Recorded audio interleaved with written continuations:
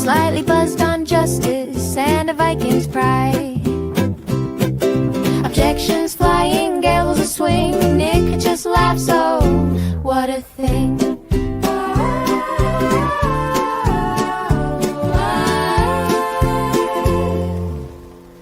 It's a slightly buzz Friday lore show where the weirdest trials steal the show.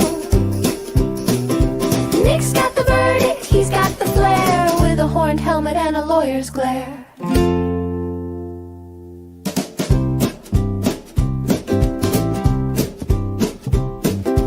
Mugshots rolling like a movie reel, a pizza thief or a banana peel. He calls it absurd, he calls it wild.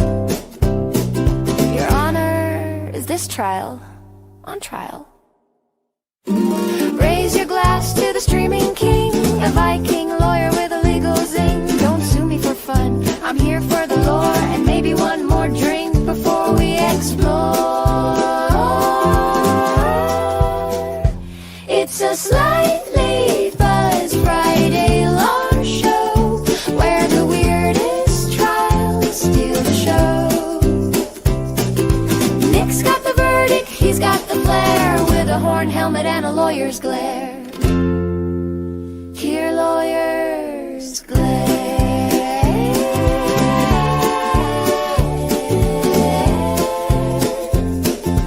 Gears glare.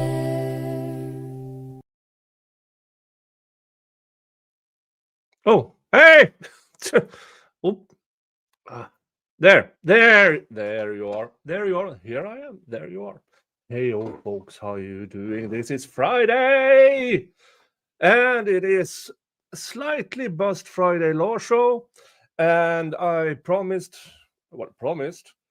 I would have one of these to. Apparently, this is an Arizona cowboy cocktail. Watermelon fruit juice cocktail, and I have no idea. Oh, that's small letters. What am I supposed to?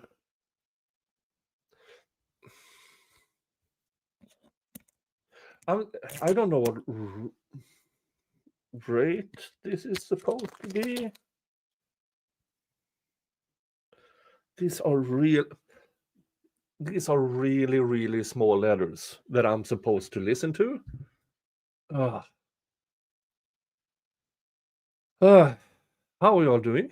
Oh, hey, Slinky, Salty Sea, Jessica, South Florida Thrifter, Kevin, David, Teresa, and hello, folks. Coke Ferry, hey, folks.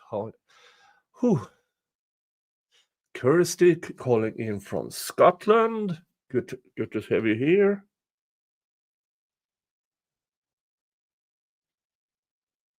Refreshing drink. La, la, la, la, la, la, la, la. It really doesn't say. What rate am I supposed to have this? Should I shake it before? Hi, Nicola Cox. Currently, we are also waiting for guests to arrive. Megan Fox will be. She's off to her. She's having an event with kid, and Lauren said she would be late, but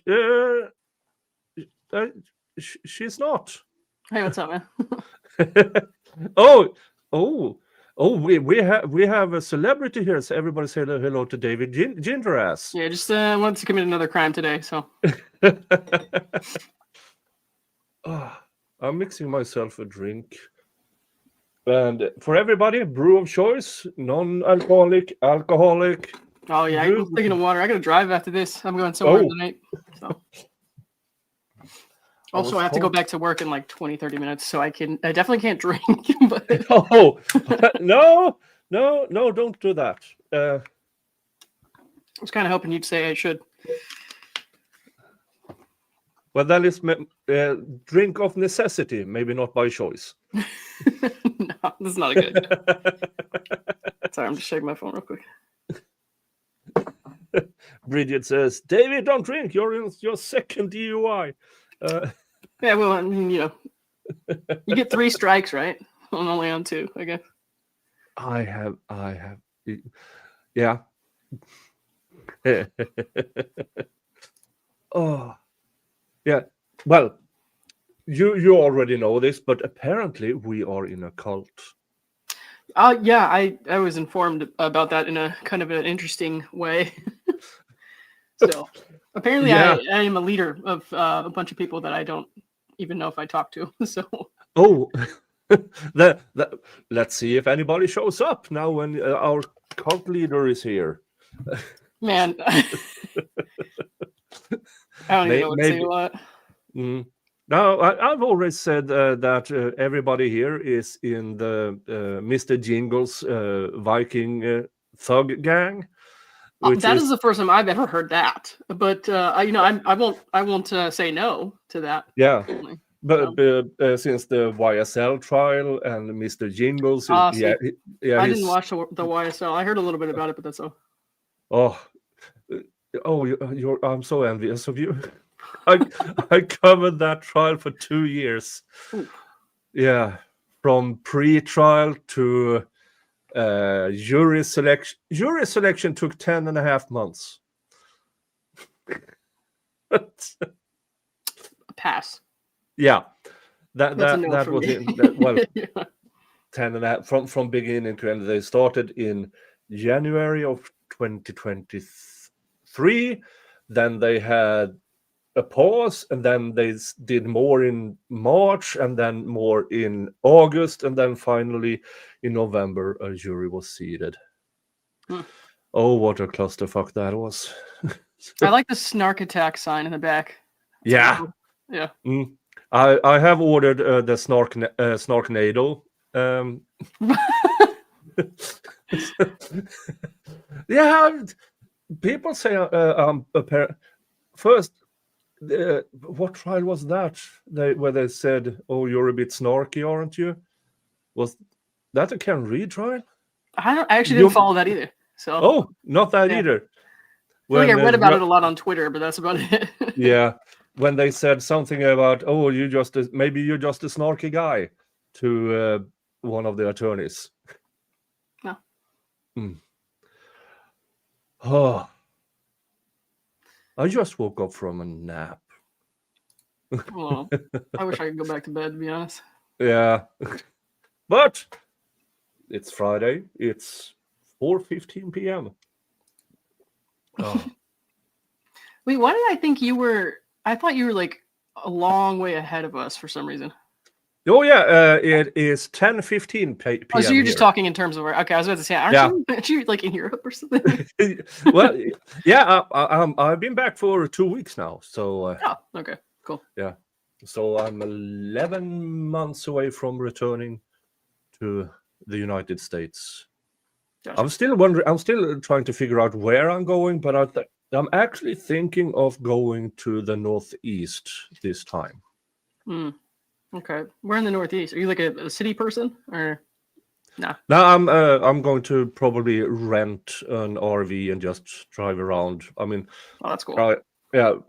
When I say Northeast, my geography isn't that great, but if I start in Boston, drive north, past all the big cities up to Maine, then take a detour inland, and then drive south again. I might even get to, well, Boston is Massachusetts, so I might choose another one because I might not be popular in Massachusetts, but then again, I really want to wear a rubber duck suit in Massachusetts. Do you have one already, or are you? No, I don't have one already. I don't have one already. Can somebody find us one? And we need a link to that. Somebody needs to find us one. Yeah, a rubber duck suit. Well, not with the plastic and everything. I mean, like a suit. No, sorry, we're going full blown here. That's not what I pictured in my head. So you will be wearing a rubber suit. Yeah. Yes, Miss Cult Leader. I will do as ordered. I will do as ordered. You got to get some fins too, orange fins. Orange fins. Oh God. Yeah, for your feet. Oh, that will be interesting. See you now in Canton, Massachusetts. 6'4", 300-pound rubber duck. Do you know the reason rubber ducks aren't popular in Canton, Massachusetts? No, I haven't been around there since I was like a kid, so no, Mm. I have no idea. Well, in the Karen retrial, they tried to jail a person for putting out rubber ducks with the text under who the real murderer of John O'Keefe was. Wait, what? Yeah. So people put that up, and they actually investigated it as witness intimidation. Well, So one of the investigators in the Karen Reed spent 90 days investigating this full time, according to his logbook, because he also put in like 20 hours of overtime into it, just to get in front of a judge who's told them, no, get out of here. And since then, it's been very popular to have some form of duck-related things with them when they visit Canton, Massachusetts. Well, now I know. Yeah. If I ever go back around there, I haven't been to Massachusetts. Like I said, I must have been 15 last time I was out there. Could we have a rubber duck convention in Canton, Massachusetts? What would that even look like? I don't know. Are all rubber ducks, are they not created equal? Like, is there an assortment or something that I don't know about? I have no idea. Well, the whole thing was your idea, man. What am I supposed to say then? I see a lot of stupid things on my channel. Don't. I'm off work. I'm allowed to be stupid. Yeah, all right. Fair enough. But back to why we are all here. Because this is amazing. This that's fucking nuts. filing, it's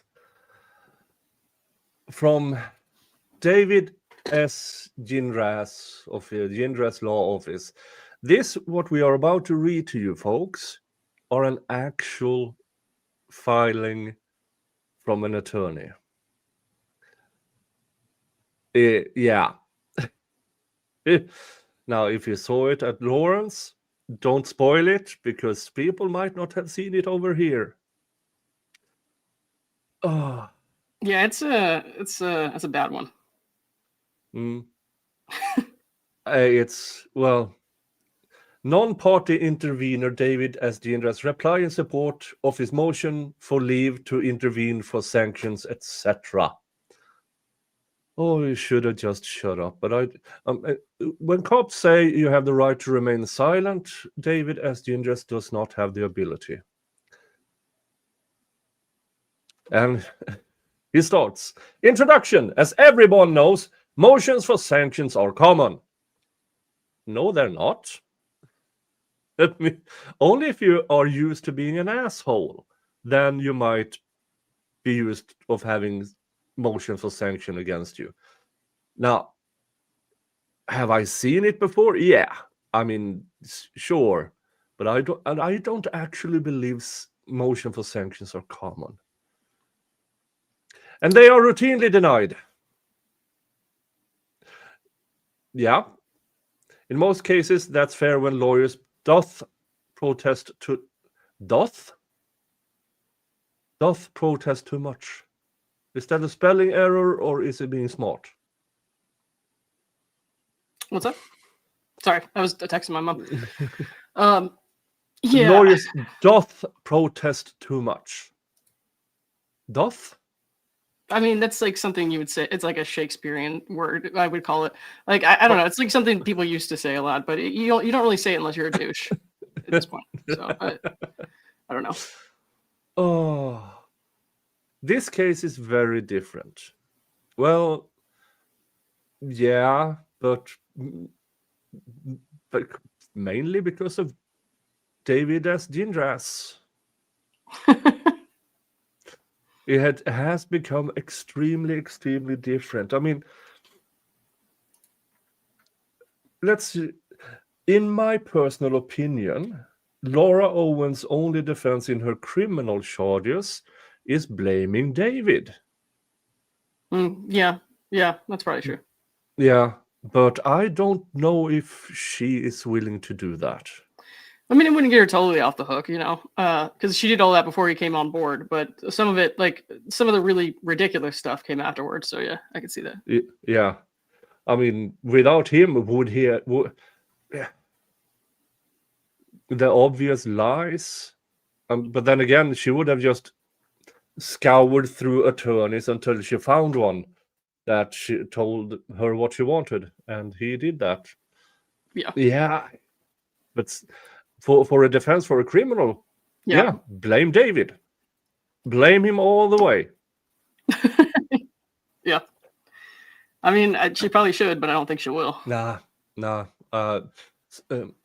Thinking back to the January raid on her home, yeah, she's not a healthy human being. We need colors for our cult, y'all. Yeah, suggest a way. Methinks thou protest so much. Yep. Mr. Jingles colors. Orange and white. Okay, that's a suggestion. Calamity Jane, what have I stumbled in upon? Oh, if you ever heard of the fake pregnancy Laura Owens case, then this is her attorney trying to intervene, where he actually says he won't be her lawyer, but it seems like, yeah, he's having a hard time letting go. Let's just say that.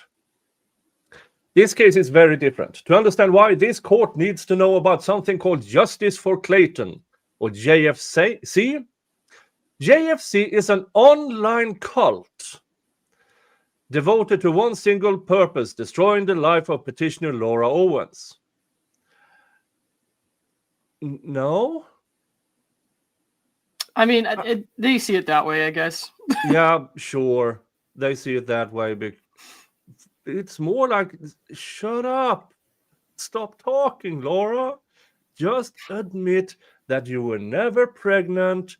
Go your way. The rest of us go our way, and nobody will care about you.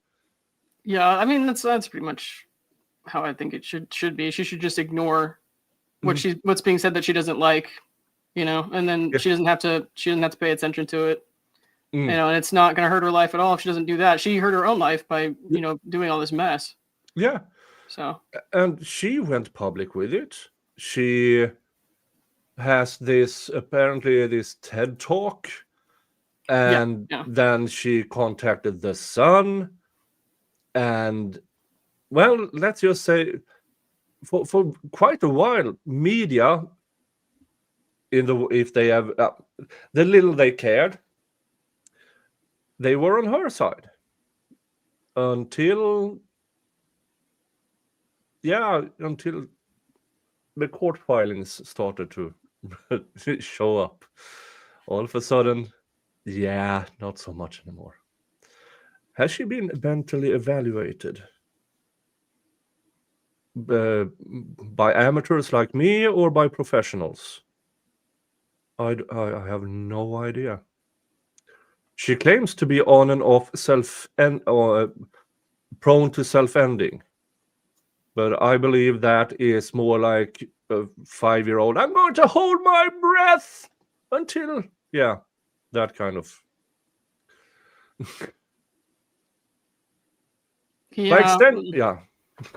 By extension, the JFC cult is also obsessed with destroying the career of undesign counsel.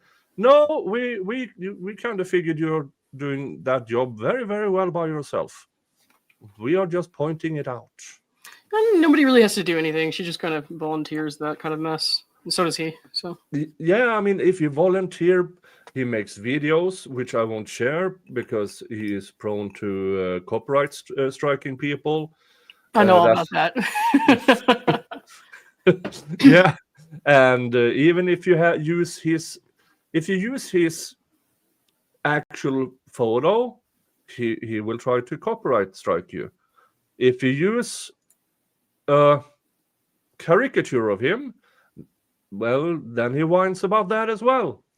Yeah. Well, I mean, he doesn't want you using good photos of him. Neither does she. But then when you like make a joke out of it and you do something ridiculous, they're like, "Oh my god, that's harassment." No, just don't look at No. my fucking page. It's not that hard. You can't like go and like. That would be like if I went out and I like asked someone to repeatedly stab me, and then I was like, "Oh my god, how dare you do this?" You know what I mean? Like you're hurting me. No, what? You know?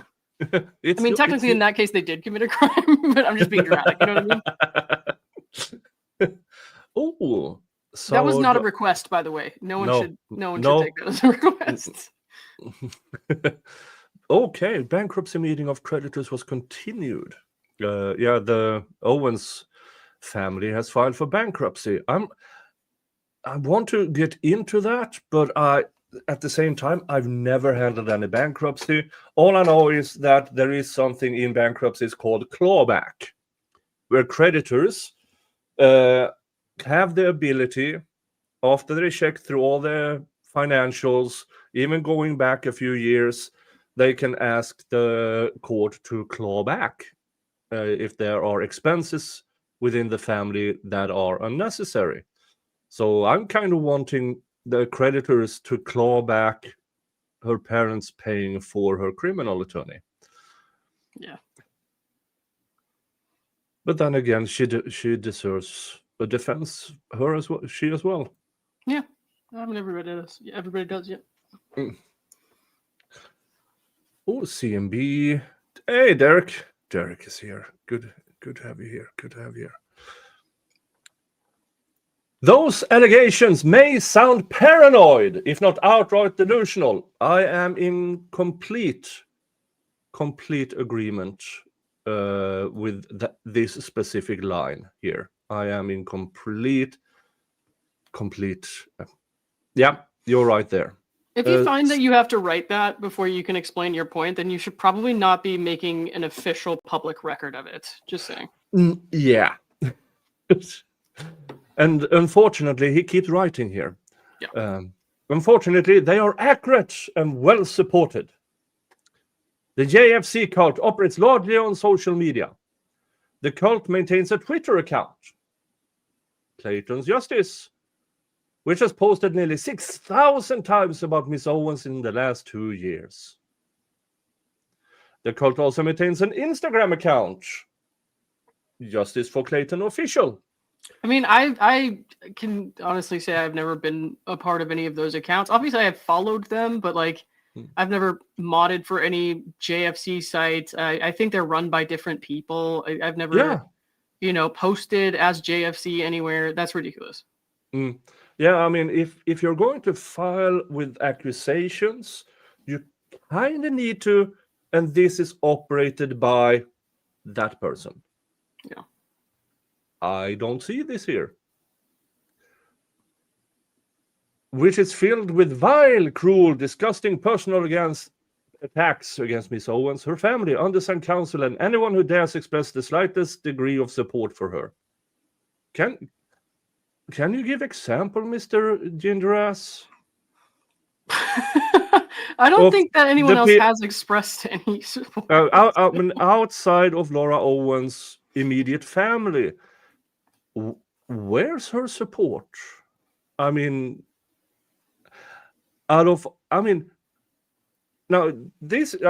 I see the Justice for Clayton and victims of Laura Owens and stuff like that, it's more, when you look through the comments and things, it's kind of like a club for internal admiration.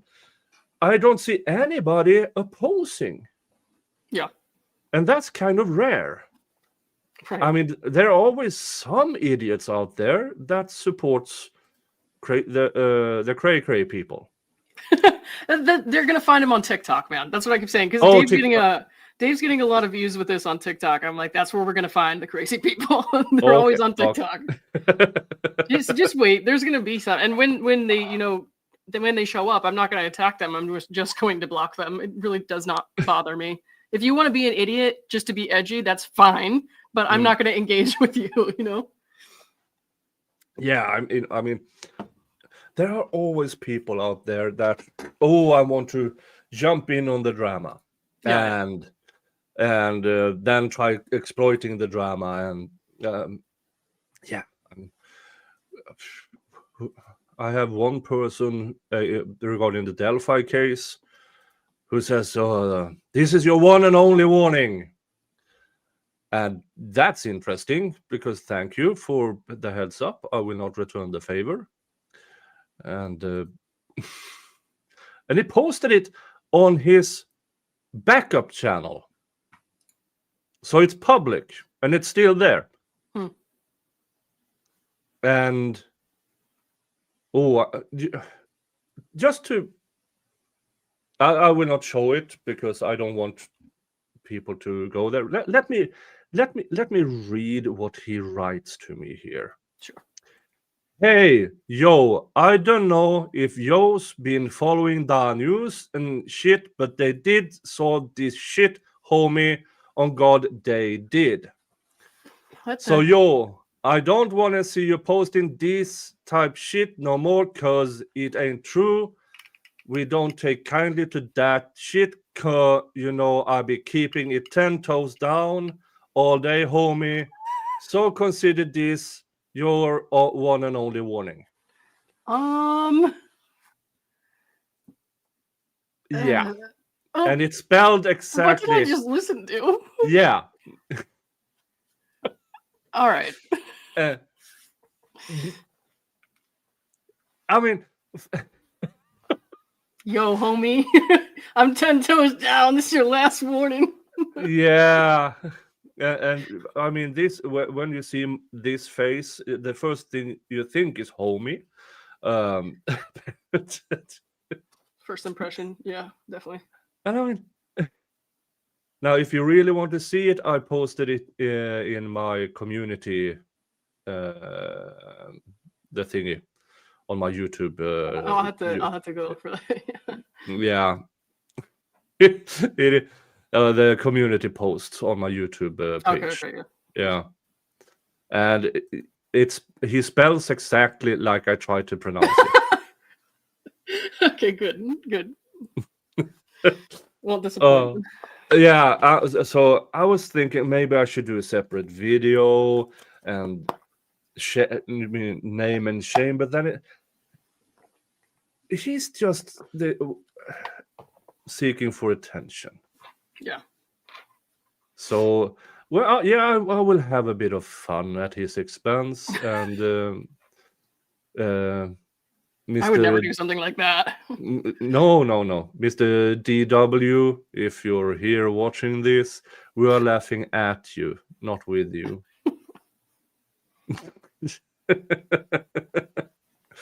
You and your entire 52 subscribers. God. When you post videos where you knock over mailboxes. I think you undersold it a little bit. I didn't realize they had that much reach. Yeah. Now, and I mean, I've received actual death threats. I mean, that's part of doing these things. Sure. And some very vile stuff has been sent to me. I mean, that's just part of it. And I mean, I've been doing law for over 30 years. Yeah, I've seen stuff and defended people that are way worse than these idiots can ever imagine. So yeah, for sure. Yeah, so it's kind of lame, but yeah. Well, look, I've never gotten death threats, but I've seen some things online that made me reach out to people and say, "Will you please kill me?" Does that count? Yeah, maybe. Yeah. Okay. All right, but back to somebody else everybody's laughing at, Mr. Gingras. Sorry for my accent. I have a hard time pronouncing it's your. an honest mistake, dude. Don't It's an apologize. honest mistake. I just have a very hard time pronouncing your last name, Mr. Gingras.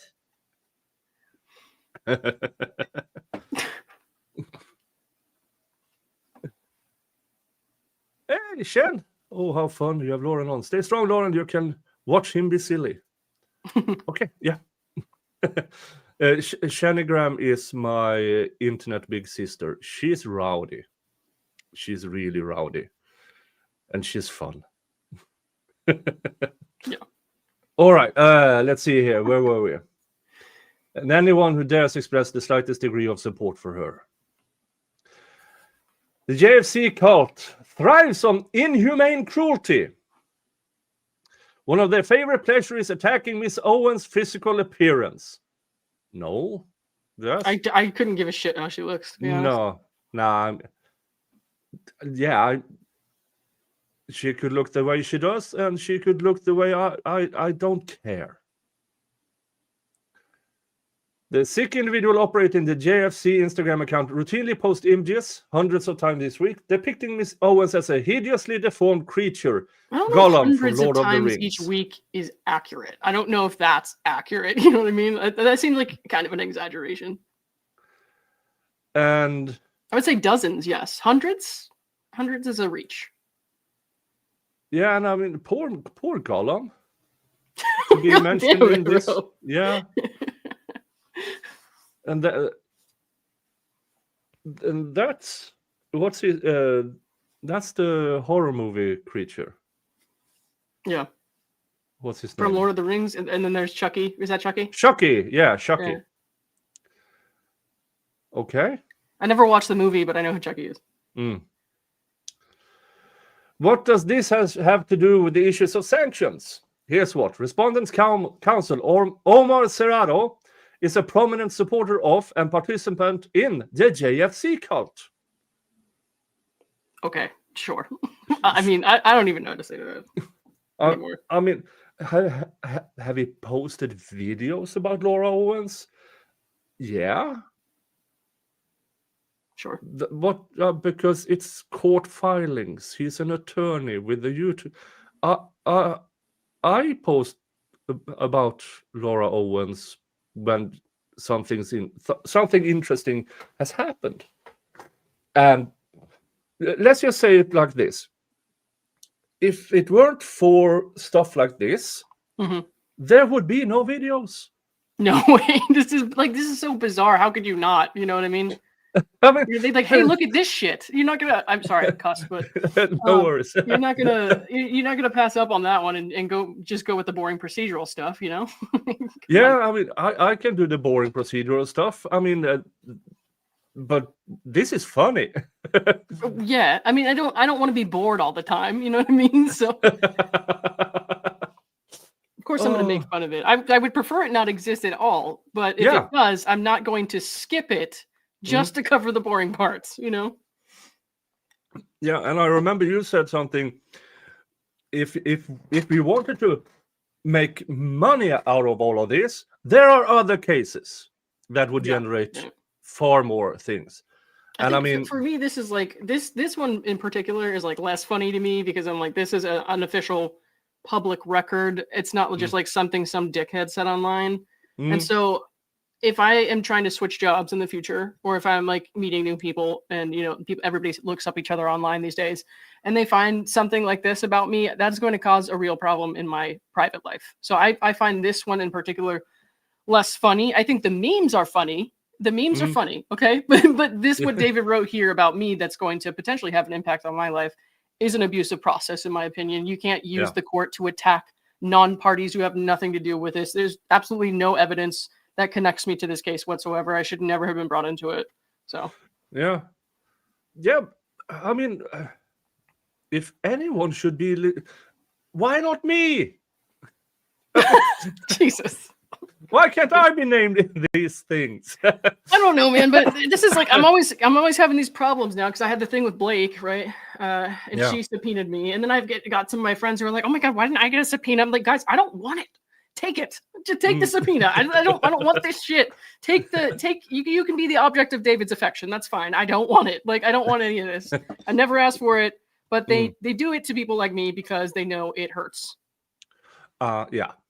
That might be why I will never be mentioned, because yeah, that's fair. Yeah. Try.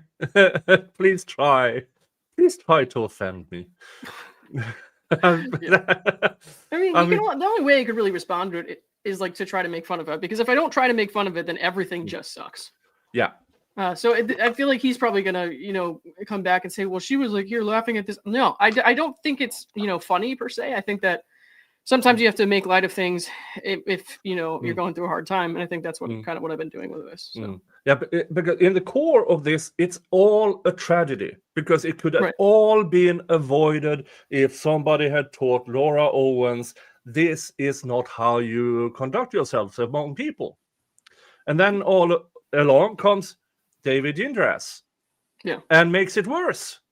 But the things that they've done, when you really think about it, and you remove all the like humor and talking about it with friends and stuff like that, that shit is dark. Yeah. So yeah, if I want to stick Gollum on it and make it a little less dark for a day, why not? Yeah. I mean, I didn't make this meme, to be clear. I'm just giving an example. But Yeah, because some of the things that she have claimed against many people about abortion.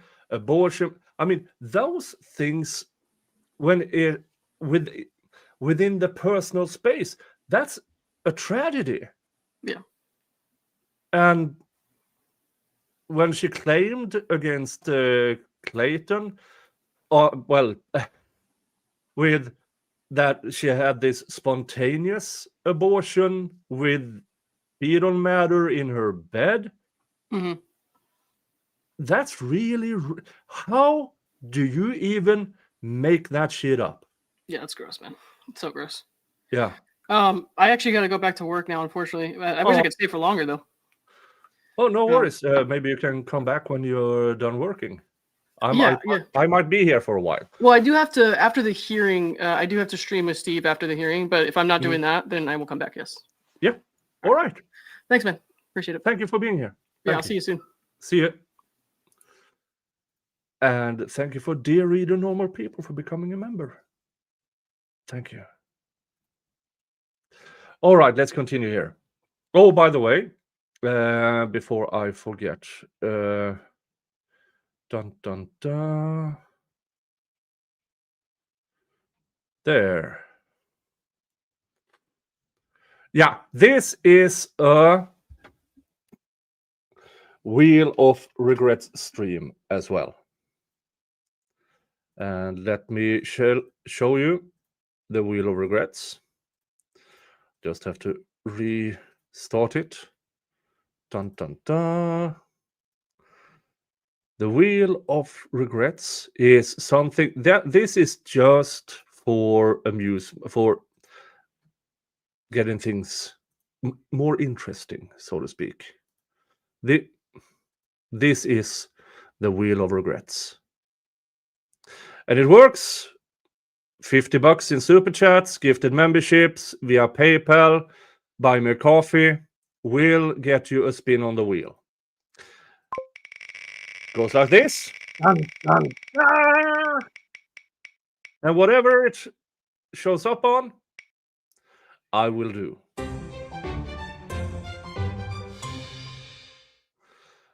Now, you might ask yourself, oh, but hot tamales, that's not so bad. I don't like cinnamon. So, if you want this stream to devolve into drinking a few shots of booze and eating strange stuff, you know what to do. I do not grift often, but Slightly Buzzed Friday Law Show is one of them.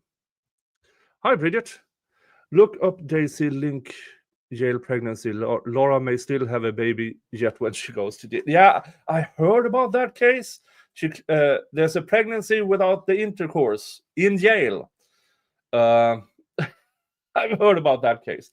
Hello, we got a visitor. We got a visit from Mr. Jingles. Mr. Gingras is the actual owner of this channel, for you who don't know. Without Mr. Gingras, there would be no show, because he is in the background, clawing at my feet, meowing, "Be funny!" Oh, hello, Mr. Gingras. Oh, hello. All right, let's continue with this. Dun, dun, dun. Oh. Let me put myself up here instead. More than that, Mr. Serato is also friends with and frequently collaborates with a key cult leader and instigator named Lauren Needy. I don't know how to pronounce her last name either. Key cult leader.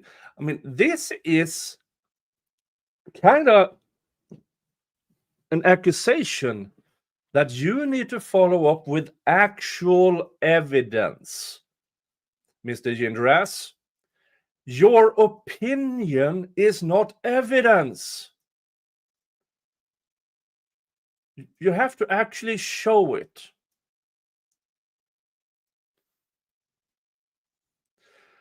Below is a recent photo of Miss Needy,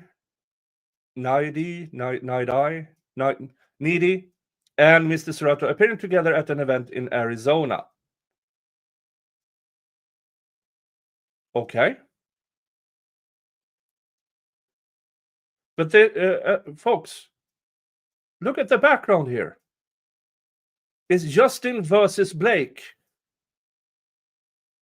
It's not that case they are meeting about. And just on top of this, you wrote shit about they are solely blah, blah, blah about Miss Owens. This photo here is another case, is regarding another case. Did you even check the background, you idiot? Apparently not. If the name Lauren Needy sounds familiar, it should.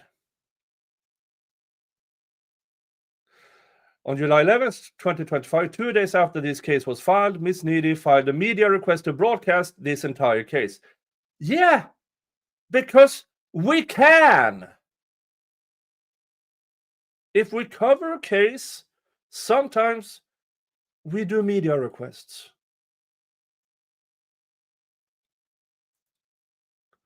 This court denied that request the same day it was made. Miss Needy is not associated with any legitimate media outlet. She's simply a YouTuber like Mr. Serato. Fuck twat. Mr. Sorry, again, I'm having a hard time pronouncing your last name. Legitimate. First of all, this there's some shit going on in courts about legitimate media outlets. To my understanding, folks, to my understanding, freedom of the press is literally freedom of the printing press, the medium itself of printing things on paper to distribute to the masses, not the media outlet in itself or the individual journalists. It's the printing press, and the Supreme Court in the United States have found that this also includes not only paper, it includes radio, TV, streaming, YouTube. If what you are doing is conveying news to the masses, that is under the freedom of the press. So when courts deny because, oh, you're not a part of New York Times, NBC, Fox News, fuck that shit.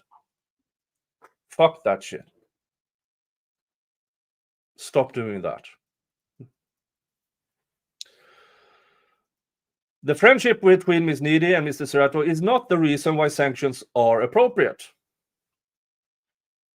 So why did you bring it up? Then you just... This line here negates everything you just wrote. You just wrote this to name shame. Rather, sanctions are appropriate because Mr. Serato filed a groundless pleading, his motion to disqualify, which contained false and disparaging statements about the undersigned, made solely to harass. No, because you cannot be trusted, Mr. Gingras. You cannot be trusted at all. And then he goes on, but there's more! What is this, a fucking commercial? At the time that motion was filed, Mr. Serato knew it served no legitimate purpose. That's not up to you to decide. That is not up to you. That is up to the court. Filings are for you to present facts, some opinions about, you cut in with law, with case law, and then the judge, the court will find something. So this here, bullshit. Mr. Serato knew the attorney-client relationship with Miss Owens was voluntarily terminated, even though there was no ethical requirement to do so. The relationship was terminated in part to keep this matter simple and to ensure the parties and the court would not waste time dealing with unnecessary collateral disputes.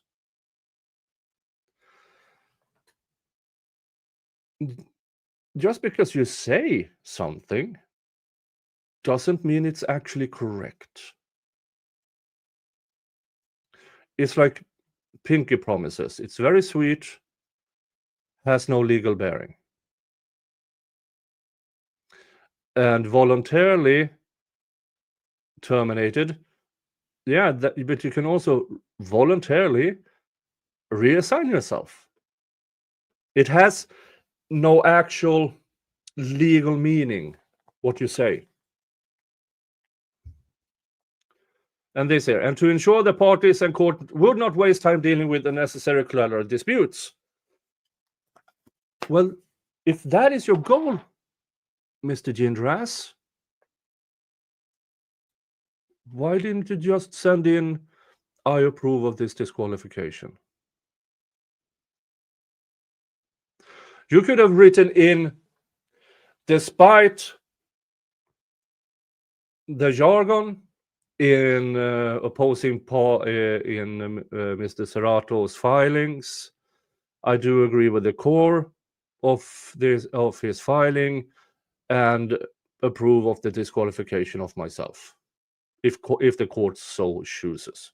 That you could have answered with 5 lines of text. You didn't, because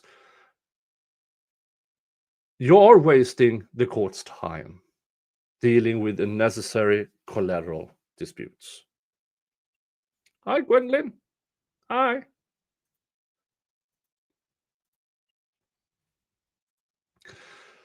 But Mr. Serato and Miss Needy need collateral disputes. Why? Because collateral disputes provide content for Miss Needy's YouTube videos. You, Mr. Gingras, you provide this. And all your other filings, you provide. Most of them are pure garbage. And it makes it interesting because I hate to admit it, but distant colleagues, as Mr. Gingras and I am, both with law degrees, both working with law for quite many years. I'm wondering, how the fuck did you get a law degree? I worked my ass off for fucking years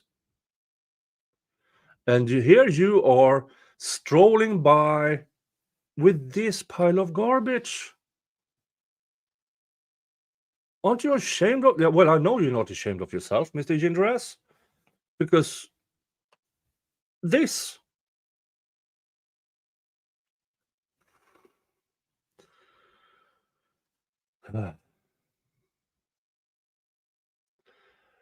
Provides content from Miss Needy's YouTube videos, and every new video means more money, and that is exactly what has occurred. As we just said, if we wanted high-profile case to make money from, there are bigger cases to cover than this one. Much bigger cases. Although it's tragic and comedic in a tragic kind of way, you, Mr. Gingras, is what making this worthwhile, not because of the money it generates, but because of the example you provide to show folks that, first of all, there are people like David S Gingras out there, now with his second DUI, who writes this pile of garbage. But there are so many attorneys that are good, decent people who actually want to help their client. I don't think you ever did. I believe Miss Owens was your cash cow. Her parents wrote you checks, you cashed the checks. And I don't think it was chump change for you. And somewhere along the line, you decided to make videos yourself. You make videos about this yourself, don't you? On your channel? So yeah, the grifter here, I believe, is you, Mr. Gingras.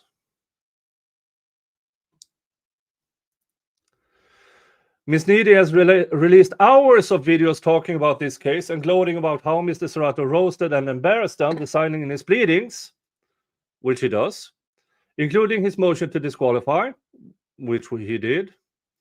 In these videos, Miss Needy repeats every false and defamatory statement contained in Mr. Serrato's pleading.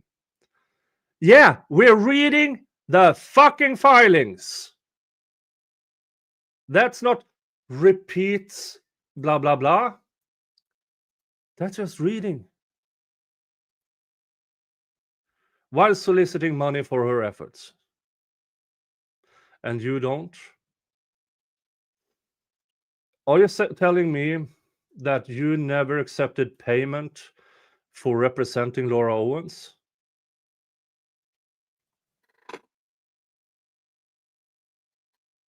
You should be ashamed of yourself.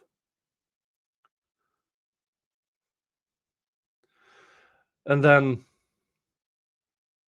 posted 2 hours. Yeah.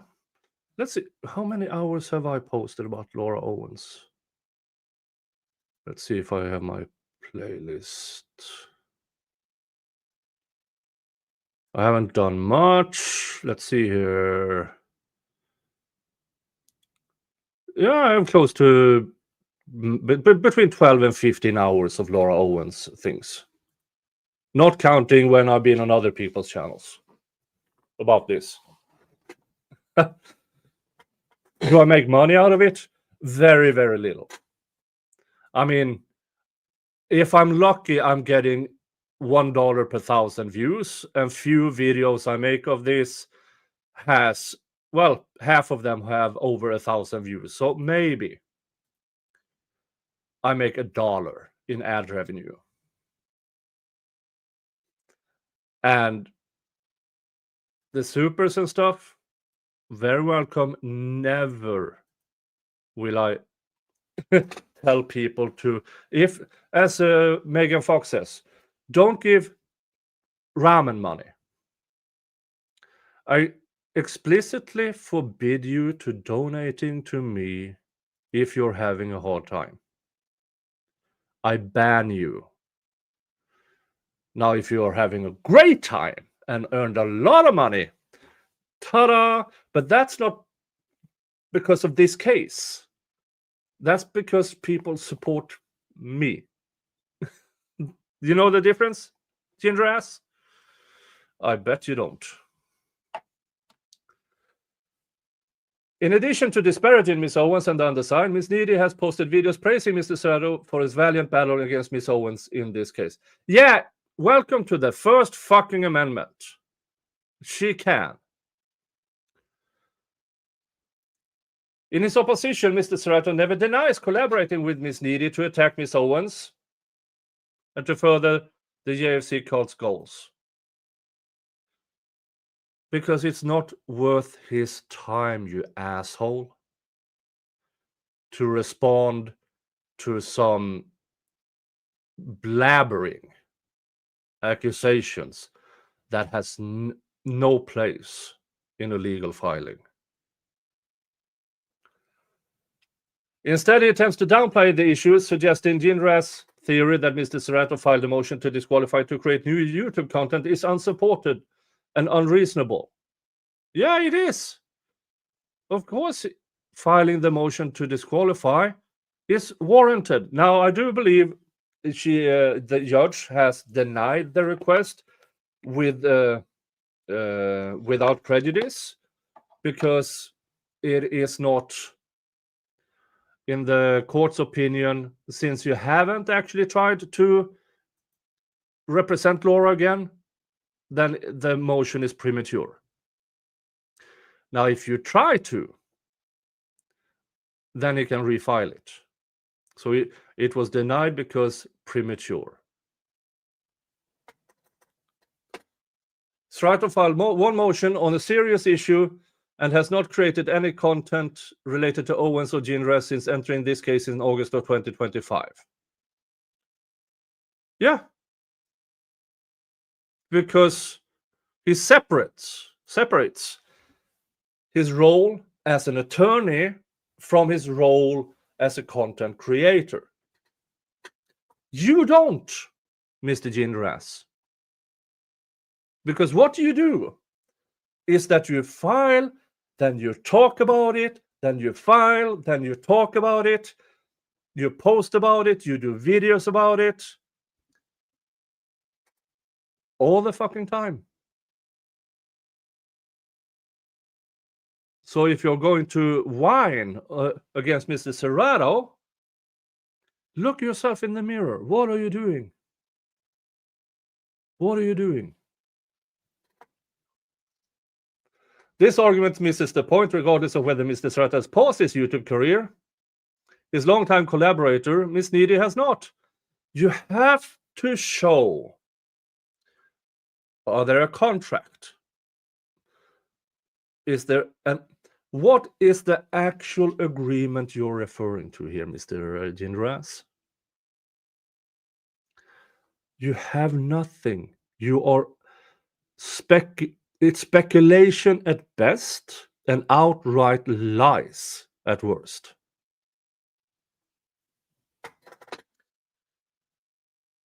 Because Miss Needy keeps posting the same disparaging content Mr. Serrato previously did. Their plan is obvious. Oh, he is in their minds. He's in their minds. They intend to use this case as a platform for generating and publishing false and defamatory statements in pleadings. How can you be this stupid? To put... Folks, this is in a legal filing. The manic rants here it's in legal filing. Brooklyn, I have a great match of a husband for Laura Owens. How about Paul O'Keefe?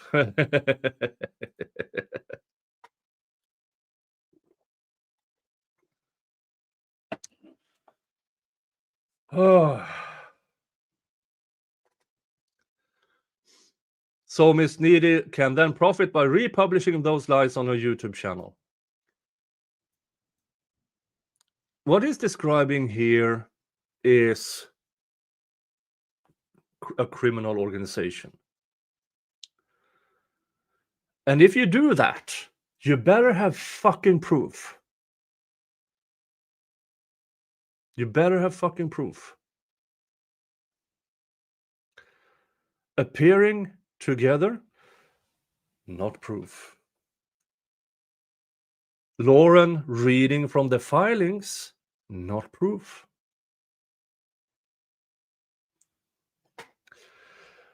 While that claim might sound paranoid in any other context, it is paranoid. The court must understand Ms. Needy as demonstrating a willingness to do absolutely anything, legal or illegal. Are you accusing of a crime here? To attack, defame, and harass both Ms. Owens and the undersigned. She has engaged in such conduct nearly every day for almost 2 years. No, she has not.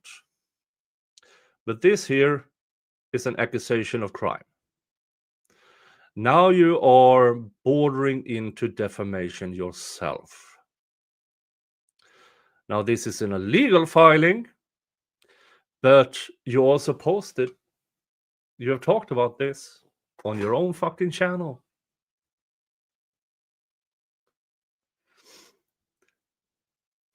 And attack, defame, and harass. Where's the police report?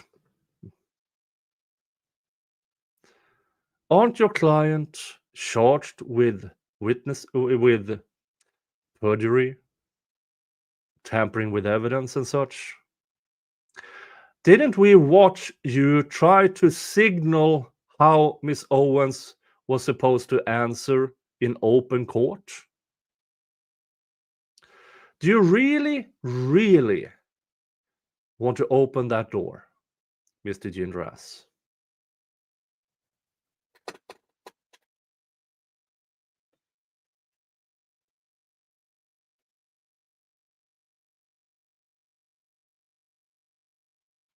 Because the way you have talked openly about Laura Owens and your representation of her,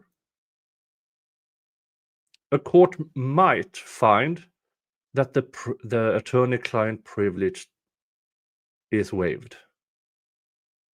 Do you really want to go there, Mr. Gingras? Really? Again, examples are too numerous to include them all. So just consider this. Miss Needy recently created a social media profile using the name David Gingras, accompanied by a photo of Undersigned's counsel face photoshopped onto Miss Owens' body. Using that account, she spends hours each day posting comments in the name of David Gingras, including this fine work of poetry. Where's the evidence? Davy Pooh! Where's the evidence?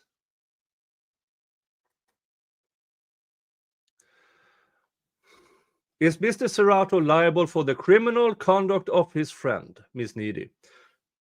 Where's the evidence? You don't even have a fucking police report. Are you trying to sue Miss Needy? Do you really want to open that door? David, have you really thought this through about the doors you may or may not can be found to have opened? Do you really want all of your communications with Laura Owens to be in a court case?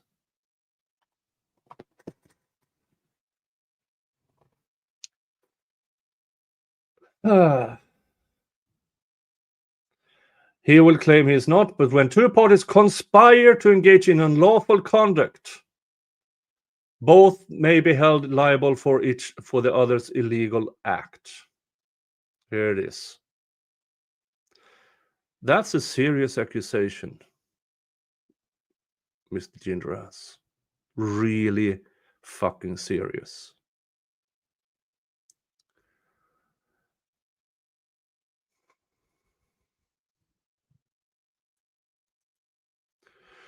And then he put in, noting in a civil conspiracy, each member may be held jointly liable as a tortfeasor, even though he or she may not have participated directly in the underlying tort.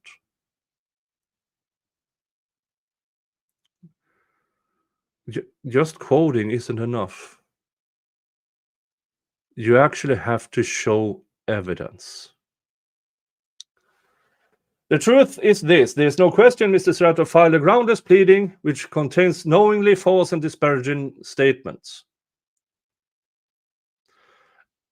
Then why did the court say he can refile it if you try to reassert yourself as Laura Owen's attorney? There is no question he did so for no valid reason. Of course there's question. Because there were... you yourself admit in your previous correspondence that you had a discussion about this with Mr. Serrato, making it that somebody was actually questioning your intentions. So you're actually contradicting yourself. Because he knew the attorney-client relationship was voluntarily terminated before the motion was filed. So, voluntarily terminated does not mean you can't reinsert yourself. Within days, that frivolous pleading was turned into a lengthy YouTube video by Mr. Serrato's close friend and co-conspirator, Miss Needy. Jesus Christ. You cannot be serious. You cannot be serious. I mean, yeah, this is an illegal filing, which means it can be protected against you. You can be protected. But then again, you made videos yourself. So, given the history of extreme hostility shown by both Mr. Serrato and Miss Needy towards Miss Owens and her counsel, it is only reasonable to conclude Mr. Serrato and Miss Needy intentionally conspired to abuse this court's process by filing a groundless pleading for the sole purpose of harassment by republishing it on YouTube. Are you okay, Mr. Gingras? Are you really okay? I mean, you have 2 DUIs now. Well, you were found for the DUI in the first case. The second one is apparently still pending. How much do you actually drink per day? Now, this might sound, hey, Nick, what are you doing? I'm at home on a Friday. Ta fucking da. I don't drink weekdays. Jesus Christ.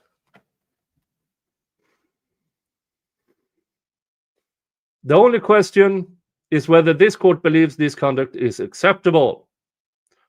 Well, I haven't read the decision. If the court has made a decision regarding this manic rambling.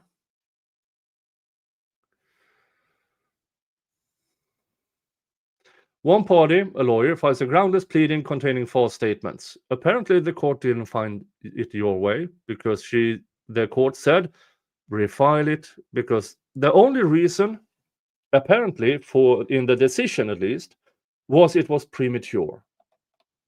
That's it.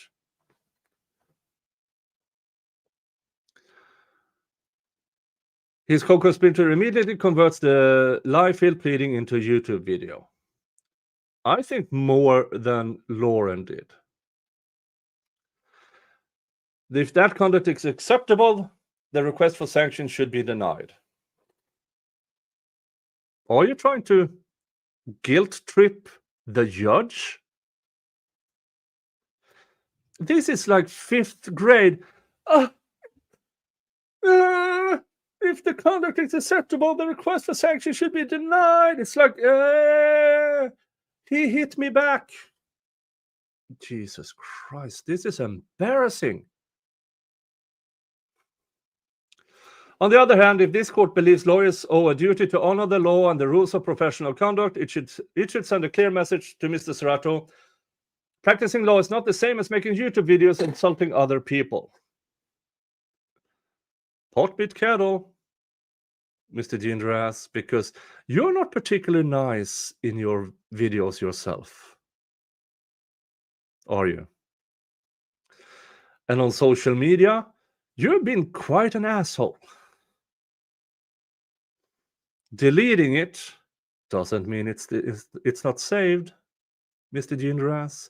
And I have a very, very strong suspicion that every post you have made on X, on Blue Sky, and other social media has been saved. All of it. YouTube may ignore its own terms of service, but this court is not due to... Oh, fuck off. And these proceedings will not be turned into a lawless social media war zone. It's not a war zone. We are laughing at you, Mr. Gingras.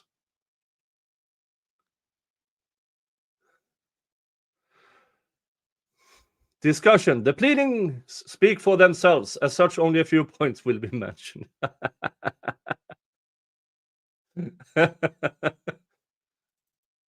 This is lawyer speak for I have nothing, by the way. Yeah. Jesus. Mr. Serrato argues this court cannot grant leave for the undersigned to intervene. In reply, the undersigned reminds this court Mr. Serrato filed a motion seeking to disqualify undersigned counsel. That motion was based on a lie. That undersigned counsel still currently represented Owens in this case. No. It was disqualification to get, even if you made a truthful claim, they still just wanted to make sure you couldn't place your ass inside that courtroom.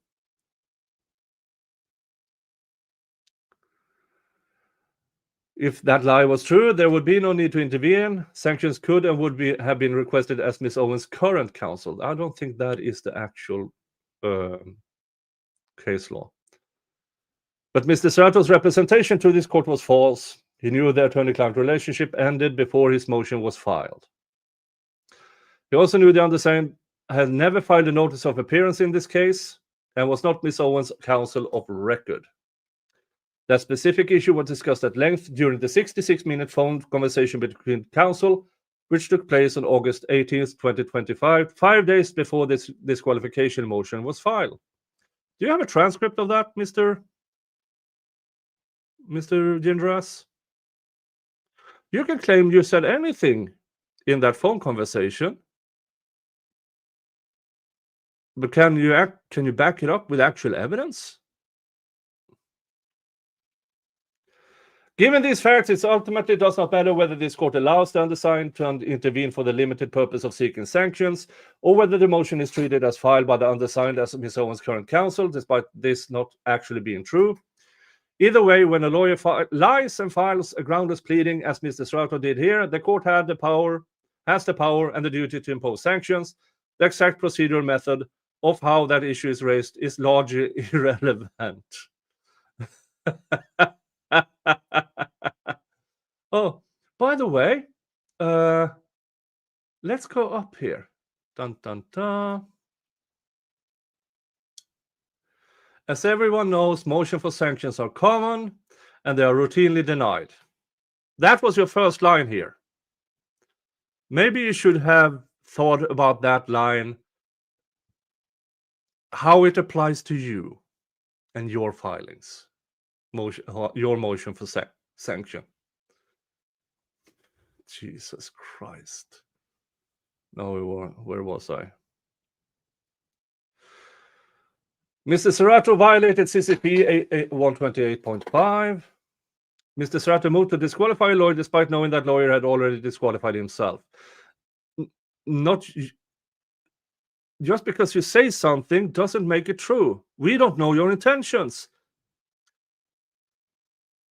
You intend to not represent Ms. Owens. but you can also change your mind. Mr. Stratter knew this because he was told so in writing before the current motion was filed. That fact is undisputed, or at least it should be.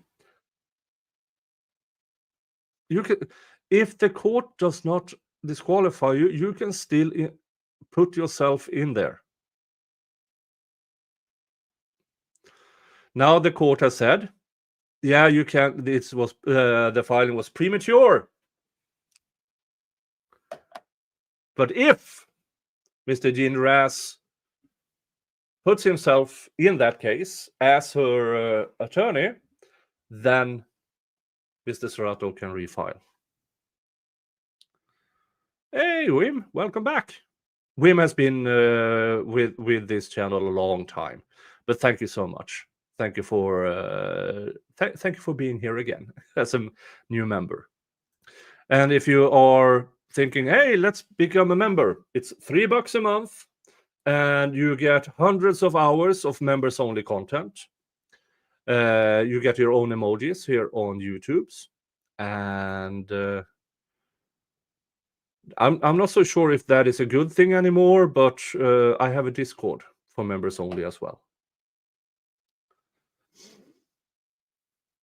Trying to distract from his misconduct, Mr. Serrato only makes matters worse by presenting more lies, specifically on page 4 of the opposition to the motion for sanctions.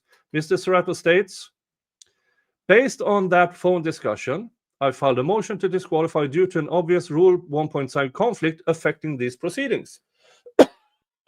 Sorry. I prepared a motion and told Gingras I would e-serve the documents. Gingras then said he would not continue representing Owens and sent written confirmation. Emphasis added. This statement is another blatant lie from Mr. Serrato. As written, this statement makes it sound like events occurred in this sequence. Mr. Serrato filed a motion to disqualify due to an obvious Rule 1.7 conflict. Counsel then had a phone conversation about the issue. Only after the motion was filed, Gingras then said he would not continue representing Owens and sent written confirmation.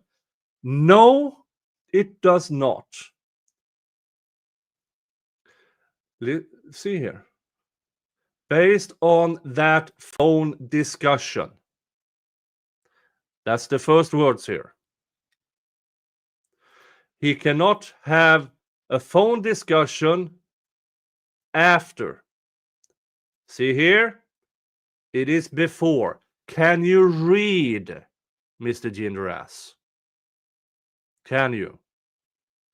Are you sure? So, phone discussion. File the motion. Here's the thing. Based on that phone discussion, I filed a motion. Here is the explanation. I prepared the motion and told Gingras I would e-serve the documents. There's no misunderstanding here. Phone conversation, prepared the motion, told you he would e-serve the documents. Then you said you will not continue representing Owens. Then he filed the motion to disqualify. It's not that hard. It really isn't. Huh. That was a decent drink. Let's see if I can make another one. Dun, dun, dun. But I don't... The vodka wasn't the... I wonder if I can gin it up. Let's try the chaser with some gin. Maybe that will make it better. This is 100% false. It's not what occurred. But here's the thing. This is your interpretation. This is a straw man. A strawman argument. Well, a strawman argument is when you take words of your opponent address them in your own way and then argue from your interpretation. Here are the actual events. Zoom hearing was held in this case August 15, 2025. On August 18, counsel spoke by phone for 66 minutes. Blah, blah, blah, blah, blah. August 21st, counsel again spoke by phone for 60 minutes. During that call, Mr. Serrato was told undersigned counsel no longer represented Ms. Owens and he would not represent her at trial. 21st, Serrato asked the undersigned to confirm in writing that he no longer represents Ms. Owens. August 22, the undersigned replied via email.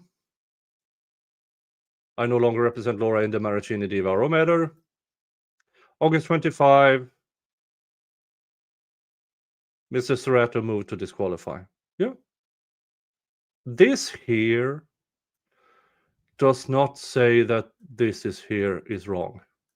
It doesn't. It simply doesn't. And as the court, as I already said, as the court said, the filing for disqualify is premature.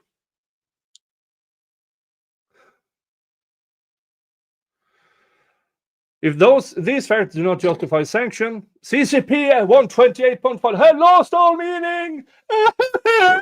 Cry emojis. I'm surprised I don't see emojis in this court filing. I'm actually surprised. No, CCP 128.5 has not lost all its meaning because you're a bumbling fucking moron, Mr. Gingras. You're a disgrace for this profession that you and I share. A complete disgrace. Indeed, keep in mind if Mrs. Serrato had not moved to disqualify, the outcome would be the same. The undersigned would still not represent Ms. Owens and would not appear at trial as her advocate. We don't know that because the trial haven't happened yet, have it? It's in the future. We do not know what's in your deranged mind. The current request for sanction would not have been made, nor would Mr. Serrato have made his ex parte request to shorten time. All this time and effort was completely unnecessary. You know what's unnecessary? This shit you filed. You could have just answered the court with, I believe this is unnecessary. I have already stated I will not represent Ms. Owen in this case, and I'm willing to make it official through a court ruling. Boom, done. But no, Gingras has to go full fucking retard. If Mrs. Serrato had not moved to disqualify, only one thing would have happened. Ms. Needy would be deprived of valuable content for her YouTube channel. No, asshole. There's plenty of other cases. The only reason why we cover this case at the moment, while we are waiting for the DVRO hearing and the criminal charges, is because you post stupid things.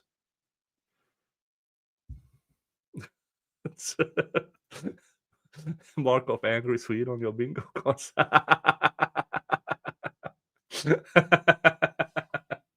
Oh, that's funny.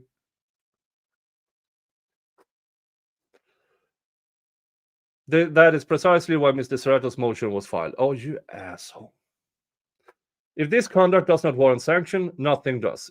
Jesus Christ. Hyperbole? Anyone? And as noted in the motion, the safe harbor provision of the rule only applies if the alleged action or tactic is the making ... of a written motion ... that can be withdrawn or appropriately corrected ... You know, all these ... those are the things in the rule that Gingras don't want to quote. Here, the safe harbor does not apply because the harm caused by Mr. Serrato's misconduct cannot be undone by allowing him to withdraw the offending pleading. Furthermore, the misconduct is not limited to just the pleading itself. Mr. Serrato lied to this court, and he did so knowing the false statement in his disqualification motion would be immediately republished on YouTube by his co-conspirator, Miss Needy. Jesus fucking Christ. You need you need antipsychotic drugs, Mr. My layman opinion is that there's something wrong with your head, Mr. Gingras.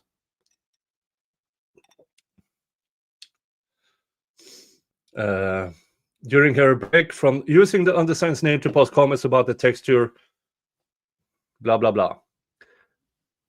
Remind me, Mr. Gingras, what was your evidence that that was actually Lawrence?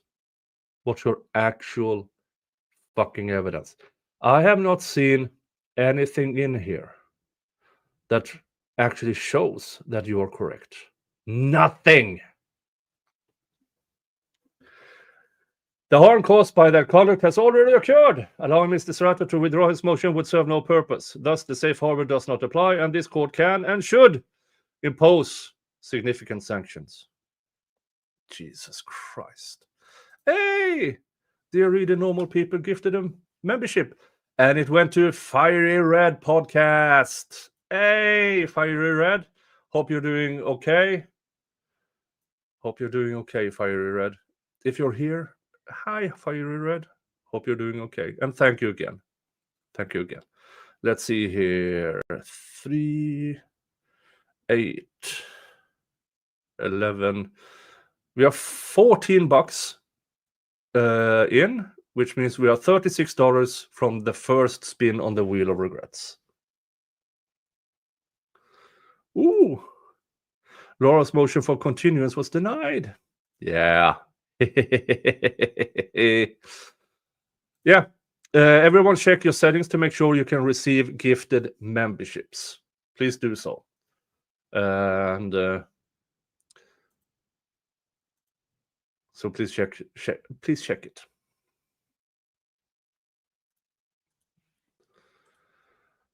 Dun, dun, dun. Additional comments. Oh God. A significant portion of Mr. Serrato's opposition, pages 16 to 21, is devoted to downplaying his threatening YouTube videos and suggesting they do not warrant referral to the state bar. Because they don't. He was not involved in the case at the time. You do know the difference, because you, Gingras, are posting content on social media about your case all the fucking time.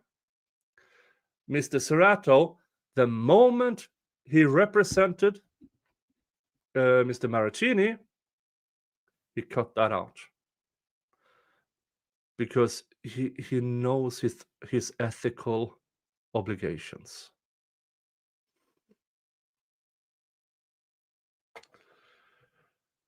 As noted in the original motion, videos published by Mr. Serrato include fake images showing him physically assaulting undersigned counsel. Other videos posted by Mr. Serrato feature fake images showing Miss Owens being punched in the face and crying. I don't care. Mr. Serrato's response is in effect, oh, you don't put in quotes what isn't quoted in legal filings. Oh, but those are just a joke, man. No big deal, right? You asshole. This is another example of in the Owens versus Eckert, when you put in filings about the judge, hey, daddy, look at me. I'm a real judge now. That is insanely offensive. And here you do it again. Now, early on in the stream, I said I'm not easily offended. These things here in legal findings, these are, I'm offended by it. You do not put hyperbolic comments within quotations. You do not do hyperbole. You can do snark if you're good at it. This is not snark. This is just being a fucking asshole.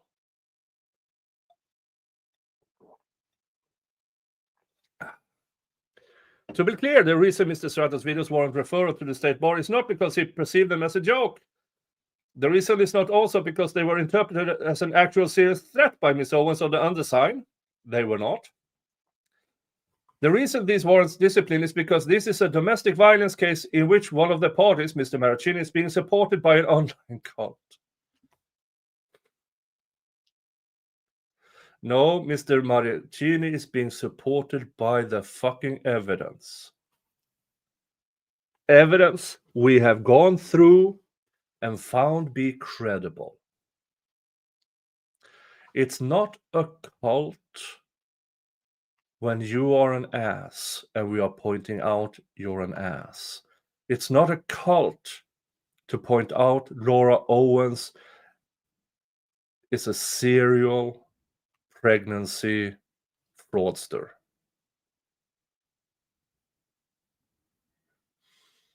It's because we read the information, we checked the facts, and we found Laura Owens to be not credible. We found that Mr. Maraccini, Eckhart, and all other victims of Laura Owens are in fact victims of Laura Owens. And in some fashion, they are victims of you, Mr. Gingras.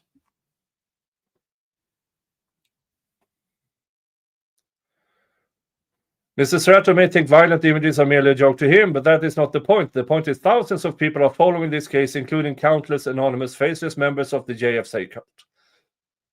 Many of those members have displayed clear signs of significant mental illness. Really? Where are the examples, Gingras? Where are the fucking examples? In this context, the concern is not that Mr. Serrato thinks violent images are just a joke. The concern is some unknown member of the JFC cult could easily misconstrue these jokes as an encouragement to engage in actual violence towards Miss Owens.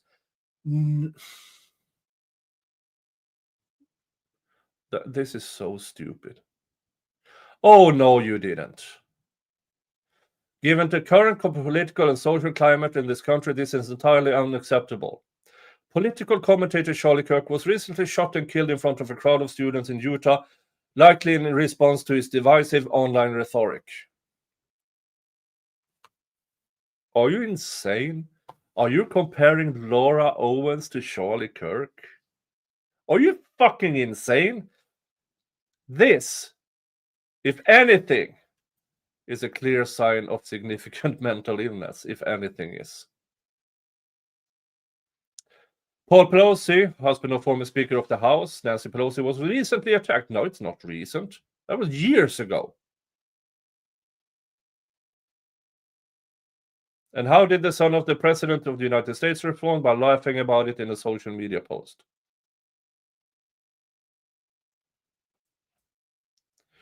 In 2012, former Governor of Alaska, Sarah Palin, posted an image showing several battleground states she hoped Republicans would win. The image showed crosshairs similar to a rifle scope covering several targets, including Tucson, Arizona.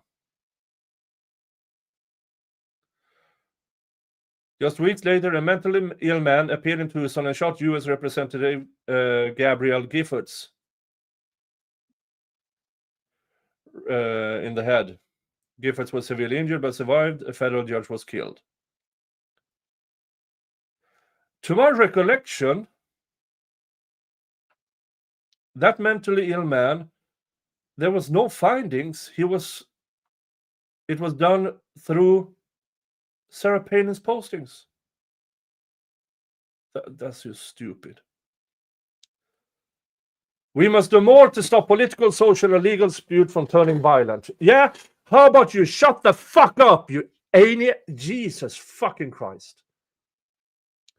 What one person sees as a harmless joke may easily be mistaken for encouragement, even permission to engage in violence. Like filing false reports on men over and over again, pointing at them as violent,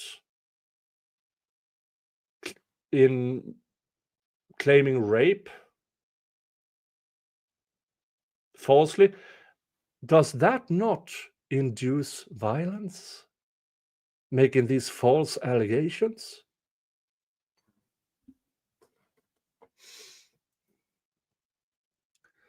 Miss Owens has come to this court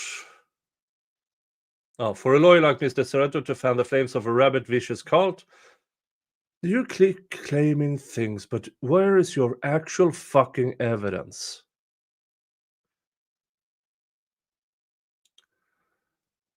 Being punched in the face in a domestic violence case is incomprehensible. Blah, blah, blah, blah, blah. Miss Owens has come to this court seeking help and protection from a man who she claims has harmed her. I read the filings. It's really, really bad what Laura Owens did to Mike Maricini.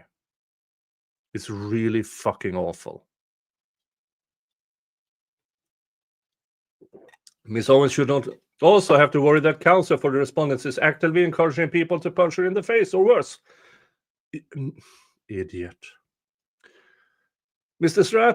Serrato thinks asking a litigation opponent if they want gun smoke is not a literal promise of bodily harm. This is not. This part here is Gingras' own. Want smoke? Yeah, it's not a literal promise of bodily harm.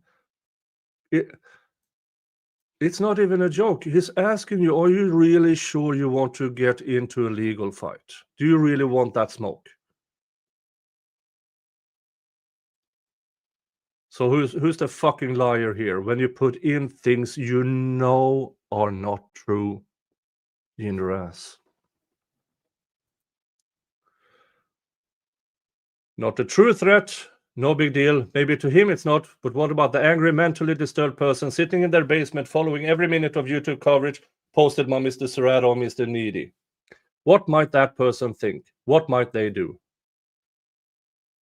First of all, do not contact any of these parties. Don't. Second of all, there are case law in most of the world about, are you responsible for other people's actions in a free speech society? No. Unless you actually look that person in the eye, point at the other person and tell them, go over there and fuck them up, you are not responsible. Now, don't take that at face value, because there are differences between countries and states, but basically, that's it. As noted as in the initial motion to intervene, a lawyer in Florida was recently disbarred for similar conduct. I don't think that is true at all. Florida bar versus Lee. Okay. See here.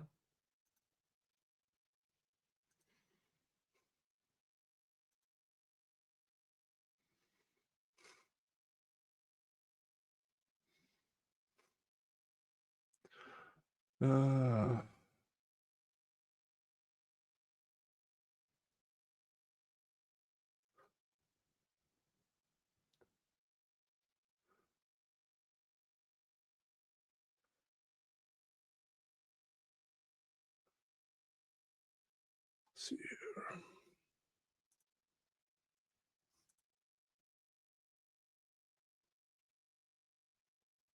Okay. I don't have the time to go through that, but I'm quite sure the circumstances are really fucking different. Are Mr. Stratos' images of Miss Owens being punched in the face funny, just a joke, or do they justify removing him from the legal profession? That decision should be made by the State Bar of California and, if necessary, the California Supreme Court. This court should ask them to make that call urgently before someone else dies. You're insane, Gingras. After everything you have yourself posted on social media,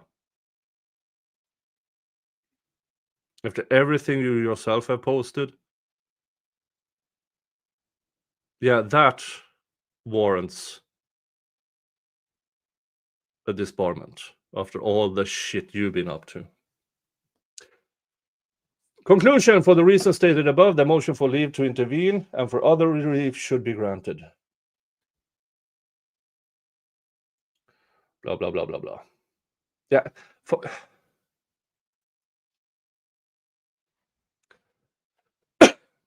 It is my firm belief that Mr. Gingras is not stable.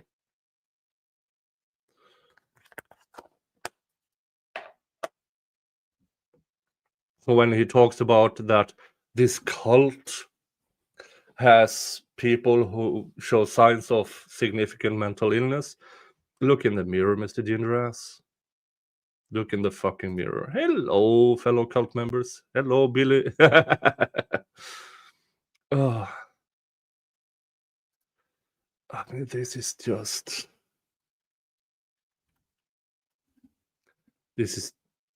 so stupid. Now let's see if the documents have been filed yet.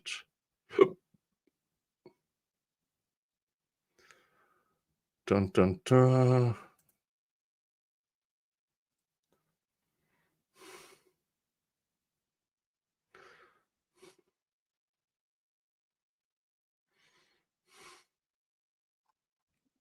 I don't have the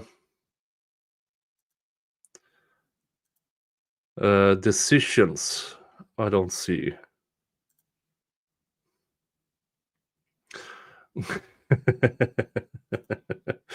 Just say Nick could pull off cult leader look. Well,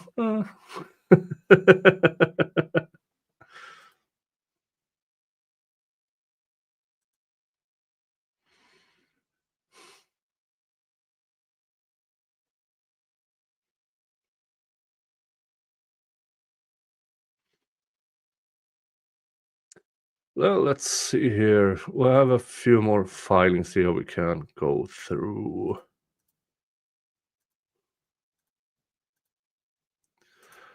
We have this thing that I believe was denied.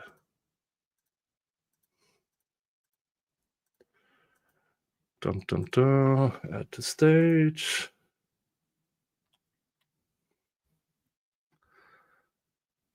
No, that was the declaration. Let's see which one I said. Superior. Okay, let's go through this one. Ex parte application for continuance of hearing. Petitioner Laura Owens respectfully requests the court continue the long cause hearing currently scheduled for October 2021, 2025 and adjust all related deadlines. Good cause exists under California rules of court. Let's see, let me put myself up here, make it a bit bigger. There. Good cause exists under California rules of court, and because of petitioner's medical conditions, to my knowledge, she doesn't really have one, her father's recent hospitalization, and her ongoing yet diligent efforts to secure counsel through approved legal referral programs. This matter has been designed a long cause evidentiary hearing, not a short or summary proceeding. Given its complexity, the overlapping motions, and the public nature of the record, petitioner cannot adequately represent herself. Oh, boo-hoo. A short continuance will allow her to secure counsel and participate fully and fairly. I highly doubt any... But then again, what's her face? Suitcase girl. Sarah what's her name, Sarah? She got cancelled by posting for it, but I don't believe anybody would even remotely try to represent Laura Owens. Factual background. Petitioner's father was hospitalized last week and continues to require 24/7 care. Petitioner has been assisting daily with his medical management. I don't think that is true. I do not believe for a second that Laura Owens has been outside of her room in the backyard. You know, the room with dog poo on the floor, messy and everything. If anything, she's worsening her father's condition. Petitioner has been advised to receive urgent evaluation and treatment for gastrointestinal bleeding. So, petitioner has been declared indigent by a court in Arizona. She has actively sought legal representation in this case through the San Francisco Bar Association, Laura Referral and Information Service, and All for the Family Legal Clinic. She contacted both by October 1st, 2025. You knew in August you had no representation, and not until 2.5 weeks before the hearing, then you reach out? Fuck no. And remains on their waiting list. Both have said they will be able to assist if you can wait 2 to 4 weeks. These are legitimate ongoing efforts showing diligence and good faith. No, because you would have contacted them August 26, or the moment you realized you were not represented by Mr. Gingras. Not 2 months later, or a month later. This case has been designed a long cause hearing and involves multiple pending motions and evidentiary issues. It has also drawn public attention through a group known as Justice for Clayton, which reposts and comments on case filings. The harassment and publicity surrounding this matter are described in prior filings by attorney David Gingras. So, he is not representing you, right? So why do you care about his filings? He's a witness. Petitioner requires counsel to ensure filings are accurate, complete, and not misused publicly. Petitioner contacted opposing counsel Omar Serrato on October 6 and 7. So you waited 5 days? An additional to request a short continuance while she secures counsel and addresses these medical issues. Counsel has not stipulated to a continuance as of this filing. No. Fuck no. First of all,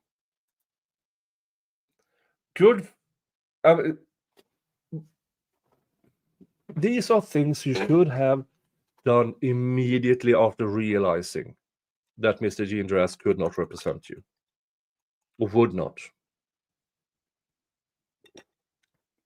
You waited a month, over a month. And then you waited additional 5 to 6 days to ask opposing counsel. Legal standard and argument, blah, blah, blah, blah, blah.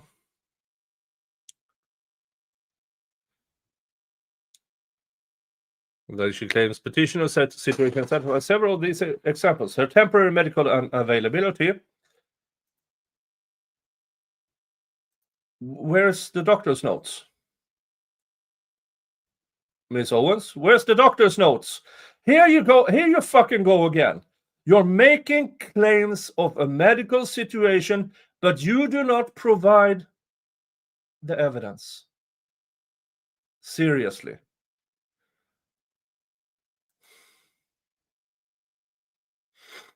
Her father's hospitalization and a documented diligent attempts to secure representation all constitute excusable circumstances under the rule.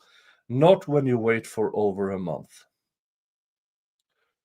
Further, this rule directs the court to consider all the facts and circumstances that are relevant, including the proximity of the hearing date, whether there have been previous continuances, the length of the continuance requested, and whether the interest of justice are best served by a continuance. Here's the thing, Ms. Owens. This is not a new case. This case is 10 years old.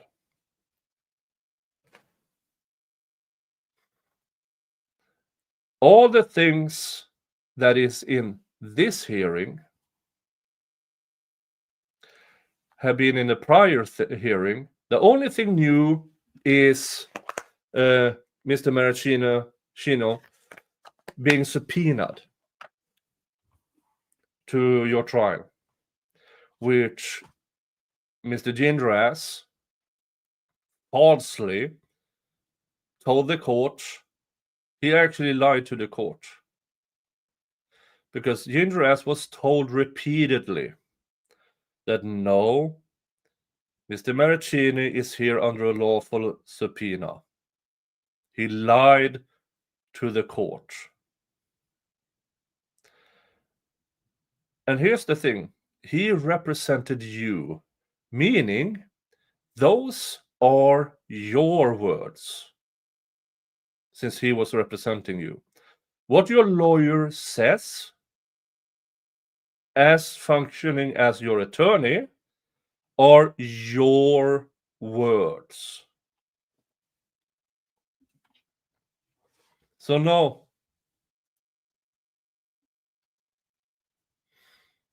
Interest of justice best served by continuance. Here the hearing is less than 2 weeks away. It's almost like you planned it this way. To wait, and then file this. No recent continuances has been requested. Petitioner seeks a modest 45-day continuance. Wait a minute.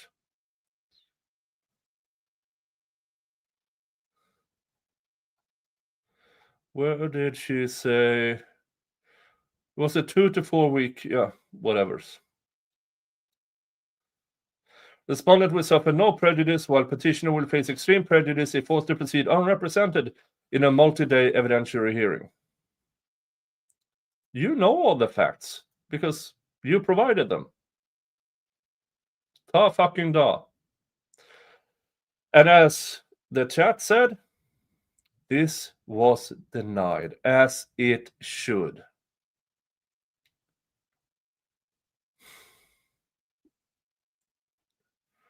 Let's see, what was the other one here? A declaration of Laura Owens. Laura Owens declared, I am the petitioner in this action. I submit this declaration in support of my ex parte application for continuance of hearing currently set for a 2-day long cause evidentiary hearing on October 2021. Family medical. My father was hospitalized last week and continues to require significant care. I've been assisting daily. I highly doubt that your assistance has done any. All it did was probably making him worse. My medical condition. I've been advised to receive urgent evaluation and treatment for gastrointestinal bleeding, and I'm undergoing ongoing medical testing and care.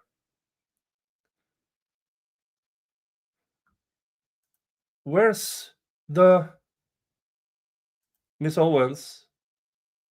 Where's the doctor's note? Where's the doctor's note? Miss Owens, you are charged with 7 fucking counts of tampering with evidence and perjury. You have every single filing of yours. Have to have everything in it to substantiate your claims. Hey, Dave! Dave's here. Drink, $20. Let's see here. We were 34. Now we are 14. $14 from the first spin on the Wheel of Regrets. If you don't know what the Wheel of Regrets is, this is the Wheel of Regrets. A combined $50 in supers, gifted memberships, PayPal, and buy me a coffee. will buy you a spin on the wheel of regrets. Now, I'm already having a drink, but hey, I could use another.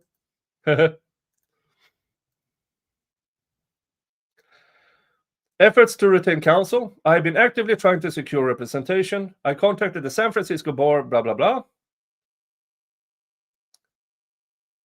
I also contacted all for the Family Legal Clinic on or before October 1st. Oh, really? In that other...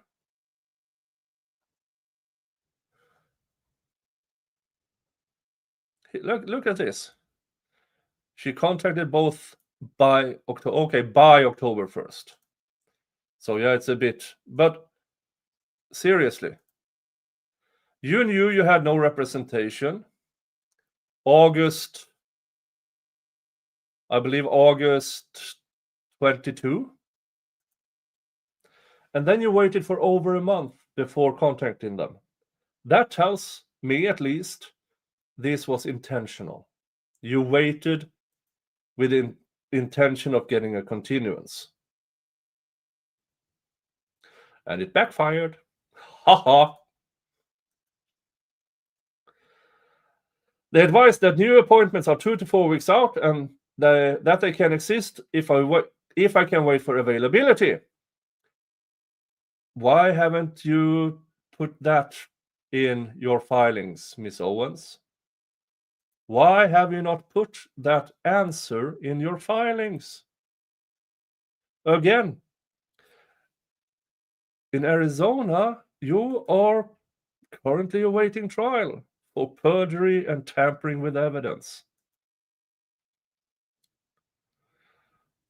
I have also been found indigent by an Arizona court, which affects my ability to retain private counsel immediately.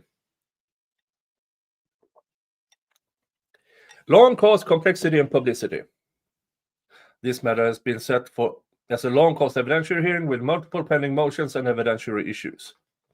The case has also drawn public attention, blah, blah, blah. Justice for Clayton Group.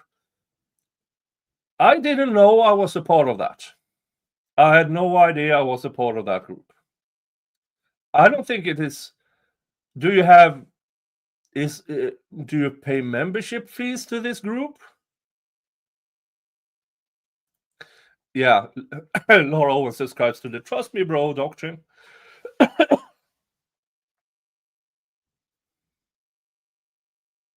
Oh, that Calamity Jane. I think she redid the DVRO because she thought she could use it in her perjury trial to taint the witness. If the judge sides with MM, it'll go against her too, especially if the judge said she lied here. Karma! Hey, Megan! Wish I could be there. Got stuck being a taxi. Breaking news, Laura's motion for continuance in California denied! She must appear in person. Oh, thank you. Now, somebody else said it 20 minutes ago, but thank you so much. Thank you. Yeah, I got stuck being a taxi. Yeah. You guys with kids. I mean, I'm doing fine here. I'm a favorite uncle. Which also means if I get sick of the kids, I can leave.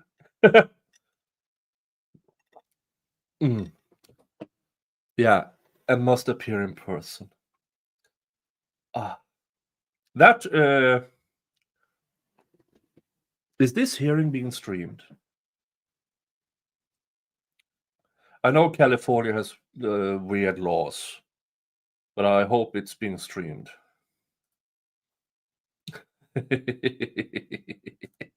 Thank you, Megs. And now we are $4 from the first spin on the Wheel of Regrets.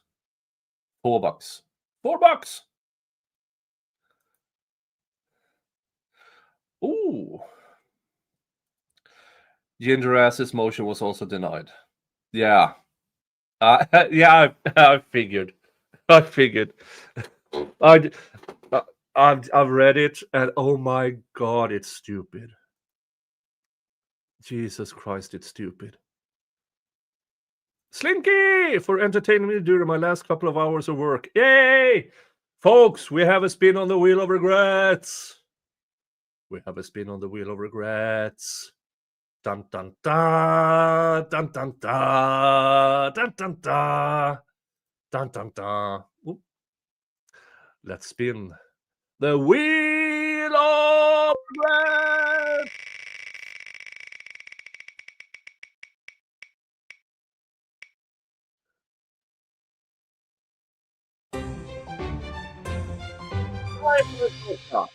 Five Wives vodka.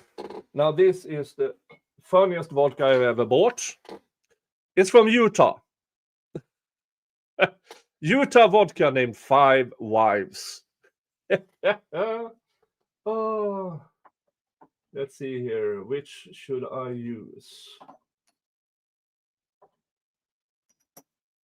Which should I use? Ah, this. Moab, been there, broke that.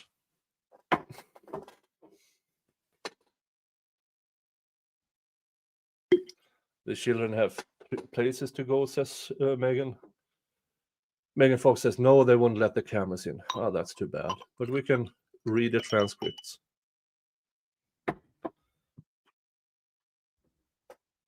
Thank you so much. Thank you, Slinky. Thank you, Megs. Thank you, everybody. Ta-da!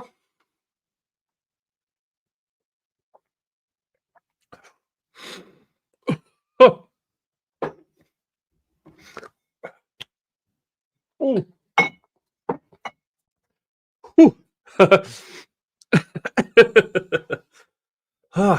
All right. Nom nom nom nom nom. Whew. Whew. Thank you so much. Oh. Oh, you will be there. Oh, we will have live, well, not so live reporting, but reporting from the courtroom by Megan Fox. Yay. Yes. So she says, I will be there in person to report. No camera allowed. Dumb, but I'll draw some photos. Yeah. Yeah, I went through that.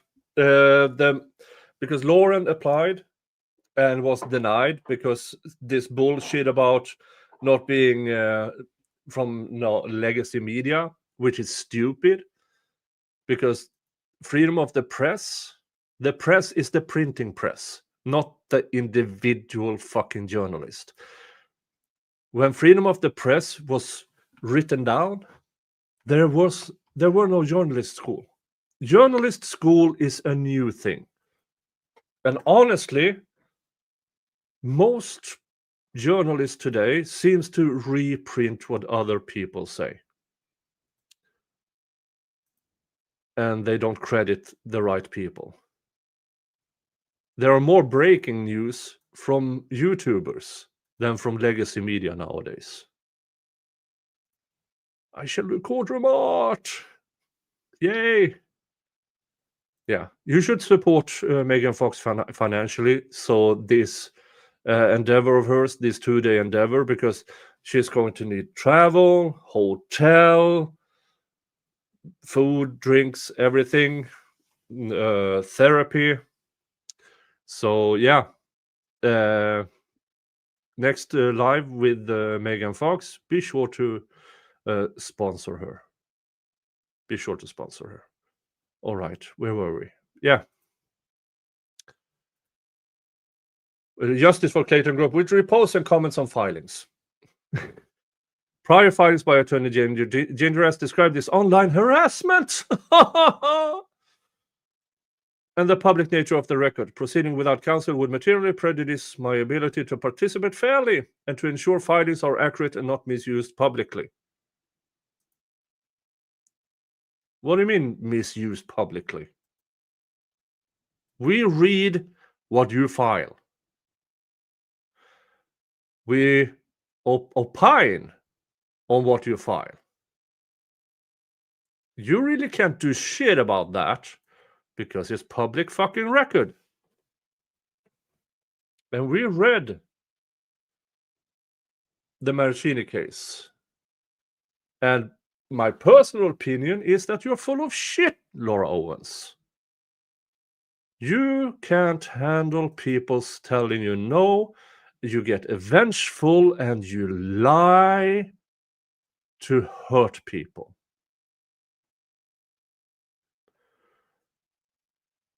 And you've done it for a very long time, and now finally the justice system caught up with you.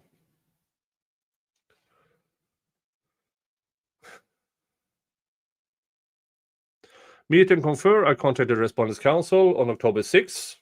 So after she contacted this free lawyer stuff, she waited almost a week before contacting opposing counsel. To request a short continuance while secure counsel and address these medical issues, as a filing counsel has not stipulated, and he never did. Good faith, I request a continuance of approximately 45 days or such further time as the court deems appropriate.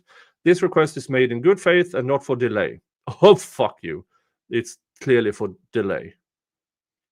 It is necessary to allow me to retain counsel and prepare witness list, exhibits, and briefing for a fair hearing. Well, you should have done that long ago. I declare under the penalty of perjury under the laws of the state of California that the foregoing is true and correct. Really? That's my medical condition. I have been advised to receive urgent evaluation and treatment for gastrointestinal bleeding and then undergoing ongoing medical testing and care. Where's the evidence, Miss Owens? Where's the fucking evidence? We are a cult. Yeah, we are a cult. Apparently, I'm a member of. I have not seen the request to Mr. Jingles that I'm even allowed to be a member of a cult. And I doubt Mr. Jingles will approve of that. Because, as you all know, Mr. Jingles is the actual owner of this channel. And everything I do here is because of Mr. Jingles. Huh?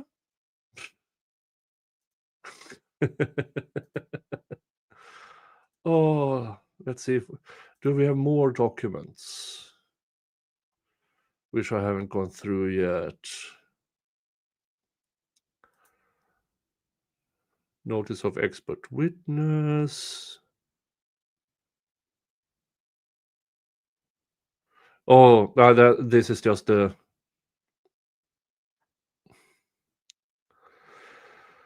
Mr. Berryhill, who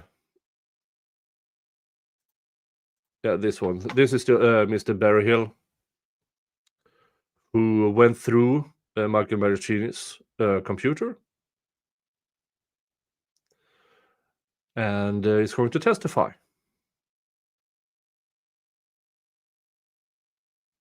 I think that was approved.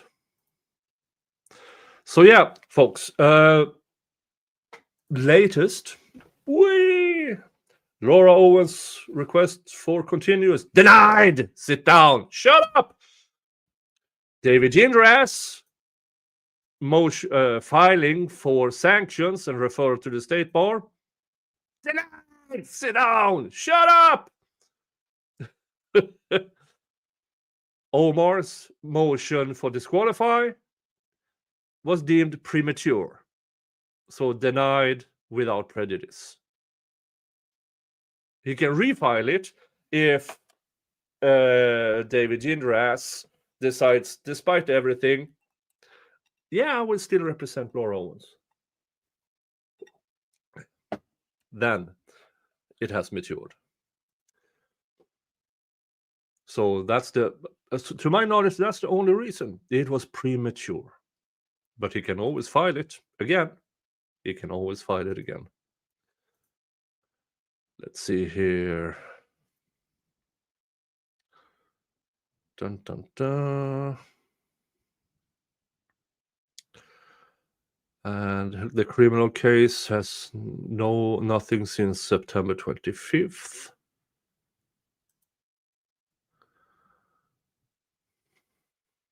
case docket here. Let's see if it's up in the docket. It's a wonder she's not claiming she's pregnant to the judge or the prosecutor. Yeah. Oh, I'm sure. Just wait and see. Just wait and see.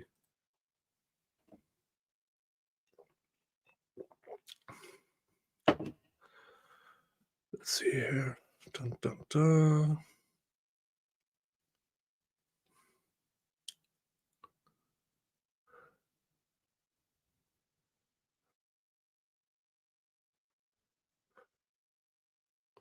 Well, the decisions isn't in filings here. Oh, proof of service.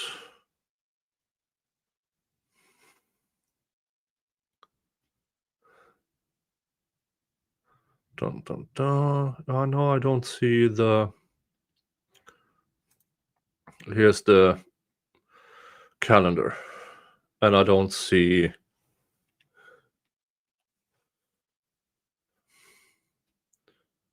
No. Let's see, documents. Documents for this case are unavailable online. Okay. So this is all we have at the moment. Okay. All right, folks. It is 6 p.m. We've been doing this for just over 2 hours. Lauren had to go. Megan Fox isn't here, but she appropriately sent some cash instead, which is very, very nice of her. Thank you so much. And I don't think I have anything else to say at the moment. Well, about the cult. Now, of course, David Gingras is an absolute moron when it comes to cults. First of all, in his filings, where's the fucking evidence? Is there an organizational chart? Who is the head honcho? Who is the actual leader of this cult? Where is the organization? Where's anything? There's nothing. Because he has nothing and he is nothing. Hey! We have a guest. Hi, Hey, Dottie. hey! I hope I can join without video, but I'm here. Sorry, I'm a little No. late. Yeah, well, we have just got. Have you seen any of this? No. Give me a TLDR, fastest rundown. Okay. Laura Owens, the pregnancy faker in the David Eckert case. Yep. She has a new case. It's a renewal for a permanent DVRO in California against Mike Maricini, who she claims is very, very threatening to her. Because he attended he was subpoenaed to the trial in Owens versus Eckert. And her attorney tried to have Mike Maricini arrested for breach of the DVRO that was in place. The judge in that case said, it's a valid subpoena. He can be here. So David Gingras didn't care. So in the Mike Maricini permanent DVRO, he filed that it was an illegal subpoena, even though the judge in that other case said, no, it's legal. He said it was unlawful law. He said, yes, he said it was unlawful law. Now, in his latest filing, because there is, it's called Justice for Mr. Eckert, Justice for Clayton Eckert. It's one of these hashtags that people use because they are really, really mad about Miss Owens lying about all these guys throughout the years. I mean, she's been doing the same thing. She's faked pregnancies against at least the 3 men, who either broke up with her or refused to date her. Yeah, she definitely has an ongoing pattern. That's for Yeah, sure. Oh, yeah. hey babe, I want to break up. Our baby just died. What? Baby? Mine? Ours? Mm. What? Oh, and there's always twins. Always twins. And then she has, in text messages and even in court filings in the Eckert case, claimed she was, well, in the Eckert case, she claimed that she was pregnant, I believe, with the expectancy date of course, Valentine's Day.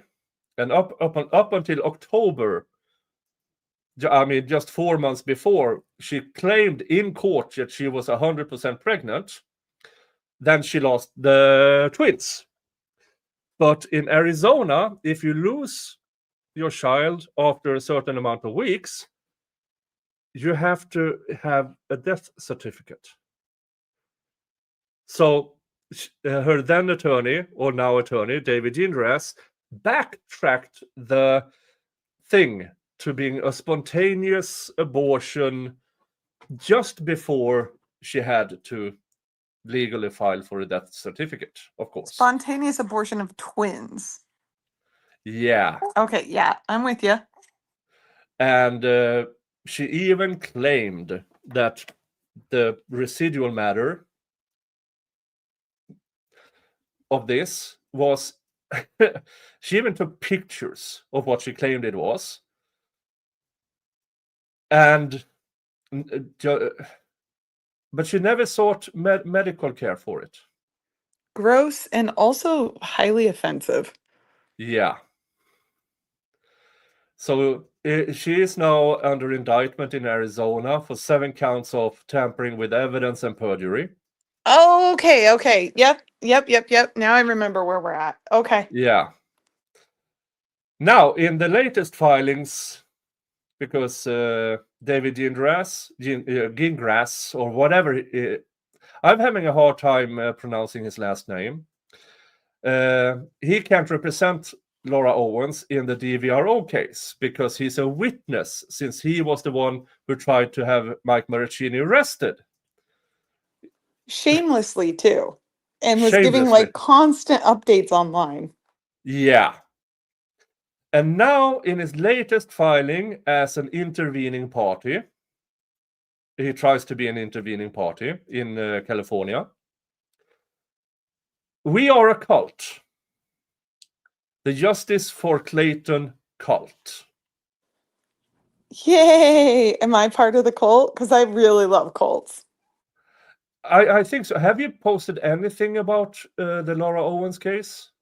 I think I reposted the snake song in like Ah, Megan Fox's yeah, wonderful opera. yeah. Then you are a part of the cult, or Yes. as Mr. Gingras eloquently said, many of these cult members show signs of severe mental illness. Okay, so then I am a member. Yeah. I mean, his filings.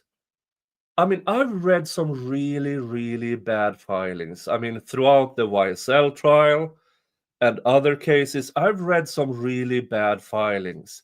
None of it comes even close to what he posted.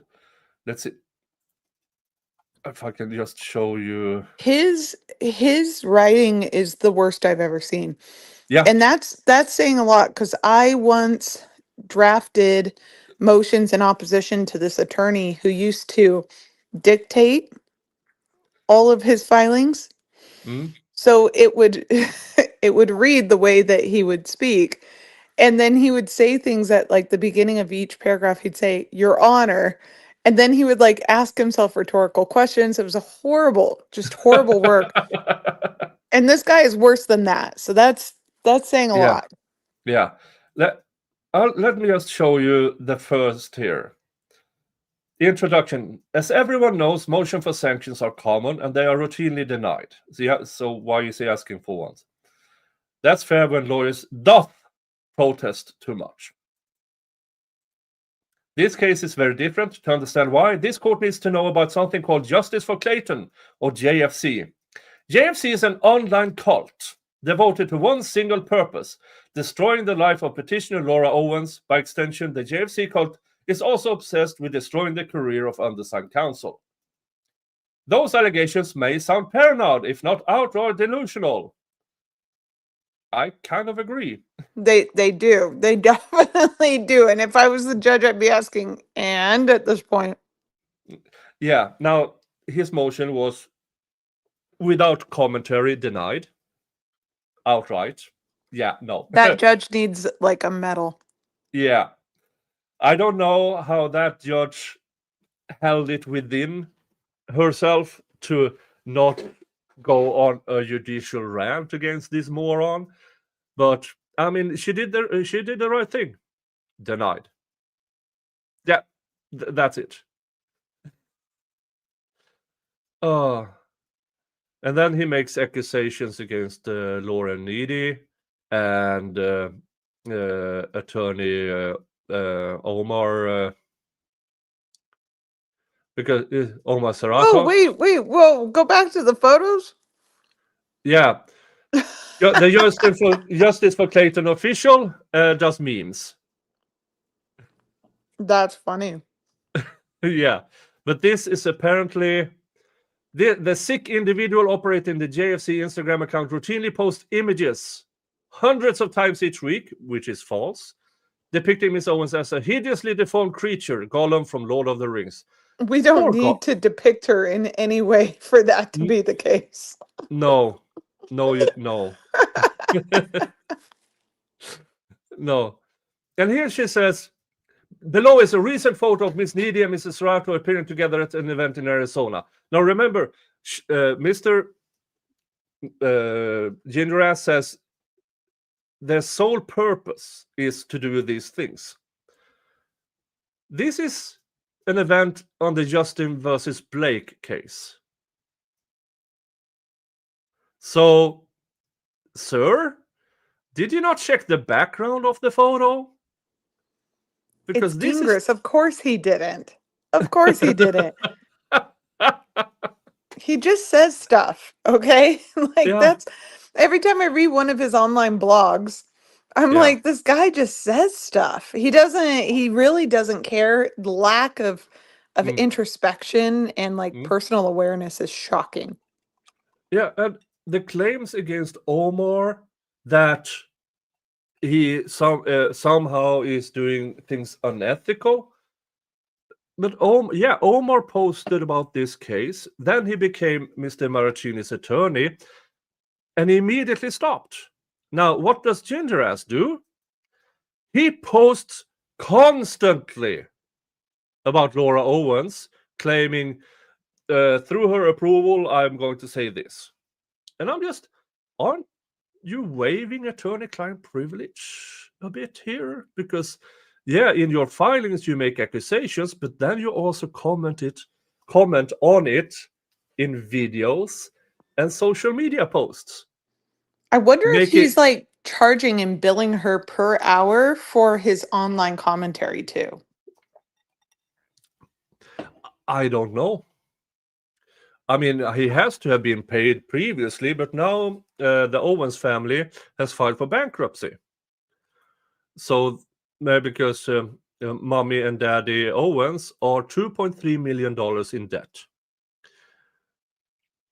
And so, but before they did that, they paid her criminal attorney in the Arizona case a lot of money to represent her. Now, have you done bankruptcy cases? I've helped a few people file, but I've never represented anyone. No. Now, pure speculation here, but because I think there is a thing called clawback. If they paid this criminal attorney a lot of money to represent her, and then just weeks later filed for bankruptcy, can that money be clawed back? I think the answer to that is I'm going to cautiously say no, because if there's Mm. one thing I remember from the bar exam and studying Mm. bankruptcy was that the attorneys always get paid.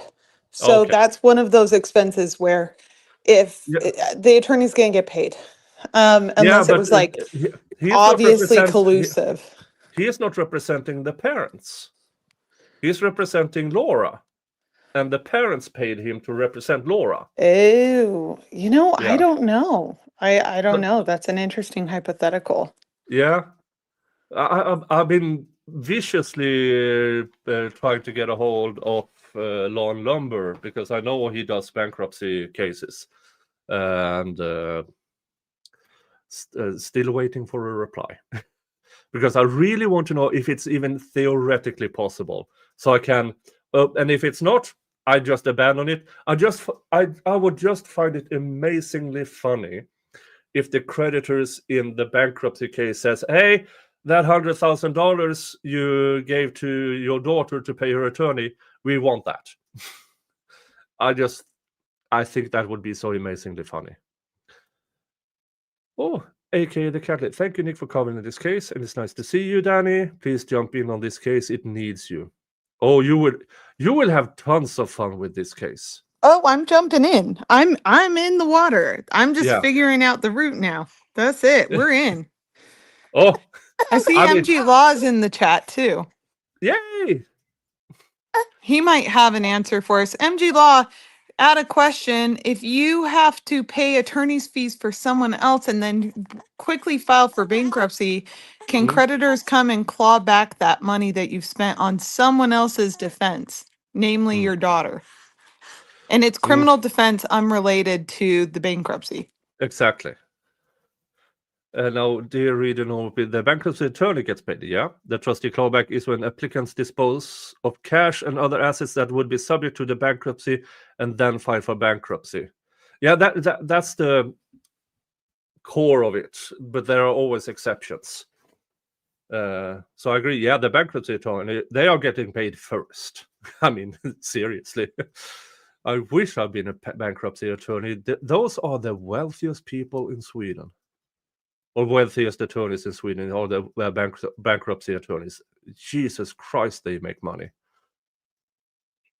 Especially in when a company goes bankrupt or files. Or whatever.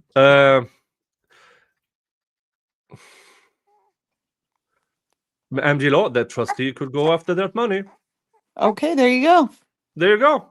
Oh, that would be so amazing. But now that bankruptcy case got continued, so they are not. Yeah, it's according to, if I remember correctly from the filing, they are $2.3 million in debt. The house is valued at 1.5. So they filed for bankruptcy because they simply can't pay their dues, and they have tons of medical bills because Mr. Owens has Parkinson's, and that is extremely expensive to Oh, treat. that's really tragic. That's sad to Yeah, hear. yeah. But then again, Laura Owens filed in her because she tried to get the California case continued because she claimed that Mr. Owens is hospitalized, needs 24/7 care, and she is a caregiver. I saw the when the I'm when they guessing raised. that was denied. I'm guessing that was Yeah, denied oh yeah, oh hard. yeah, yeah. Yeah. That was denied because let's see here. Gingras said he won't represent Laura Owens on August 22nd. She waited until October 1st to ask for this whatever it's called. Continuance. No, San Francisco Bar Association's lawyer referral to get a lawyer. Oh, Then okay. she waited an additional 5 days before asking opposing counsel, can we get this continued? And then she asked the court last week, more or less. Let's see, when was his file? Yeah, October 7th. after, yeah. So she waited a month and a half from when she didn't have an attorney to file with the court for a continuance. 2 weeks before the hearing is. Yeah, the judge is going to deny that. Yeah, and she did. Also with a very short motion denied. Mhm. Literally, I've coached I've coached family members who need a continuance.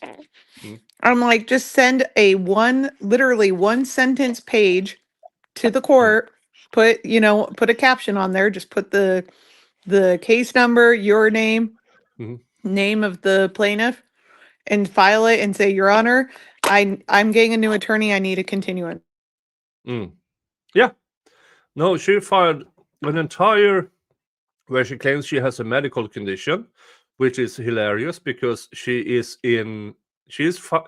facing criminal charges for Is her condition pregnancy? no. Fake pregnancy? She claims treatment for gastrointestinal bleeding, but she filed no doctor's note, which is amazing because she is charged with tampering with medical stuff and perjury. And I mean, it's, it's just so amazing. I mean, but here's the thing: she's been getting away with this for years. I mean, this case is 10 years old against Mr. Maraccini. They had a brief relationship in 2014, 2015. And once it ended, she filed for a DVRO, a temporary DVRO. And instead, Mr. Maraccini, just to get rid of her, said, yeah, just sign. Yeah, sure. Just sign it. And then in 2020, she got a 5-year extension, which he didn't oppose it because he Wait, just 5-year extension? Yeah, in California. She filed it in 2018 for 2 Oh, years. that's right. We're in California now. Okay. Yeah. And then in 2020, she got a 5-year extension. That extension has now expired. So now she's seeking a permanent DVRO because of he showed up at her trial in Arizona as a subpoenaed witness, which she claimed, or her lawyer claims, was in breach of the DVRO. But she called, Gingras called two. He asked the court staff. He called the cops, and everybody said "fuck off." No, not really "fuck off," but no, he has a subpoena. The judge in the case said he has a subpoena because they tried to exclude him as a witness. He has a valid subpoena, and he still went to this court in California and said it was an illegal subpoena, an unlawful subpoena. That's incredible. How is he practicing in California? I thought he was an Arizona attorney. He is barred in California and Arizona. Oh, but he's representing himself in opposing his own appearance as a witness? He's a witness, which means he had to remove himself as Right. yeah. But he's Right. Okay. now he filed a motion to intervene because What? Omar Serrato filed a motion to disqualify him. Now, even though because that is insane. This motion opposing the disqualification, but the core of it, if you remove everything that is insanity, is I said I removed myself, and Omar said, "Yeah, I don't trust him. Please, judge, disqualify him." And the judge denied the motion to disqualify because it was premature. He can't file it until he actually goes in and tries to represent her. I'm just so confused how he's even trying this. Is he doing this again, he's an Arizona attorney, so how is he coming into California and trying to say that he can practice there? No, he is licensed in California as well. He's How? licensed, yeah. How? I have no idea.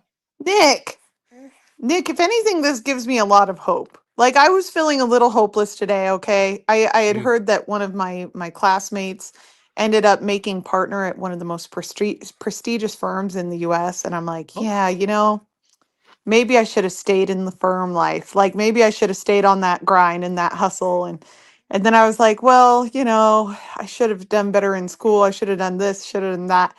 And now I'm hearing that freaking Gringus is in California. He's licensed in California, meaning he passed the California bar exam. I don't I, know how that if anything, works. it gives me hope. If he can do it, I can do it. You can literally do anything in this country. Yeah, I mean, looking at his filings, which state is the easiest to get grandfathered in as an attorney? Because I still have my law degree. I mean, if David Gingras can practice law, I should excel at it. Seriously. So which Oh, state it's is the easiest? scary.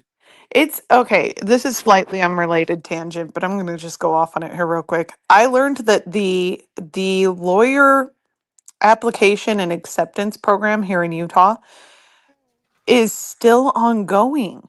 So they introduced it in 2020, and it basically is a program where you can mentor with an attorney to get your law degree or to get your law license. So long as you went to a bar school, ABA school, if you went to an ABA certified school and you graduated from law school and you have a mentor, you can become an attorney in the state of Utah. Now, the Oh, reason that's concerning to me is because let's say you graduate from law school and you graduate on, you know, not necessarily your own merits, but these mm? new attorneys are all using Chat GPT to write everything that they do. Oh, yeah. Now imagine that they're going through this mentorship program also using Chat GPT. Oh, There is zero there is zero way to actually test their skills and abilities. Now, if Gringus was in California first, he could have become a licensed attorney in California and mm, transferred into Arizona. That's really easy to do. That's what I did. So I took mm, the bar in Utah, and I'm a UBE state is what it's called, Unified Bar Exam. So our bar exam is the same as Arizona's essentially, and you just have to study a little bit extra, and you can then become an Arizona attorney. So you study mm. a little bit of Arizona specific law and you become an Arizona Okay. attorney. Megan So Fox I'm says licensed that. in both states. Yeah. Megan says he went to school in California. Oh, okay. So then that's how it works. So he Yeah. became a licensed attorney in California Yeah. and then transferred over. California doesn't even require you have a JD to take the bar exam. No, which actually I'm okay with that. That's fine with me. As If long you as you don't, do the fucking test. I mean, it's an yeah, exam. Yeah. exactly. If you can pass the bar on your own merits through your own self study, Mm, hell, go for it. Because what mm, the bar is doing, I'll tell you, I learned more studying for the bar exam in 3 months than I feel like I learned in all three mm, years of law school. And I know I'm not alone in that feeling. mm. Yeah. It took me 8 years to get through law school, but that because I was working full time within the union. So I could only do 25%. But then again, I still got my fucking law degree. Hey, hey, Dave. Congratulations. That's hard. That's really hard. Working part time, going to school part time is not easy. Oh, working full time, going to school part time. Oh, So yeah. That sounds like a nightmare. So good for yeah, you. That's yeah. awesome. But then again, the union paid for my school, so it kind of went a bit easier. Thank you, Dave. Okay, we have we have a new spin on the wheel of regrets. Now, for obvious reasons, Danny can't join me, and because I hear Baby on in the background. I heard him. Yeah, that's why my camera's off. I've got to feed Yeah, him and care for yeah. him today. Baby on is the cutest baby in history. I mean, he's so cute, You're so sweet. mm, and I'm still amazed that he has this striking resemblance to Connor. He's big. Is he not Yeah. big? Like Oh, he's a chunky boy. he's even bigger than when you met him, because when you met him, he was like 22, 23 inches long. Yeah. He's now 26 inches. Jesus. So Chunky boy. he's a big guy. I took him to Costco, and it was so funny because everybody's complimenting me. I'm carrying the baby around. It was the best feeling ever. And this one lady is like, "Oh, he's so handsome," or whatever. She's like, "How old is he? 12 months?" And I I looked at her and I went, "Try two." And she's like, "Really?" And I look at her cart, and there's this little baby in her cart. I was like, "Oh, your son's handsome too." I was like, "How old is he? 12?" And she goes, "No, 14." And I'm like, "What?" Is he malnourished or? I seriously, I didn't say anything. I Mm. almost said something like that, but I was like, "Oh, well, he's really cute." And I learned to, just accept Mm. compliments and give compliments. That's what I Yeah. do with babies. But Mm. my baby is a big, big guy. He's got that Viking gene in him for sure. Yeah, he does. He does. He does. And he has the symbolic necklace to help him grow. I wear that, by the way, all the Oh, time. The little baby necklace. yeah. I wear Oh, that like every time we go out, and he loves it. I have it like hanging on my lamp in my room, and mm. he loves lamp, so he loves the necklace too. Oh, oh, oh, that makes me so happy. It's That makes me so so happy. cute. I actually really, really love that. Oh, oh, oh, You my guys, heart is. everybody, Nick gave me such sweet gifts. I'll have to show them. I hope you join us on his 100-day anniversary. We're going to do a griftathon for that. Yeah. So, and everybody's going to get to see the baby, and I'm going to show off all the gifts that you gave us. It was so Oh, sweet. oh, okay. My heart is warming up here. Oh. All right, You were so but patient, so sweet. oh, I was breastfeeding the whole time Nick was at our house, and I was just like, my poor boobs are just flailing everywhere. Baby's like kicking. I'm like wrangling child, and I'm like, so tell me what you think about Europe's standing and this and this, and he's like, I'm- poor Nick's trying to focus on me, and I just see his eyes like dart down and up. Like, I took off my glasses. I you mean, were because no, you were a complete gentleman. It was just, I looked absurd. Like I'm like I'm sitting there trying to do breast gymnastics with the baby while you're talking. I mean, I have 4 sisters, and they try their best to populate the world. I know too much about poo, about breastfeeding, about tears, about everything. I I know too much, and yeah, certain information. We need to have a normal adult We conversation. women of YouTubes and everything. We don't need all that information. Really, we You need don't. all the information. Let me tell you my tragic birth story. Everybody, let me tell you my traumatic birth Yeah, story in great detail. I need to spin the wheel first. Spin the wheel. The wheel of regret.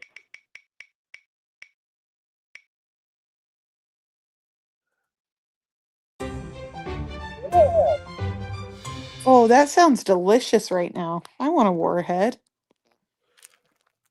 All right, let's have one of these warheads. Dun dun dun.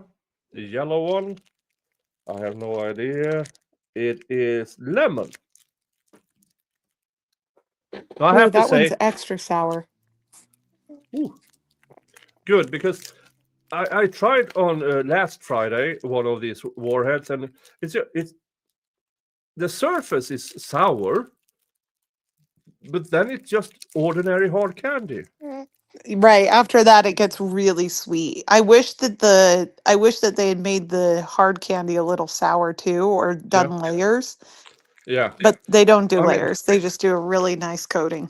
our sour candy first. Yeah, you still have the coating, which is really sour. Then you have the ordinary candy, but they have powder inside. So once you get through it, So once you get through it, you get a surprise. Okay, yeah, that's quite sour, actually. Ooh. Oh, this is a good one.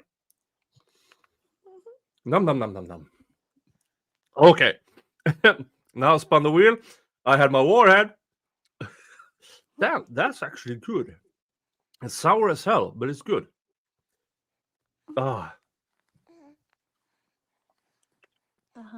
That's so. Sorry, talking to the baby. no worries, no worries. Talk to baby on.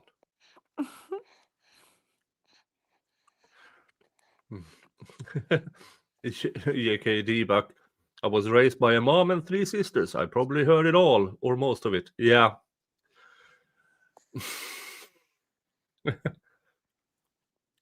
Hey, Sloothy. Good to have you here. Look, no hiccups on sour. No. This is good. Do you get hiccups from sour things? No.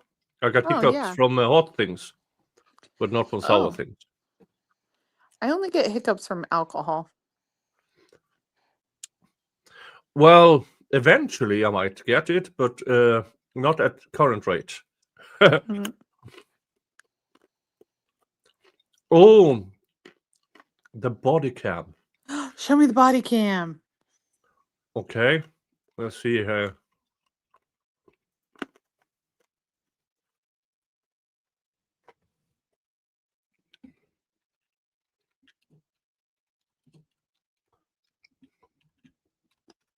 Let's see. Oh, hot tamales give me hiccups and heartburn. I love those though. Let's see I love here. candy. I have like 30 pounds worth of candy downstairs in preparation for Halloween, and it's taken all of my self-control not to open one. I might open a bag tonight. Where do I? Let's see here. I need to find it. Winks, I'm sorry you won't be able to see my reaction, but hopefully you'll hear my reaction and that will be equally entertaining. Let's see here.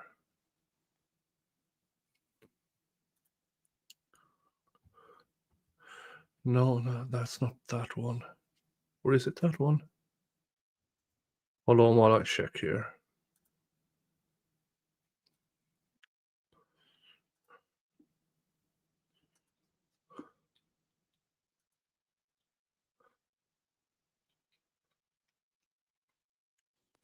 Oh, baby Anna's finally going to sleep. Thank goodness.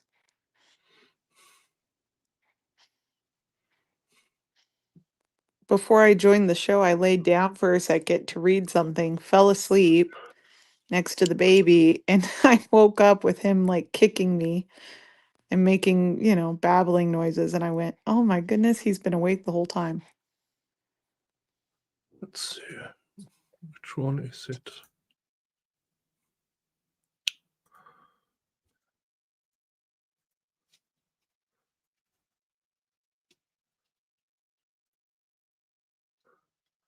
Okay, this might be.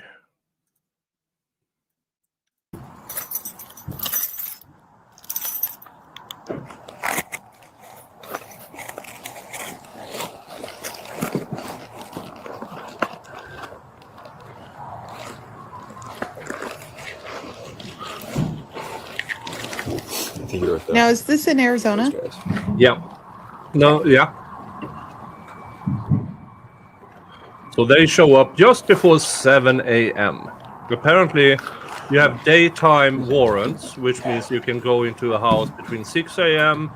and 8 p.m., I think. Then you need a different kind of warrant. I had no idea there were different kind of warrants. Oh, the double video is on Schnitzel Ninja.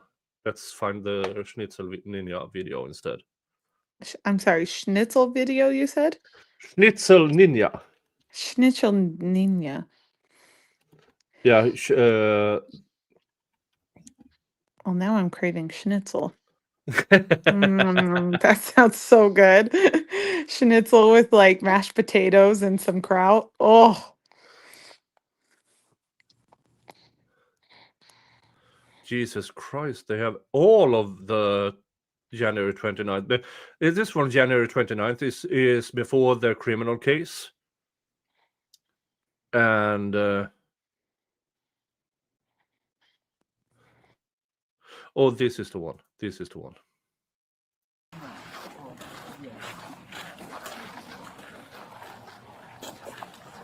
All right. Open the door.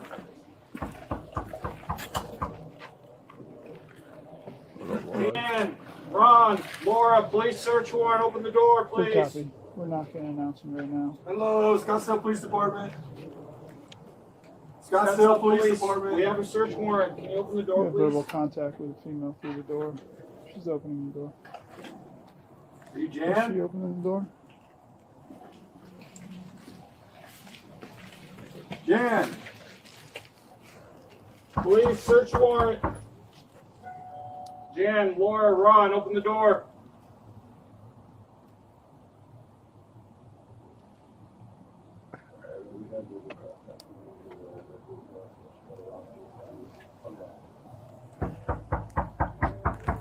Think she locked it or unlocked it?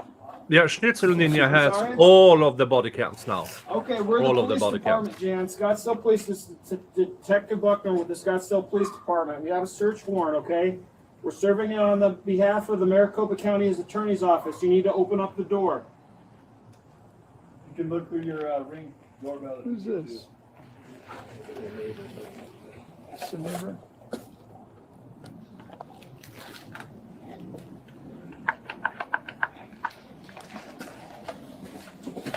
She's saying, Jan. She says she's calling the police department. is it unlocked?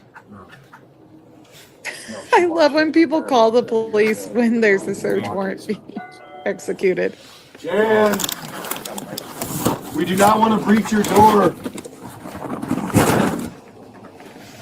But we will if we have to. You have to open the door. I'm not opening the door to you. I'm calling the police. Jan. We will ram your door. We don't want to do that. We don't want to damage your door. Just pop the door and talk to us. Hello. Hi. So you're in the police department, okay? Okay. We're not here to hurt you. We're not here to do anything like that. We can talk to your daughter, okay? I copy that. Jan opened the door for us. We'll be making entry in a second. Is Laura inside with you? No. Is she in the back? Yeah. Okay. Anybody else with her back there? I'm not gonna know. Buckner, let's let, We have a search warrant. We're serving on behalf of the Maricopa County Attorney's Office. Why do you have this kind of presence? Yeah. So. Buck, let's go inside and have a Do you have conversation. any weapons? Talk Don't to have her. inside. No, I don't have any weapons. What? Ron? Scottsdale Police. Hi, how are you? This is the Scottsdale Police Department. We have a search warrant. Where are you at, Ron? Can you just do me a favor, stay with Jan? Or one of you guys? Well, we're talking to the Okay. Yeah, we're serving on behalf of the Maricopa County Attorney's Office, okay? Regarding Laura. I'm gonna turn on this light, okay? Yeah. Wait. Yeah. My daughter's gonna have please. We made entry. We're contacting the parents right now. You're good to move to the casino.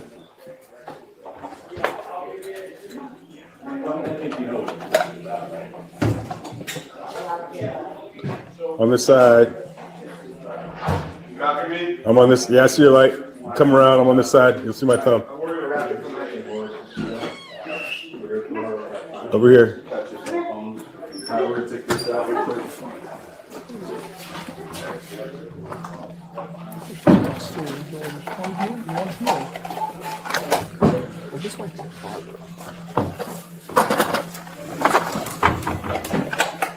So far, normal.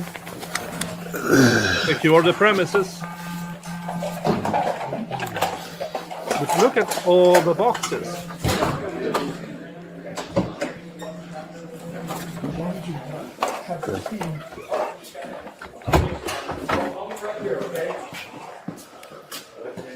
It's Officer Buckner.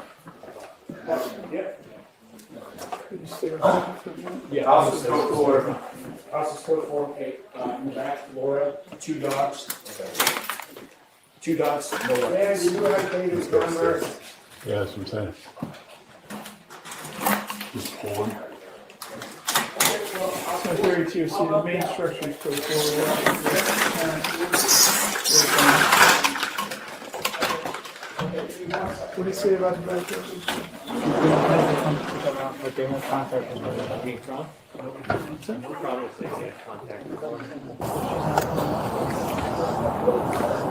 All right, we're moving. So Mike, you go ahead and move up to the casita at the sliding glass door.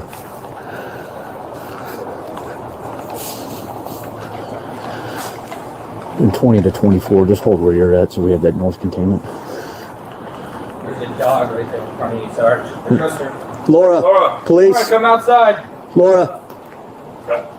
Police department. Police. Yeah, she doesn't The live police, in the Laura. house. She It's the lives on police. That. It's the police department. It's like a little casita. It's a little house Here, next just come door. up, just Yeah. couple with me. Laura. Mother-in-law quarters. Scottsdale Police. You see my badge? We're with the Scottsdale Police Department. Okay. Can you come out and talk with us, please? No. The county attorneys have a search warrant for your property, so we need you to come out. Okay. So if you need to get dressed or get a coat, whatever you need, I just need you to come out here with us. I'm sorry. It's not even 7 in the morning. Yeah. That's fine. I'm not comfortable having you. I don't know who Well, It's not even 7 a.m. I love I'm how not these co- cops lay down a boundary. Yeah, that's fine. That's how I'm gonna start dealing with people. When they tell me, I can't believe you're doing this. Yeah, that's fine. I know. Yeah, That's yeah. fine. I mean, 7 a.m. At 7 a.m., I've been up for roughly 2.5 hours each day. I was gonna say before baby, I'm usually up at around 5. And I'm like, wait, no, even with baby, I'm still up at 5 a.m. Yeah. So yeah.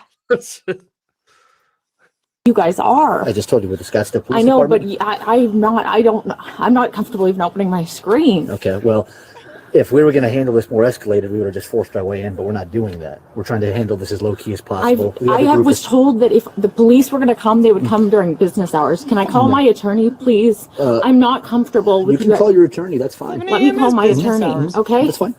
Okay.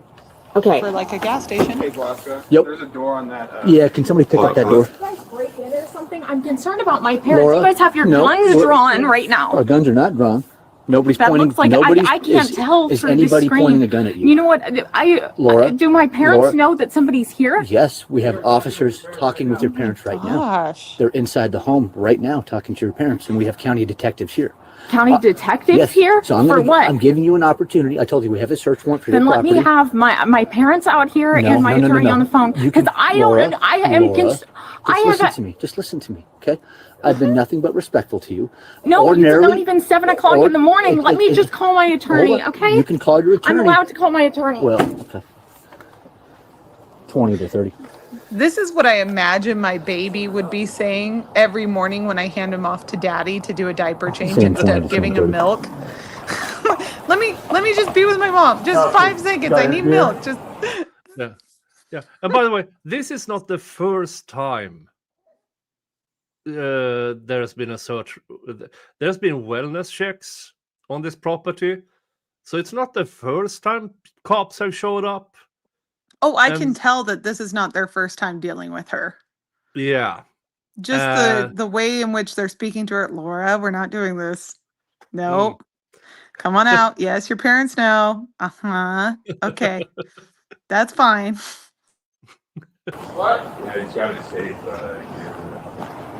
And they are extremely respectful.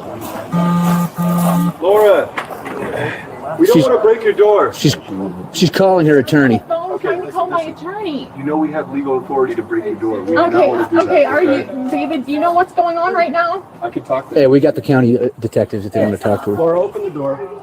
Sam 20 to Sam 2. And now she's actually talking to David Gingras.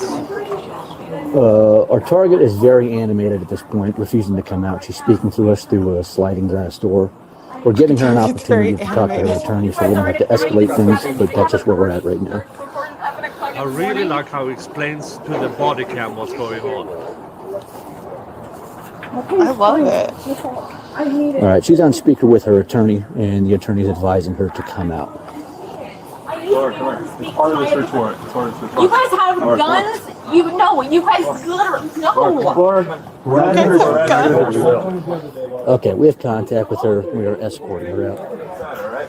We're fine. This way. Can you guys just bring her inside the house? Laura, we don't want to break your door.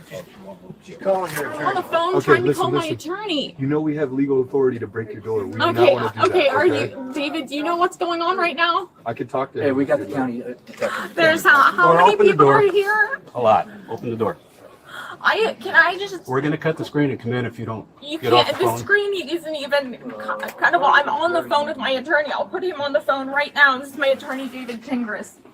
My attorney, David Gingras. I don't know who you guys are, and it's We not are the even Scottsdale 7. Police Do they have Department. authority to search before 7 o'clock in the morning? The police are there, Laura. You have to let them do whatever they're going to do. Okay, fine. That is David I need telling it. her, There's- let them do the Don't things. grab my phone and take it. I need Laura, to be come able here. to speak Part to of my the search attorney. warrant. Part of the search You warrant. guys have Laura, come guns? You know, you guys literally no. Laura, come on. We're not going to hurt you. We're not going to hurt you. Come on. Come on. My dogs are in We'll here. make sure they stay inside, all right? Come on, this way. Your mom's inside. Yep. I'll speak to my mom. You guys have guns? I'll speak to my mom. Yeah, I'm taking you to her right now, okay? No, that up in body She's cam. 35 You years guys old. want to clear this, or do you have what you need? No, we need to go in. Yeah, search it. Hey, just give me a couple to come in here. And that is how she lives. In the back of her parents' house with stuff everywhere. And if you look closely, there's dog poo on the floor. Ew, I hate that. I really don't understand. And I know attorneys who let their dogs crap on the floor while they're at work. I really don't get that. Now, I mean, Mr. Jingle sometimes barf on the floor, but I think that is just to make me work. Oh But yeah, that's or a, ki- like that's a cat. They do right, that. or having an accident on the floor and then immediately cleaning it up. That's one thing. Yeah. But just casually having dog poop all over the floor, I will never understand people who are okay with that.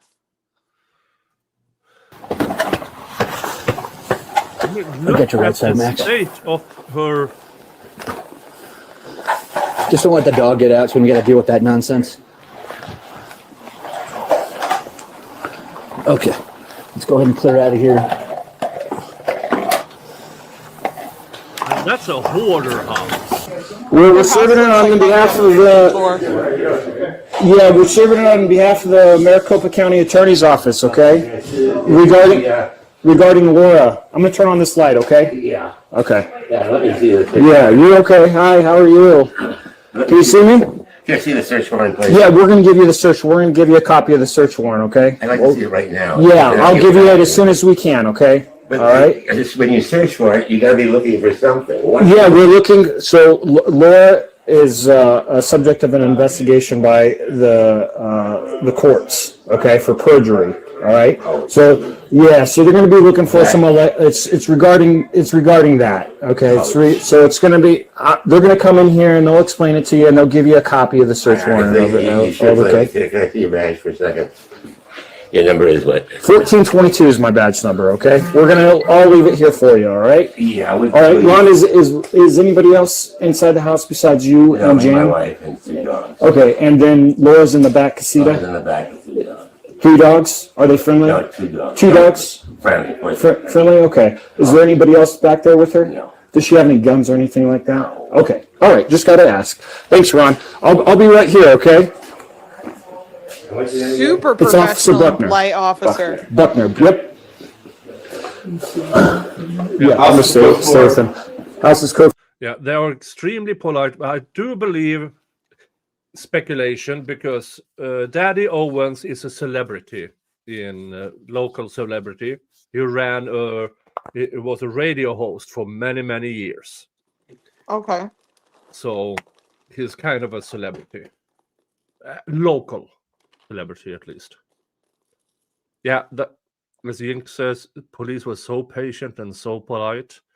Mm-hmm. I've seen the other end of cops with a warrant, and if they want to, they will not fuck around. Here, they are very, very respectful. Hey, in the back, Laura, 2 dogs. Okay. 2 dogs, no Dan, weapons. do you have David's number?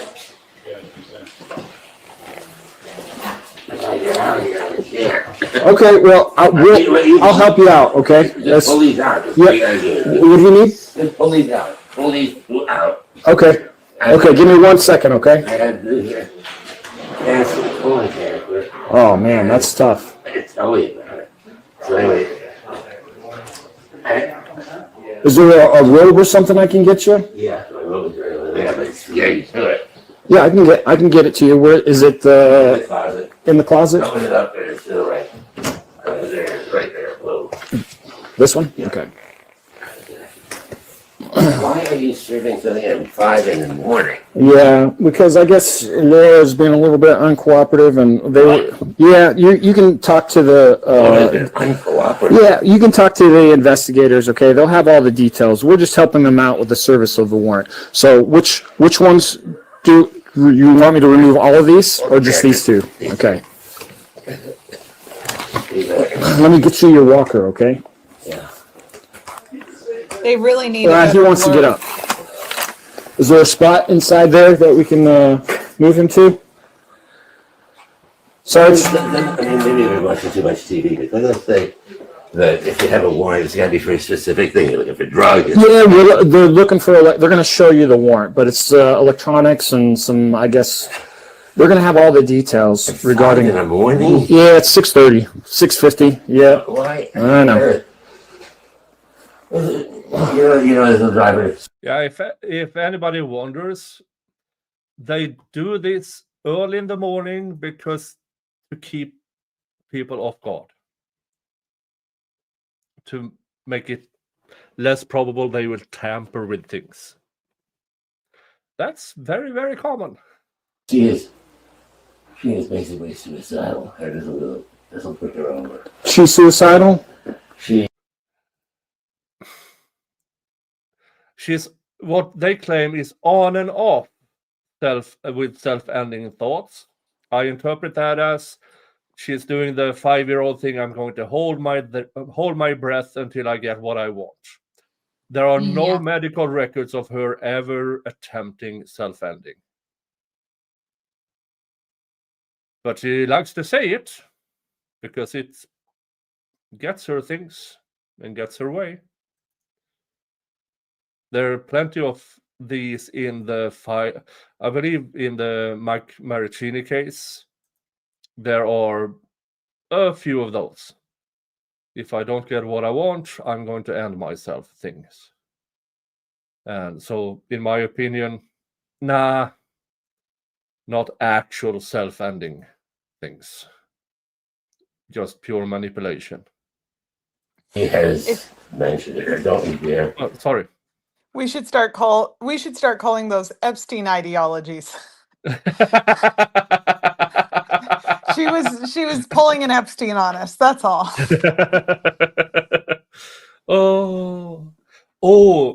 Not speaking of Epstein, but in Gingras's latest filing about sanctions, he made a parallel with how Laura Owens is getting criticism with the Charlie Kirk assassinations.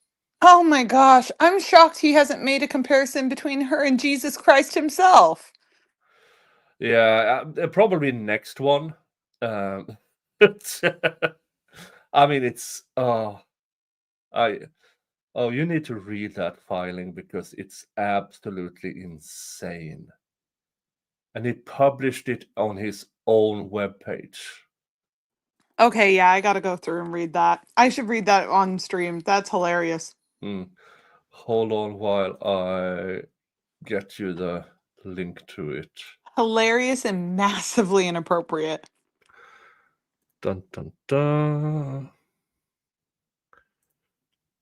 There you have the link to it now in DM. Thank you. You're welcome. the same thing. I mean, yes, because she will commit suicide over this. Yeah, you think so? I think woken up at this hour in the morning. I don't believe she Has she made suicidal comments before? a year or two, A year or two ago? maybe. What was the means? Was she taking pills? Did she cut herself? I'm really, what I'd like to do is, I don't know his number, they'll call her attorney and have him. Yeah, yeah. I just, your outfit, my God, what you're wearing. I know, it looks a lot more intimidating than it actually is. Well, it was pretty intimidating. Yeah. Well, 6:30, 7 o'clock in the morning, we didn't want to. So inappropriate of you guys to do. Where are you guys? My dad is handicapped. You know what? I can see my dad. Ron is fine. Ron is fine. I want to see my dad who is handicapped. I'm sorry. Come to the front room. He can't stand up. You guys, he's gonna fall. I'm gonna help he him. Can't I'm going to. stand. Well, we got it taken care of. Please, you're hurting me. You are hurting. No, you weren't. You were hurting me. I want to see my Do you want me to put you in dad. handcuffs? Yeah, that's what I want. I want to see my Then go to the front father. room. You are hurting me. I'm You barely are touching hurting you. me, and My there's hands are going to be a open. report for what you It's have on done. camera I right there. Laura, guarantee come to you, the front room. I will have bruises from this. I guarantee you, will. I Come on, will. Laura, come on. I'd like to see Well, my yeah, father, Chica, you're not please. eating Who's your son? anything. Laura, When you're not eating anything, that tends to lead to anemia, and yes, that will leave bruises if anyone even looks at you the wrong way. Like, Yeah. she's cray cray. She needs someone get her a steak. Somebody get her a man who idolizes her, who can tolerate, random accusations of I don't know, all manner of things. Someone find your worst enemy and send him to her and have him buy her a steak. Sorry, my dog. 16-ounce ribeye. I mean, I've seen situations like this when the cop she is not cooperating, she's resisting, she's going on the floor, and they are so respectful still. No, and I don't know where my mom is. Your mom's right over here. You could come and cooperate. Right here. This is horrendous. These people are horrible. There are like 8 of them showing up with guns so that I can see that. I know. This is so inappropriate. I asked for you because I said I didn't know if they were real or not. I really still don't even know when they put all their guns drawn on me. I'm sorry. This is so. Hey, just two, Mikey and you said. 4, 6, 8. There's going to be a report to the county. You guys realize that, right? This is before 7 o'clock in the morning. I know. And they have their It's before 7 o'clock in the morning. in my life, whatever the hell that is. You Have know you what? seen It's not the even kid 7 o'clock. whose I have mom? done nothing except. Sorry, what's that? Have you seen the kid whose mom cancels his World of Warcraft account? It's kind of a legendary internet meme. That's exactly what she just sounded like. The entitlement of, she's never been told no in her entire life, and Oh, she can't handle it. this is bad. Get pregnant by the fucking bachelor! Oh, And she's I have done nothing except get pregnant by the fucking bachelor! which a court determined, no, you didn't, because you lied in court, you lied in filings, and you tampered with evidence to make it seem like you were pregnant with Clayton Eckert, aka the former bachelor. And that is why you're charged with 7 counts. 7 felonies. You're risking years in prison, where you may or may not get pregnant again. This is insanity. she was in court, gulping down Monster energy drinks while trying to tell the court that she was having a risky pregnancy, that she was seeing this specific doctor that she never saw. And I mean,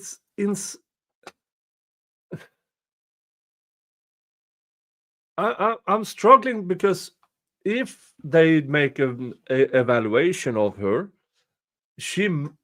there's a possibility that she can't stand trial because she's so far away from reality.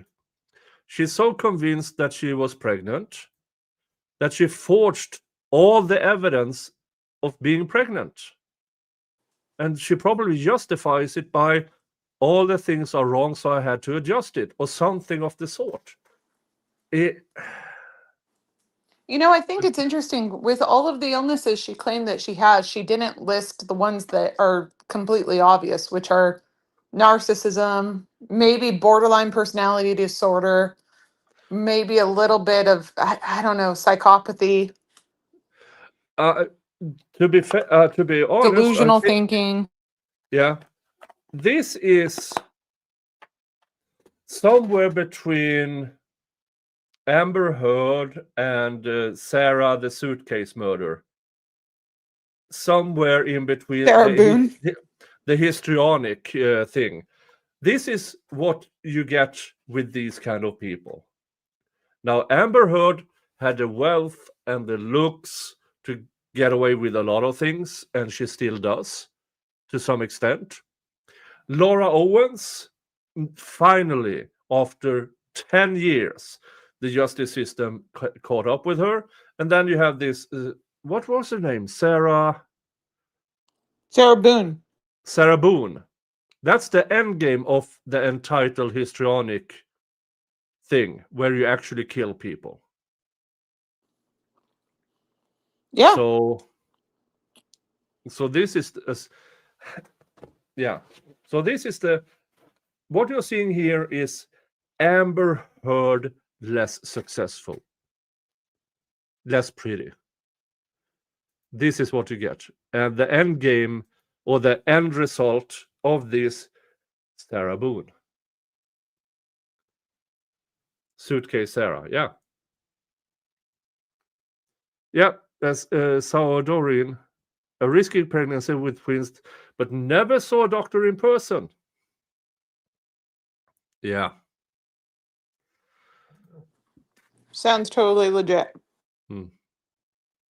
It's not like I've gone and killed somebody! Laura, you can talk to the county. I know, they know you stay here, they wouldn't let me go. It's poor daddy! They took your phone? I don't know. Have you, Laura? So you guys have, where's Yeah. the search warrant? Here's the search warrant. For my mom? Here's the search It's a warrant. search warrant for my mom's phone. For the residents. You know, I need to help my father. No. He cannot get up. No. My dad is Have a handicapped. seat. No, Laura. he can't get up. Laura. You don't get it. My dad can't get up and he's all panicked in there. He's No, not, he can't get up. He's handicapped. he's not panicked in there. He was very calm and collective and everything. If anything, I can't blame her for him having Parkinson's, but Parkinson's get worse with stress. Mm-hmm. So if he now is hospitalized, I would assume it's because of her. And Mr. Owens was wealthy. I mean, stupid wealthy. Their previous home was a multi-million-dollar estate. They then had to move to this place, which is only 1.5, because Laura Owens, yeah, she's a parasite. She cleaned them. And now they had to file for bankruptcy because they can't pay their bills. Because Laura Owens has never had a job. Never. Yeah, some things I can blame on parents, some things I Mm. can't. Now that I'm a parent, I get to say shit. Yeah. One of the things I'll say is sometimes you get lucky, right? Like I'm Mm. lucky. My baby's Mm. so easy. Mm. Literally this whole time I fed him, I changed him. He's just sitting there playing with his toys by himself, super chill, okay? Sometimes you get lucky. But then certain things are parenting things. Mm. And making sure that your kid gets a dang job. Mm. And I mean your kid, a teenager. Yeah. They should be working a full-time job during the summer, every summer. And when Mm. they graduate, they should get a real job before going off to college. That's a parenting decision. That's a Yeah. choice. Yeah. Now, I've seen incidents and people, for instance, Mr. Eckert, he's convinced that this is because of the mother. The mother has more or less trained Laura to be this way. I certainly would think so. Typically Yeah. with histrionic disorders though, it's that it's the lack of boundaries and anyone saying no to them, Yeah. right? And they're used to being able to play victim to get what they want or to Yeah. throw a fit and get what they want, and no one Mm. was ever consistently holding boundaries with them as a Mm. child. Mm. J.K. Debug says dad has a gambling problem too, apparently. Yeah, I've heard about it, but I've never seen it in actual filings that money gone because of gambling. Because, I mean, Laura Owens has never lived outside of the family home. And she has expensive taste. How old is she? 35. Oh, that disgusts me. Okay, I'm feeling a lot better about myself today. I mean, I I needed to hear this case. I moved out first at 16 because I needed to go up north for school. Then I returned home for a year, and then I got my own apartment because I don't want to live with my parents. I love my parents. I don't want to live with them. I was financially supporting my family from 15 until Mm. until I got married. Mm. So it's just disgusting. Really disgusting. Yeah, luckily my dad was an engineer on head engineer on international company, so he made good money. And he retired at 60 because he could. So we didn't have that problem. It was just they taught me to be an independent. Here's your allowance. Do you want more? Work. I mean, it's not that hard. I mean, my first job, I was, well, not job, but my parents run the local kiosk at the local drive-in bingo. So yeah, I Oh, how worked there. fun. Yeah, and my You get to payment work with was the old people. yeah, and my payment was mostly in gummy bears and gummy worms. Cute. So, And old ladies going, "Aren't you just the handsomest young man?" I think I was 9, and then at 10 I could start running with the envelopes when people want money. So I ran, well, from where they shouted out the numbers to the car and stuff like that. And at 12 I got to where they have the walkie-talkie to announce there was a bingo. Oh, that was then I got paid. Actually got paid. So yeah, I mean, it's not that hard, I believe. Now, of course, there are families who struggle all the time. I know that. This family has never struggled for money up until now. Oh, Well, you reap what you sow. I don't know what to say. I'm sorry. Sometimes you do. mm, Again, parenting. There's some times where you have choices. And it sounds yeah. like they made their bed with this one and now they're Oh laying yeah. in it. And that Mm, sucks. I mean, mm, it sucks. I feel for them. It sucks. But also, you should have told your daughter no. I don't know what to say. mm. Yeah, and I'm not sure because I've always been under the impression she's an only child, but I've heard that there is a sister who, no, not doing this, I'm off in that direction, and have cut all contact. But that is only what I've heard, so I'm not sure where it is. Let's see if the chat knows more. Oh, she has an older sister who's married with kids. Thank you, Mika's headphones. Thank you. Yeah. So apparently, this also shows that even in a family where they try to give and never say no, hey, her older sister, she fucked off, she got married, she had kids of her own. And here's Laura. Oh. Oh, she has a sister. Laura stole her ultrasound and used it. Oh my God. Her Wow. parents I need to did have not this know woman that. committed. I'm sorry. Yeah. If the court orders in the criminal case orders an evaluation, I would not be surprised if she is getting committed. I would not be surprised at all. She sounds like she really needs it. Yeah. Jeez.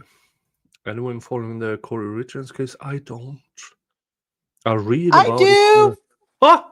Folks, subscribe to Donnie Nick, on. you need to come and follow it with me. Okay. Come join me on the Sure. next one. Okay, when?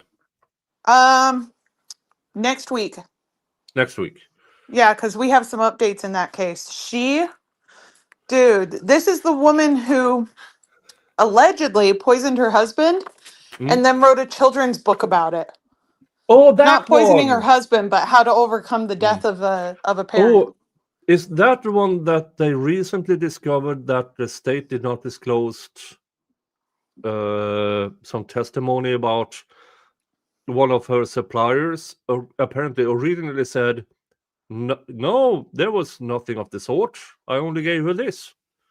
And they never Right. Well, disclosed and it. one of the witnesses flipped. So Yeah. there's a couple updates that we have. That case is crazy. And then that's the one with the walk the dog letter where she wrote a letter to her siblings in jail and tried to have her attorney deliver it to them, where it was like Oh. tell ABC this and tell them this and make sure you mention this. Make sure you Oh. mention my ex-husband or former husband was a drug addict and da da da da da. Oh no. Oh yeah. Oh yeah. Oh no. It's great. So It's great. it's a clusterfuck. Oh yeah. Yeah, yeah. No, in terms of like tragedy, this is a tragic case. And what's sad too is that he knew she was trying to poison him because after she tried it the first time on Valentine's Day, he contacted his sister and was like, "Hey, I'm going to transfer my entire estate over to you as a beneficiary or as trustee Oh. for the kids." So, sister ends up inheriting everything after he dies. And then there's this great, when I say great, just so you guys know, whenever I say great, it means worst. Whenever I say it gets better, it always means it's getting worse. Okay. So there's this great episode where she shows up during the funeral. Okay. She shows up at their old house. They had just finished constructing like a $4 million house in Midway, Utah, and it's beautiful up there. And but this is their old house. She goes to the old house because there's a safe there. She wants access to the safe to get the business documents, money, guns, etc. She's trying to get access to the safe. She can't get in. She hires a locksmith to come and open the safe. Well, the sister shows up and says, "What are you doing in my house?" And the now widowed wife says, "Well, what do you mean your house? Do you mean my house?" And she goes, sweetie, he changed everything over to me. This is now my house. So then He did an Uno she's like, reverse. oh, it's great. So she loses her shit. She calls the police to have her removed, the sister removed. The cops show up and they're like, why don't you call your attorney? Let's call the attorneys and figure out what's going on. So the sister calls the deceased husband's attorney, and the attorney confirms that yes, weeks prior he had transferred everything over to the sister. Upon hearing this, the widow launches an attack, a physical attack on the sister, starts beating the crap out of her, and is arrested for assault. Wow. It's so good. It's so good. This, and whenever I say good, it means bad. It is so good. Okay. This is prime time drama central. And then there's an entire embezzlement case too, because she had leveraged her business off of his real estate ownership. Oh no. So he was a contractor and he owned a bunch of real estate contracts. He also owned a bunch of construction loans. So he had construction loans out on these different projects. And she forged bank documents to make it look like he had already completed those projects and that the value of those projects could be leveraged for her to take out loans for her real estate business. Oh no. To the tune of, I think, like $9 or $12 million, somewhere between $9 to $12 million. That's kind of fraud. Oh, kind of a big fraud. Oh, and then on top of all this, so while I'm reading through the initial complaint that came through, or the information that came through, I'm going, oh, she 100% has a boo. 100% she has a side thing. 100% there's a sneaky link. Guess who was right? She had a sneaky link, and we found out about the sneaky link because during her time in incarceration, when she was initially brought to jail, she reached out to her sneaky link and was like, "Can you please get a HELOC, which is a home equity line of credit?" So you leverage, you basically leverage your house, your mortgage, to get a line of credit for cash. Okay. So she's like, I want you to go get a HELOC for me so that I can post bail and get out of jail. Oh no. Well, the sneaky link did not do that. Yeah. Corey Richens, so she waived her right to a speedy trial earlier this year. So we're expecting to have trial sometime early next year. Okay. But there you go. That's the lowdown. It is such a good case. I think the And Nora she's- Owens criminal trial in Arizona is scheduled for December. Oh, this is going to be great then. So one right after the other. She's cray cray like Laura, but she doesn't have the cray cray look. She's much more. She's good looking. Like I've seen her in person. She's a good looking gal. Okay. Anyway, that's the story for now. All right. Let's check the rest of the. Have a seat. Please do not do something. Helping him. No, he can't. He literally What I help him with? I mean, What? he has nothing. He has my poor dad has nothing to do with this. He can help. Fuck all of you guys. Seriously, fuck you guys. Oh. This is not cool. It's not even 7 o'clock in the morning. You're acting like I murdered somebody. I agree, honey. Did you? Now I'm wondering, did you? You better check all of her history. Yeah, they took my phone. I don't have David's number. I don't even have my attorney's number. Didn't we just hear her talking to David Gingras? Well, she doesn't have Google. She doesn't have Google, Nick. She can't find his phone number anywhere. And still, she was talking to him in presence of the cops. But that was on her phone where she has her phone number, his phone number. Oh. I have my phone to write my attorney's phone number on. I'm sure you can get that, yeah. Can we just clear space so Dad can come out so we can sit down? He just was about to fall. He's got his walker. Where do you want He your dad doesn't to use sit? a walker. Where do you want your dad to sit? He's using a walker that I'm sure he doesn't use. He never uses a walker. I'm using it now. It's an emergency, I'm using it now. Yeah, do you guys see what you've done? Do you see what you've done? I mean, really, that my family is dealing with this? He needs somebody to support him. Excuse me, he can't walk on. He's had Parkinson's for 23 years. He needs someone to hold him. Okay. He can't walk. He was based on the size of her forearm, there's no way she's eating. You know what? Oh, I'm There's no sure way they she's already eating. told me they had body cams. I'm sure they're gonna give this footage. No, he needs to sit in. If this footage becomes public record with my father on it, they're No, just, please the have him group sit. that is harassing me is going to get this. You want to sit in this one? Sit there. But he What never group sits is there. harassing He doesn't. You don't get it. My dad's had Parkinson's for 23 years. You guys don't I understand. just asked if you wanted to sit in there, and he said He no. can't sit in that Mommy, chair. You really can't sit in that one, honey. Okay, take one. That one he can't use because it's on rollers. Your mom just said to use it. The black chair. The black chair.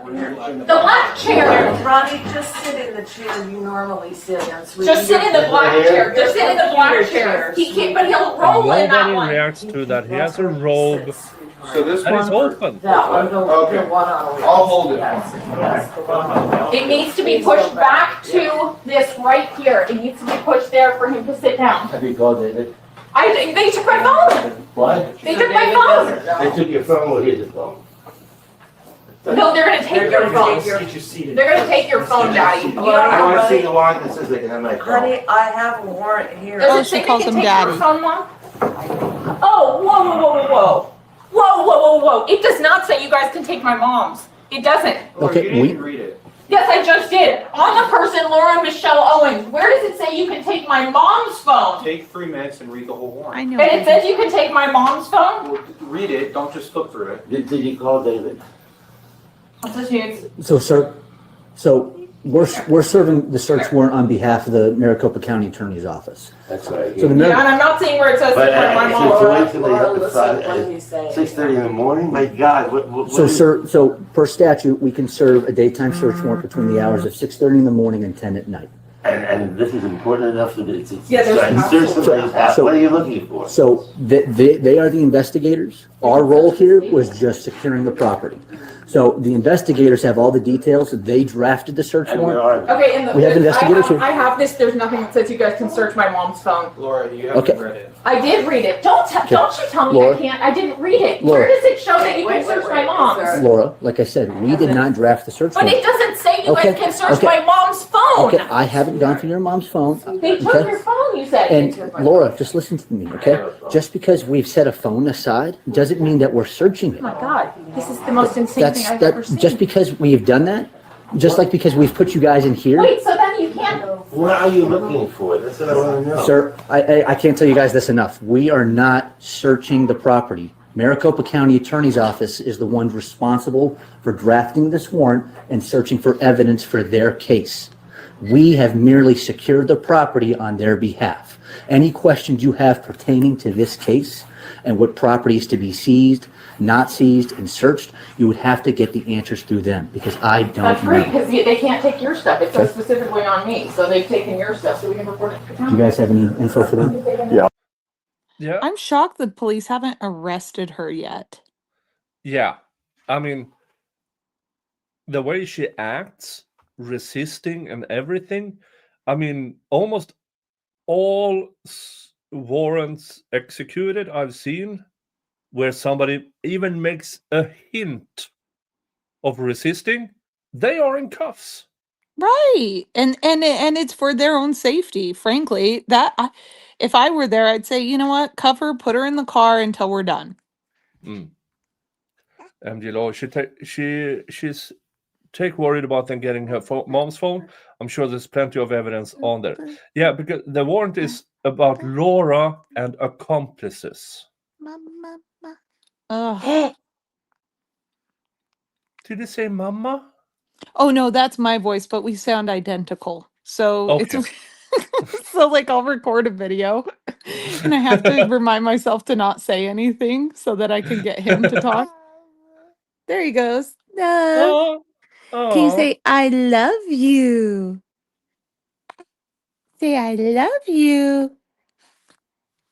It's so cute when he does it. It's the cutest thing. He doesn't know what it means yet, but he's really good at it. And it's really adorable. oh, baby. If he does it, I'll turn on my audio if he does it. Oh, I miss the guy. I need to return. He liked you. I was impressed. He Yeah. really loved you. He loved looking Oh, at you, being held. It was cute. oh. Now, next, I will be returning to the States next year, but I'm thinking of Northeast, uh, Boston, driving up to Maine, and then inland, and then back down to Massachusetts. Maine is But the I only mean, state I haven't been to, so maybe I'll meet you up there. oh, yes, yes. I I'm really waiting want to go to Maine. for I'm waiting for them to release the air tickets. Ooh. Yeah, because as of now, I think they only have until September 5th, and I want to go there in the fall when the leaves change. Oh, that Yeah, sounds, yeah, beautiful. yeah, Vermont, especially, I would love to see mm. that. Yeah, and since I'm also half covering the Turtle Boy thing in Massachusetts, I want to go to Canton, Massachusetts in a rubber duck suit. Can I say something that I'm sure I'm going to get a lot of pushback on? And you're welcome to disabuse me of this notion. But my impression of Turtle Boy is that I think he's been so unfairly targeted that he doesn't know who his friends and his enemies Oh are. yeah, And oh I yeah, feel like he kind of misdirects a lot of his anger sometimes, and his fans tend to follow. yeah. And I just don't want to be the subject of that. Mm. So I I just mean, stay away from that case. yeah, there are so many content creators who has for the past 2 years only been about this case with with her and Turtle Boy, and now all of a sudden you have the civil case, and civil cases got drag on for years. But the criminal case against Turtle Boy, that's another thing. So all of a sudden you have these people who have made a decent amount of money covering the Karen Reed case. All of a sudden they don't know what to do.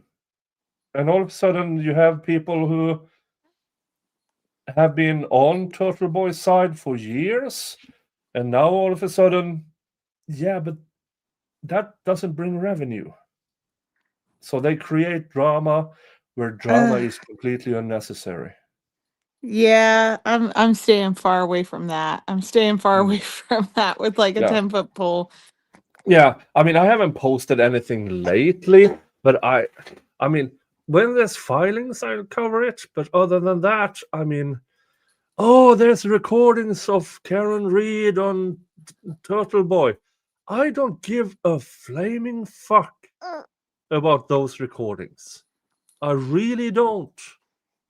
Because unless and until it's entered as evidence in the proceedings, for me, they don't exist. I mean, seriously. Jeez. All right, sorry. Didn't mean to distract, but No, no, I would never wish, Nick, I would never wish infertility on anyone, okay? no, no, no. But what I will say is thank God, I'm pretty sure her being that skinny, she's probably not ovulating.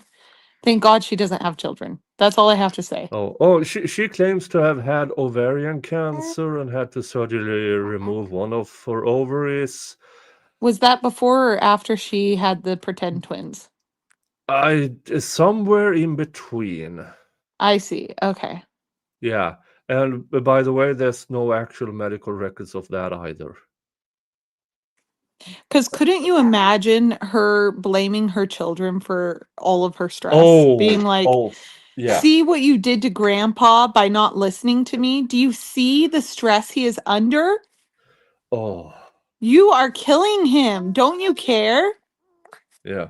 And I mean, there's so many people out there. I mean, a friend of mine and his wife, they tried for years, and it just never happened. And then they tried to adopt, but they were both 45 at the time. And in Sweden, after once you're 45, you're not eligible. for adoption. Oh, so no Daddy Warbucks beliefs there, huh? No, and I'm so sad because they are really such an amazing couple. And now, me and my now this is 20 years ago. Me and my then nothing happened, and not because it was nothing wrong with either of us. It was just we weren't compatible, and she wanted to become a mom, so we broke up. She found a new man, and now she has 2 adorable kids. Oh, that's Yeah. so. See, I love that. I've broken up with Mm. guys when I was dating because they didn't want to have kids. Yeah. Now, sadly, it took me off the schedule for about 10 years. And then and now I'm too old for this shit. And my sisters are populating the world anyways. Yeah, I mean, if you have kids around you, listen, kids aren't for Yeah. everybody, Mhm. but everybody has the potential of being a good parent. I truly Yeah, believe that, except for Laura Owens. Except for This Laura. is testing my belief in that. But I'll Yeah. tell you, Megan Fox says that the ovarian cancer and the removal of one of her ovaries happened allegedly before the pretend twins, which makes her story of the pretend twins even more implausible because typically the types of twins that you would get is, a release of 2 eggs Oh, that that are was a different fertilized at the set of same pretend time. twins. Okay, that was the case in between. Oh, okay. So the more rare situation is an embryo that Oh, splits. was that the Greg Gillespie case? I don't know, but Yeah, because you have if- Clayton Eckert, Greg Gillespie, and Michael Maricino. Those are the people who gone out in public. But there are other victims. but Yeah. having an ovary removed and then getting pregnant with babies, especially twins, is just is so much bullshit. Yeah. And the way she starve herself for attention and stuff like that. I mean, yeah, I'm not. Ah, Jar is here. Hey, Jar. I haven't seen you in a while. Hello, Jar. Jar was a staple during my YSL trial. Jar showed Aw. up and made everything better. Hello, Aw. Jar. Good to have you here. Good to have you here. Huh. Okay, let's see the final minutes of this. So, ladies, and sir, these are the county attorney office detectives. They have the intelligence and the information on the case. Any questions that you have, they may or may not be at liberty to answer based on the severity of the case or whatever they're investigating, but they are the ones with the information behind it. I do not have any information to provide you. Like I said, the Scottsdale Police Department, because you reside in Scottsdale, was tasked with securing the property. If you guys lived in Phoenix Police Department, yes, sir, we can serve a warrant between 6:30. You can, but I mean, isn't there a little bit of discretion involved? I mean, we're not talking about it.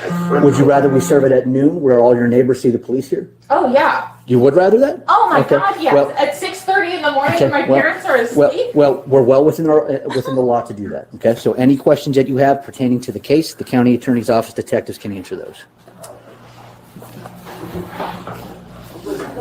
How many officers showed up? I'm counting like 12. Yeah, about a dozen. And where are my dogs? Your dogs are still in the casita. Both of the dogs. Yep, they're both in there. Because one of them falls into the pool. Nope, it's not gonna happen because they're both in there. Okay. Yeah, in your filthy room. When did my mom get her dogs and there was anything in here that my mom had? Okay, so you guys are, I think you said you guys were the county attorney. They're with the county attorney's office. They'll be able to answer your questions. You still on tape? And I got the doorbell camera too. We're gonna be clearing out of here. Okay. So I think you guys are good. So we'll let our dispatchers know that you guys are still here investigating. Yep. So if you guys need help, I don't think we have comms with you guys. Okay. But if you needed us to respond, just 911 or whatever. Sounds good. Thank you. Hey guys, thank you very much. Thank you. Appreciate all your help. Bye. Yeah, that was that. Sadly, there are no body cams on the investigators. I would have loved to see that. I would have loved to see that. But seriously, Megan Fox! Megan Fox! Well, hello there. Hello, taxi. Hey, and then I had to make dinner. It was a whole thing. But no, so the ovary was a really interesting part of the story because while she was pulling another twin pregnancy con on Mike Maricini, she also at the same time was claiming ovarian cancer. And she even claimed bizarrely that she had an abortion and an oophorectomy at the same time. You can do that? I looked it up and you can do it. You can, but it's pretty rare. Yeah, I would think that there's complication risks like bleeding and There's so much evidence that she doctored the medical records. This was at the time when she was providing medical letters from doctors that said things like, Laura, you are 100% right. Your boyfriend is wrong. And you need to tell your boyfriend that he should support you at this time. Does that sound like any? Oh, yeah. Oh, yeah, Danny. Oh, yeah. And please save this for your records to show the judge. God, it's so funny. And that's why we raised money for Mike Maricini to get a forensic expert to download his laptop because he had all of the text messages that showed all of this, including the faked letters, right? Well, so what came off of that was then as soon as he gave those to Greg Woodnick for the Arizona trial, and Greg tried to put them in as evidence that she had an ovary removed and she couldn't possibly be, and she had like PCOS and all this other stuff. She couldn't possibly be pregnant. She suddenly goes, those are not real. Those aren't mine. What? Oh yeah. She said, those aren't mine. That's one of the perjury. I bet that's one of the perjury charges they're hitting her with. They didn't specify the 4 charges of perjury. We don't know what things they're going after her for, but if they're not going after her for that, they're crazy because it's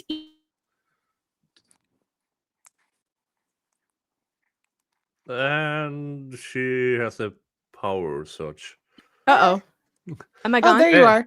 So if they're not going after that, they're crazy because... They're crazy because it's very easy to prove because the doctors that she used are real doctors. So all that the prosecutors have to do is subpoena the doctors and say, did you write this? Did she make those comments under oath? Yes. In court. Well, then, yeah. Oh, well then, yeah. I mean, take your pick. I think I think that's what they're doing. They're not being specific because they're like, let us show you the many ways in which her she is perjurous dumbass, and stuff. her dumbass attorney, David Gingras, put it in filings and claimed that those medical records were forged or doctored. And we were like, yeah, we know by your client. Oh my gosh. He's insane. How does he have his license still? I don't know, but I don't think he's going to have it for long. And he knows that too, because he's been making noise about starting all over again and leaving the state of Arizona on his own terms instead of letting the bar take his license. I think he may retire his license. I mean, you can do that. The bar can still come after you though. Even if you do that. So like there's a couple of cases I've read in the back of the bar journal, because that's the only reason you read the bar journal every month. In the back, there's quite a few cases where basically people retire their license in lieu of having it revoked entirely. And so, I have seen those cases, but those are in cases where it's not intentional. Here, it's pretty damn clear that he knew that these were doctored by her. There's no way. Right? Well, he loves to say it was before my time. I don't know anything before my time. He puts distance between himself and that if you put it in your own filing, you dunce. I know he's a total dummy, but that's not what he's going to get in trouble for with the bar. He's going to get in trouble because he got a DUI in July, a second one. This will be the second one on Okay. his record. And he has 11 bar complaints against him, including one from Judge Mata, who filed a very serious bar complaint against him for sending his client baseball signals while she was on the stand that the judge witnessed, and so did all of us. Oh my Yeah. gosh. Well, if He there's was any under consolation, cross-examination. even if he drops his license in Arizona and moves to another state, if he tries to do that and there's pending bar complaints against him that he doesn't raise with the new application, he can get permabanned from the next state too. Yeah, and I have to say I don't have much hope in the Arizona bar because they've been very lax to do anything about him. They still haven't done anything, and they have so much evidence. They've been sitting on that bar complaint from the judge for months, and now in that time that they were sitting on the bar complaint, he got a DUI at midnight, 3 minutes away from Laura's house, and the very next day, Laura filed something that had an affidavit in it from David. What are the chances that David was at Laura's casita knocking back a few? Yeah. Pretty high. But I don't know. I mean, a DUI does not a disbarment make, generally It's speaking. his second one. It They could had be to his discipline him the third. first time. I know. It could be Well, his third. here's the thing. Here's He'd why still be in. Here's why I'm saying they're not going to do anything to him. They just don't care. They don't. They should have already sentenced him at the very least to substance abuse counseling and to mandatory like piss tests. And they haven't. And the guy is clearly about to have he's having a mental breakdown. He's having some kind of crisis. I hate to good. say I feel sorry for him, but I almost kind of do. He's deep into an addiction of some sort, and he is going off the rails. And nobody in his life seems, including the bar who has authority over him, don't seem to care to get him some help. It's because substance abuse is a workplace Yeah. hazard for attorneys. That's why. Yeah. That's why. I mean, we had AA come and speak to us our first day in orientation at law school. So They're like, take a card, you're wish going I to was need making it. that up. Yeah. So, I don't see him getting in trouble there. Where he could get in trouble, it's that judge bar complaint that will get him in That one, trouble if they ever and catch up to also it. that Oh, one, yeah. and also the bar complaint from Mike Maricini alleging witness intimidation, which he absolutely did, and it's in writing, not only in writing, but it is completely recorded by the court because even though he had an in-chambers meeting with Judge Mata and Greg Woodnick, Clayton's attorney, telling the judge, my client is terrified of Mike Maricini. She has a restraining order and she shouldn't have to be in the same room with him. And the judge saying to him, no, I'm going to allow it because court security has it under control. There will be no events in my courtroom. And so I'm basically saying he can be here even though there's a restraining order because nothing's going to happen because she's under my protection, right? Right. Because this is the court and people with restraining orders have to show up in the same courtroom all the time. Right. And even after that conversation, David Gingras walked directly out of the judge's chambers and called 911 and had the Scottsdale police show up at the courthouse and try to get Mike Maricini arrested for violating a court order. It was insane and outrageous. He also tried to get Mike Maricini not to appear under lawful subpoena. He had a lawful subpoena to be there. And he tried to scare him into appearing by saying, I will have you arrested if you do so. Oh my gosh. And then he tried. Cat Lady Ballerina, thank you so much for $10. Perjury charges: 1, telling Judge Doody no hooking up since 2021. 2, claiming sonogram was hers in depot. 3, claiming dad belly pick was her. 4, saying that's my pregnant stomach for belly pick. Number 3, the claiming the dad belly pick was her. Danny, you didn't know this part, but you heard that she stole her sister's sonogram. She also stole a video or a photograph. I don't remember if it was a video or a photograph of her sister with her face cut off, visiting her dad in the hospital with a pregnant belly and dad touching the belly and saying it was her. Oh, that's nasty. Oh, yeah. Real That's bad. so dirty. I hope that poor sister goes non-contact. And seriously, that's so sad. That is I know. so sad. I can't eat. Well, I can because I actually have people in my life with histrionic disorders. Yeah, and I do think she does have a lot of mental problems going on, but I don't think it will stop her from being able to stand trial. She does know that she has deceived people. She knows she's deceiving. She knows she's in the process of deceiving when she does these things. She Yeah. knows she was not pregnant, which is why she had to order HCG injections, which is why she was injecting herself with HCG. A person who is deep in delusion and really believes they're pregnant doesn't do that. They don't go to those kinds because they believe they're pregnant. She never believed she was pregnant. She faked it. And she tried to harm people intentionally. And Well, she's I done was that taking for- the HCG to maintain my risky pregnancy. Oh, by the way, Megs. Yeah.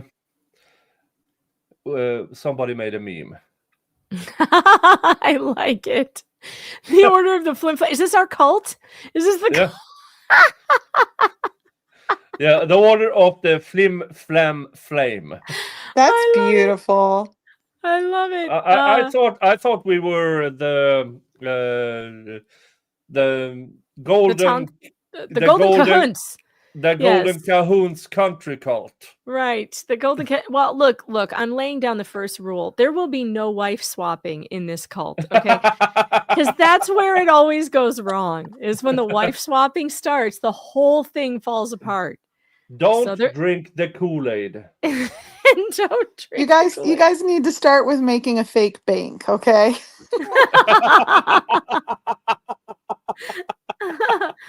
Oh. Today, the San Francisco judge told her she'd have Mike and Greg in person to bed. Yeah. So interestingly enough, one of the reasons that Laura was trying to renew the restraining order against Mike is she was using that incident at the July hearing in Arizona to say that he violated the restraining order by coming to court under lawful subpoena. It's never going to fly.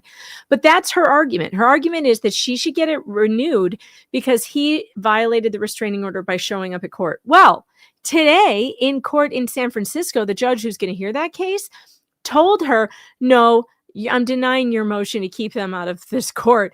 No one who has a restraining order or you have a restraining order against is being kept out of court. If they're on the witness list, they're going to be here and you're going to have to put up with it. So how does she expect to win this argument that she needs to renew this restraining order against Mike Maricini based on the very thing the judge says her other restrained people can do? Because she just says stuff and things just happen the way she wants it to happen, Megan. That's how. It's just crazy. It's full delusion. Full delusion. Is there still more of the footage? Is there still more to go? No, I want more. I know, I want more too. Hold on a while, because Schnitzel Ninja has uploaded all. Oh, we can watch it from different angles now. Yeah. Let's watch it from different cameras. Yay! Let's do it. Let's go back to Delulu Land. Yay! I like the one. Did you guys? I wasn't watching. I was cooking dinner, so I couldn't watch what footage. I was just listening to it. Did you get the close up of her face from the guy who was holding her while she was screaming, "You're hurting me"? Did we get a close up of her face? I saw her that was arm. Great. You saw her, so maybe that was the angle. I think that was the. Well, there's another angle then. There's another angle from one of the officers who's standing in the living room facing the hallway. That's pretty funny because you can tell that she came up against this wall of a man who is not letting her past, and she is flipping the fuck out. And he's like, "I'm not hurting you, Laura." And you can see his hands are. Do you have that one? That one's a good one because you can see him point and say, "No, you go sit down over there." And it's like the first time in her whole damn life anybody's ever said no to her. And it's beautiful. I mean, it's beautiful. You can see her melting down because of it. This is so inappropriate of you guys sitting here. Where are you guys? My dad is handicapped. You know what? I can see my dad. I can't see. My dad can't. I want to see my dad who is handicapped. I'm sorry. Come to the front room. He can't stand up. You guys, Laura. he's gonna fall. I'm gonna help he him. can't I'm going to stand. Laura, we got it taken care of. Please, you're hurting me. You are hurting. No, you weren't. You were hurting me. I want to see my Do you want me to put you in dad. handcuffs? Yeah, that's what I want. I want to see my Go to the front father. room. You are hurting me. I'm You barely are touching hurting you. me, and My there's hands are going to be a open. report for what you It's have all on done. camera I right here. Laura, guarantee come to you, the front room. I will have bruises from this. I guarantee you, Come I on. will. Laura, come on. I'd like to see my father, please. You just saw him. Laura. No, and I don't know where my mom Don't make me put you in is. handcuffs. Just cooperate. Come on. These people are horrible. There's like 800 guns tonight. I can see them. This is so inappropriate. I asked for you because I said I didn't know if they were real or not. I really still don't even know if they put all their guns thrown at me. I'm sorry. This is so. A few of these guys are my size. Oh, they're big guys. They pulled Yeah. out. They feed them well in Scottsdale. Yeah. They are also this is the hot SWAT team, by the way. If I haven't been able to comment on it yet, but my God, they're all fantastic looking. If she had been playing her cards right, she would have been like, "Can I put my makeup on first? And how about I sit pretty and wear a low cut top on the couch? Maybe one of you will bite." I think their hoarder room with dog poo kind of. Yeah, that probably killed it. Yeah. Megan, But you then sure you again- don't want to rethink the wife swapping rule? Well, if these cops join, maybe there might be an exception for the Scottsdale SWAT team. They are unbelievable. Very, very good looking cats, like for sure. And in fact, that had to absolutely kill her. Having these terribly good looking men at her lowest moment, and they're all her type. They're all 6'4" and built like athletes, Yeah, but she couldn't get pregnant by them, so it's infuriating her. Oh, don't underestimate her. She might be pregnant right now. You never know. Probably from the guy who was grabbing her arm and leaving bruises. Probably. I'm looking for the one with the footage from the guy in the hallway because it's really funny. Because I love watching it from this other angle because this guy you can just tell she is not getting past this man.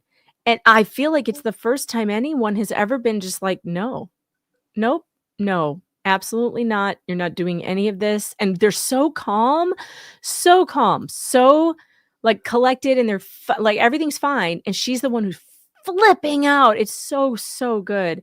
I'm going through these trying to find out. It's not number 10. And I have number 6, maybe. No. Let me see. No, it's not number 6. It's not 11. It might be 12. Let's see. Is it 12? Oh, yep. It's 12. It's 12. Yep. Go to the 9-minute 51 mark on 12. Advised her to come out, so she should be coming out. Okay, yeah, I think the other two went back there. Yeah. Okay.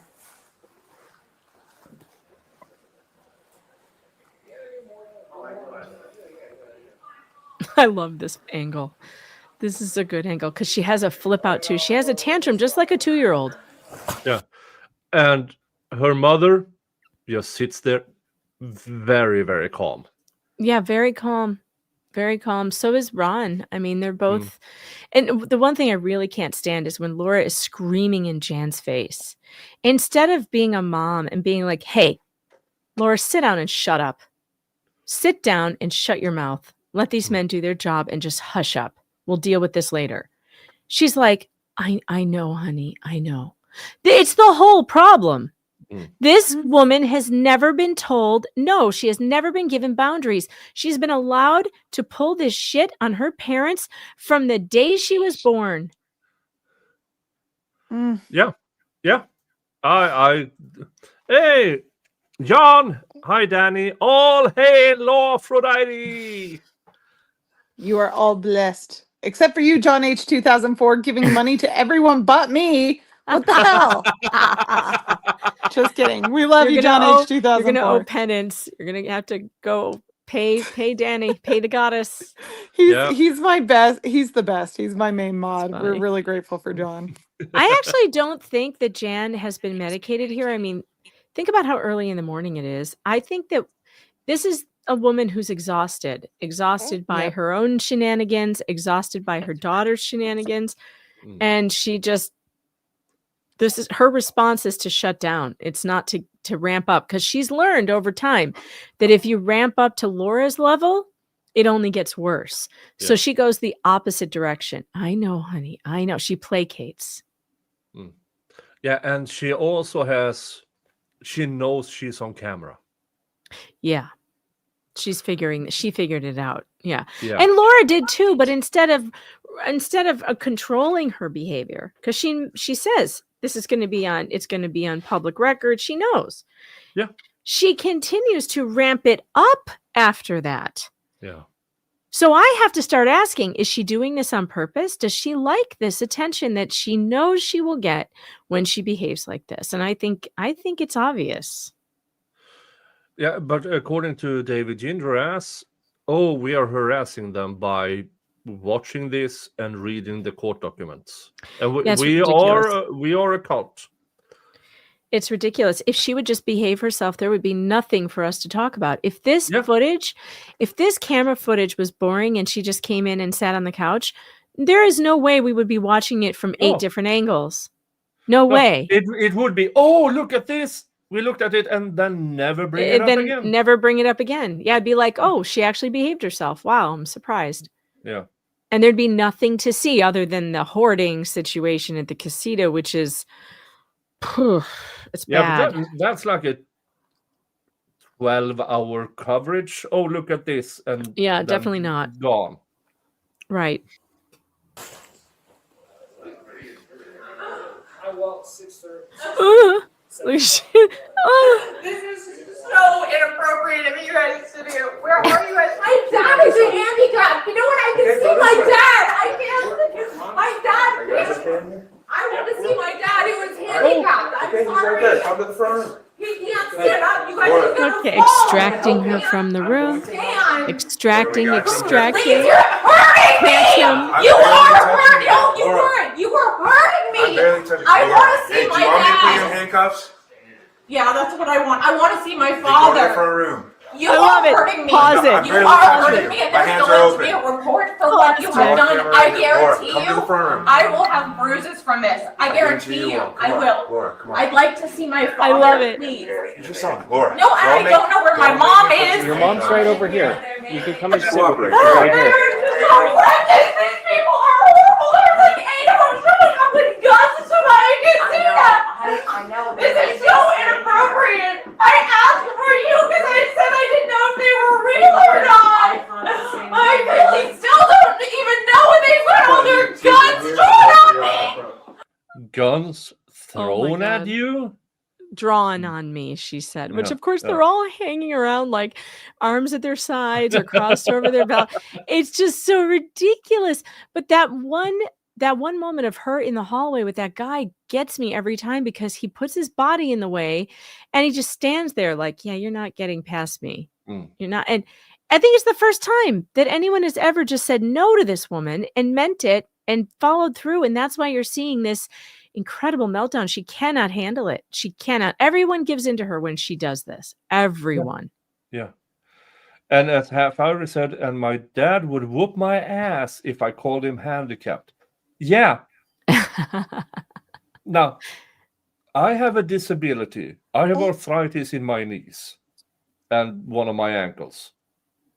Don't you fucking dare call me handicapped. Yeah, she's doing it for the sympathy. And also, I love this part. I love this view, because you're going to see Ron come out using the walker like a pro. Like he does it every day. Like he does it every freaking day. And yet she's screaming he doesn't use a walker. Laura, you don't know much about your dad, do you? You're probably not there very often, are you? Yeah, You're not and paying. You're not in her taking care of him for sure because you didn't even know he had a walker, and you Mm. had no idea that he could use it. Yeah, but in her filings, he needs 24/7 care, and she's there on a daily basis. Yeah, she's And in the I casita plotting her little Yeah, scams. she doesn't do shit. If Nope. anything, she's making her father's condition worse. Yep. She also doesn't know which chair he sits in. Because if you notice when we get to the big chair dilemma, the chair gate, she tells him to sit in the black chair, and she's like so sure he needs to sit in the black chair. Jan, on the other hand, says, Ron, sit in the chair you always sit in, and it's not the black chair. So Laura doesn't know what his favorite chair is or the chair that they put him in. She doesn't even know it. So this is an interesting thing. I don't think she has much knowledge about her dad's condition at all. I don't think she's taking care of him at all. She doesn't give a shit. She's completely focused on herself. Yeah, but it's like her continuance filing. Oh, I have my dad is this. I have a condition. Okay, where's your fucking papers? Who's willing to bet that they search her mom's phone and like half of the texts from Laura are, Mom, can you bring me a sandwich? Mom, did you get the water I asked for? Mom, this is not the soda I asked you to buy. She's like, Mom, I need more chicken nuggies. I'm sure, though, that her mother's phone has a lot of evidence on it. And I wish they did have a warrant to search it. I don't think they did. I do think that Jan might be the accomplice because she flips out over her mom's phone being taken. She does not do the same thing about Ron's phone, you notice. Yeah. Mm-hmm.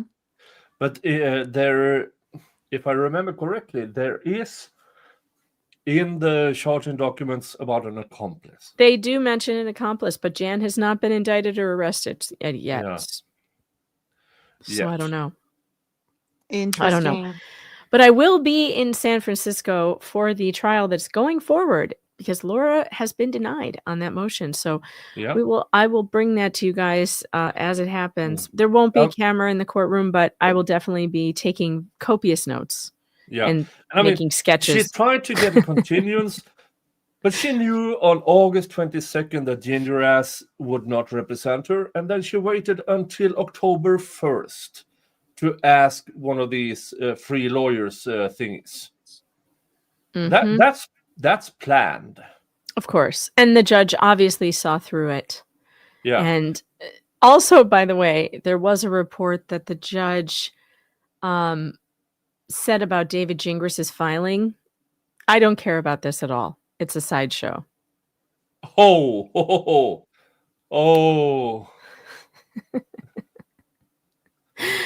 Which is hilarious and also true. It is a sideshow, and he had no reason to file it. Stupid.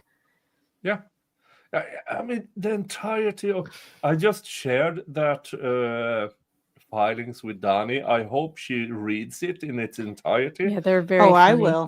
I will. And please believe me, I know Lauren Knighty very well. Nothing he says about her is correct.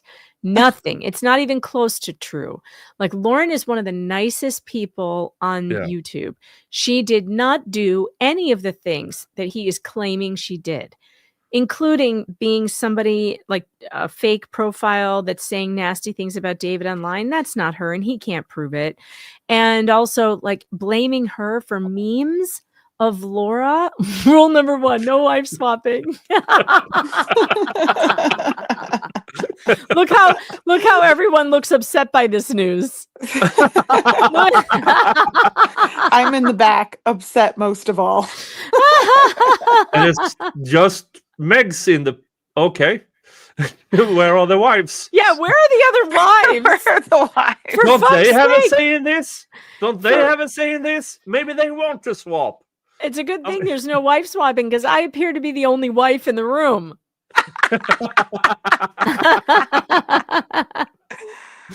Oh, that's so funny. Oh, your meme makers are amazing. Aren't they good? I know. They're fast. They're very fast. They're very, very fast. Yeah, They're this is very funny. JK Debug, and he is JKD is amazing. Yeah. Yeah. Yep. So is Man. John H. 2004. I love you. Please don't stop giving me money and being my moderator. Oh, that's so funny. Yeah, MG, we don't see any other wives either. I'm a little concerned about this cult. Yeah, it seems a bit. The ratio between women and men here. It's male centric. It's a male centric cult, I guess. Yeah, apparently, which is odd because in the Owens case, most are women. So you're a Smurf. This is what this is. This is a Smurf cult. MG says, so would it even be swapping? Right. There's no swap. No, I think they just call that a gangbang.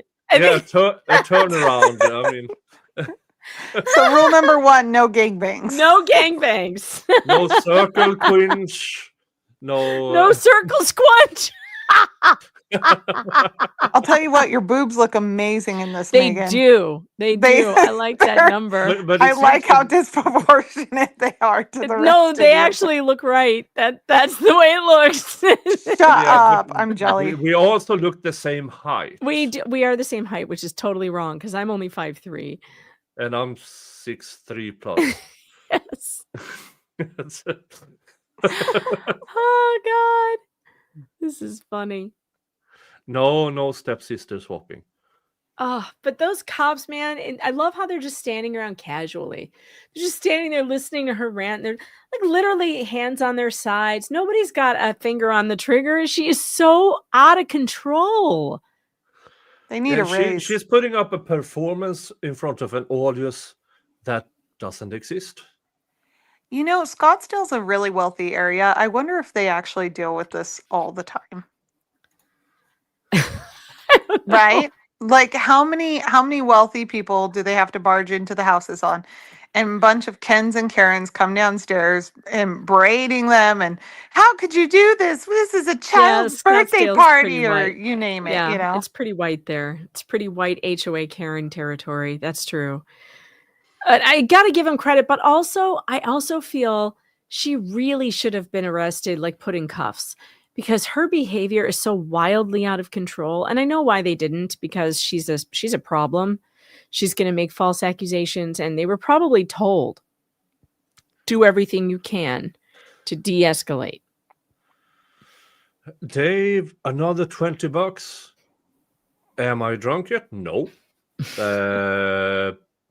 I have no idea where we are on the Wheel of Regrets. Well, let's just say there's another spin. Let's just spin it. Uh-huh. Dun, dun, dun, dun, dun, dun. Dun, dun, dun, dun, dun, dun. If Dun, we dun, land dun, on dun. bourbon, No, fuck no. No hot sauce. Just take the hot sauce out. What he wanted. No, nobody wants that. No, that's Everyone the one wants that, bourbon. MLS We wanted. want bourbon. No, We're getting fuck candy. this. Just Why don't you just drink bourbon? yeah, we need bourbon, not hot sauce or gin. Gin will work. You're gonna get gin. Yay! By pure chance. All right, if you have your bingo squares, check off paneled cheats. You can check off paneled cheats on your bingo cards. Where's the... Oh, there it is. Well, I'll take Temple a shot of the Moon bourbon, Gin 'cause that's from what I have. Utah, local distillery. Aww. Yeah, and by the way, Jeff only got 5 bottles home. I got 8. Oh, that's what's important. Beating Jeff's legacy. You know, it really is. Don't let that guy show you up. And it's a record that will stand because Jeff can't do shit about Because it. he can't do shit about it now. Oh my God. Cheers. We're telling Jeff And his it dead is jokes. the- This is terrible. Been there, Cheers. broke that from Moab. All right, I'm just gonna go ahead and drink it straight out of the bottle because I don't Oh. I don't appear to have a cup. So cheers. Oh, the baby's asleep. I can go have a. No, he's about to wake up. Never mind.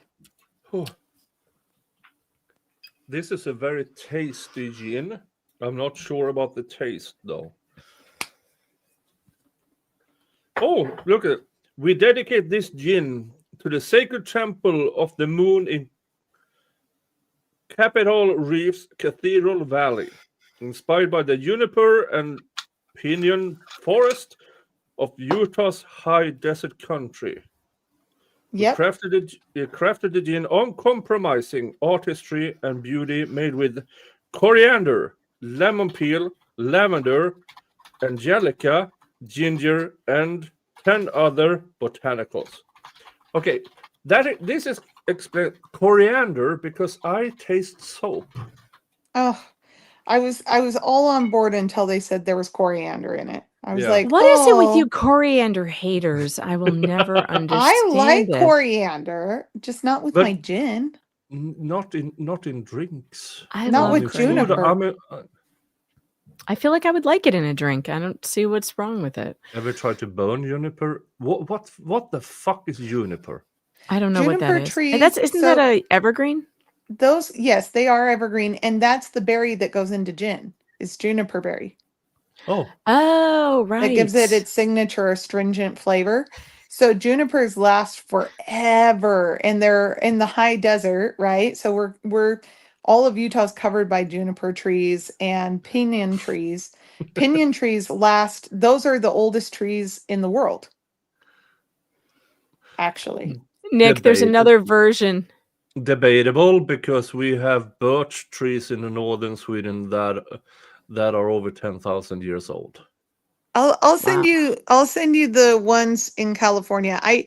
The oldest one that they have on record in California. So one of the oldest they ever had on record got cut down by the scientist I who know. was researching it, and then the other Yeah. one they've like hidden, like they won't even name it. I know. So I saw the video quite recently because it just popped up, and but the 4,800 years on the one they cut down, plus minus 200 years, but there is one that they believe are older.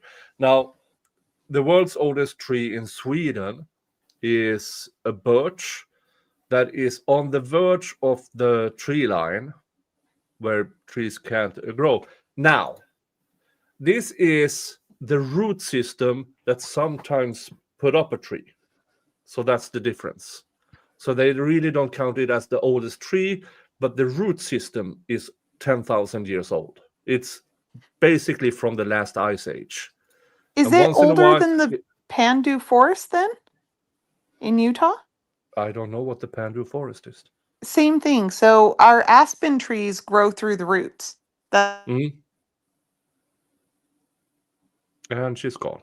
Oh, what happened? Madward say making a late night risotto. Oh, impressive. And drinking more wine than is going to said risotto. That's how you make risotto. You start with tasting the wine. You have to have the juniper. Oh, enbär. Coriander is nothing like cilantro. Okay. Juniper is enbär. That's a bush.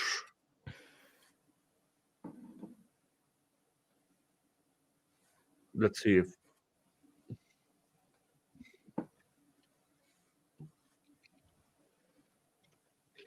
while we There's another meme. I shared it with you. It's another version. They've added JKD has added my drunk dog to it, which is pretty funny. Ooh, let's see here. Dun, dun, dun. Here it is. Ah, The world's the oldest world's tree oldest is a tree. 9,565 old spruce on the mountain. The tree, old Chico, as it is known, was discovered when researchers examined the tree line in the mountains.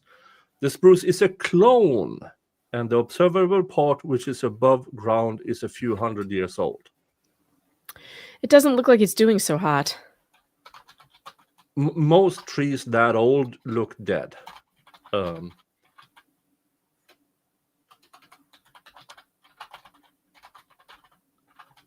Spruces can reproduce by growing new roots from the branches, which is how old Chico has survived through the ages. Okay. So old Chico.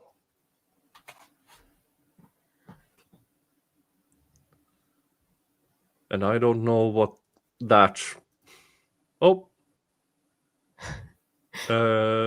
She's He's losing Danny. I don't know Danny's what gone again. I don't know what's going on with her I her don't know. connection. K-Dub's best advice I got from Megan: not everyone is as smart as you, so don't get frustrated. I think that may have come from when my mom, I asked her how she was doing recently, and she said, "Well, I'm terrible. I can't remember anything. And I can't remember words." And I said, "Well, did you talk to the doctor about it?" And she said, "Yes.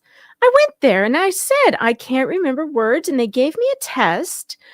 And I passed the test, and she said, you're average for your age." And I said, "Oh, Mom, how does it feel to be average? You're finally average. Now you know."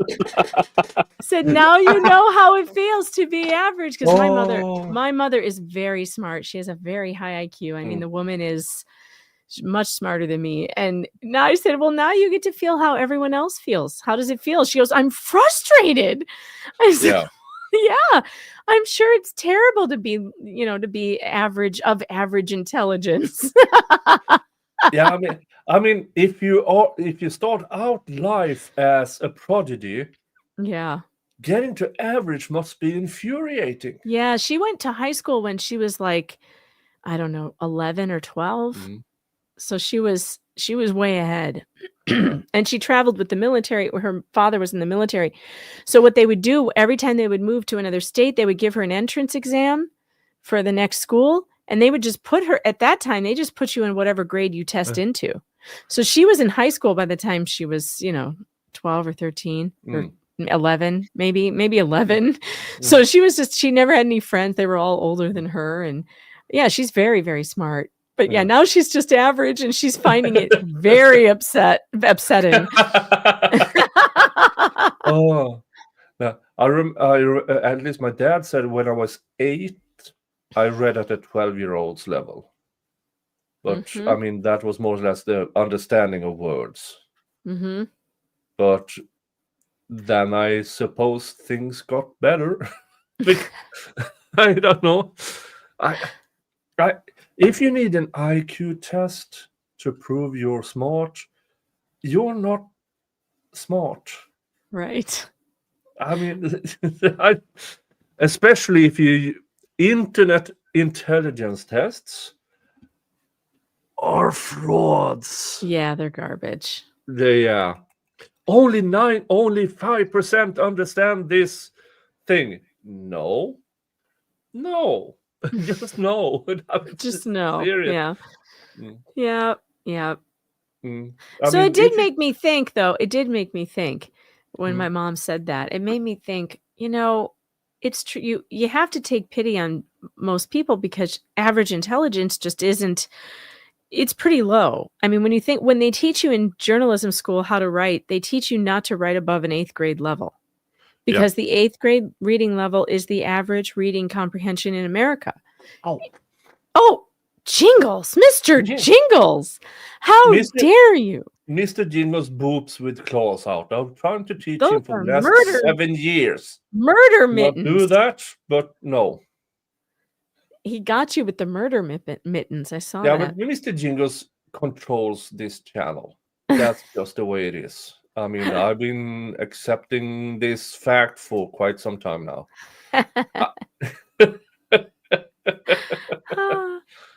Oh, gosh. I just realized I forgot to feed Archie Ruckus his dinner. He must be flipping out right now. That reminded me. I better go feed him because he's a fat dog. So I took him to the vet recently because he's got bad ears, and he needed to go to the vet and get him cleaned out. But I have to get him put down, put under. I almost said down. Oh. Put under for that because he fights. So he was high all day, but I found out that he gained 15 pounds over the last like 8 months. That's way too much. He's so fat. So now I've told the entire house that I'm the only one allowed to feed him, but I totally forgot and I didn't feed him his dinner. So he's probably having a flip out Aw. right now. I know. I need to go feed him. Poor thing. Mr. Jingles looks like, average kitten. He's 16 pounds. Wow. The only reason why he looks this small is because I'm a big guy. You're so big. That's funny. Yeah. So Funny. we kind of believe he has some Norwegian forest in him, but he's just a normal cat. He's beautiful. Yeah.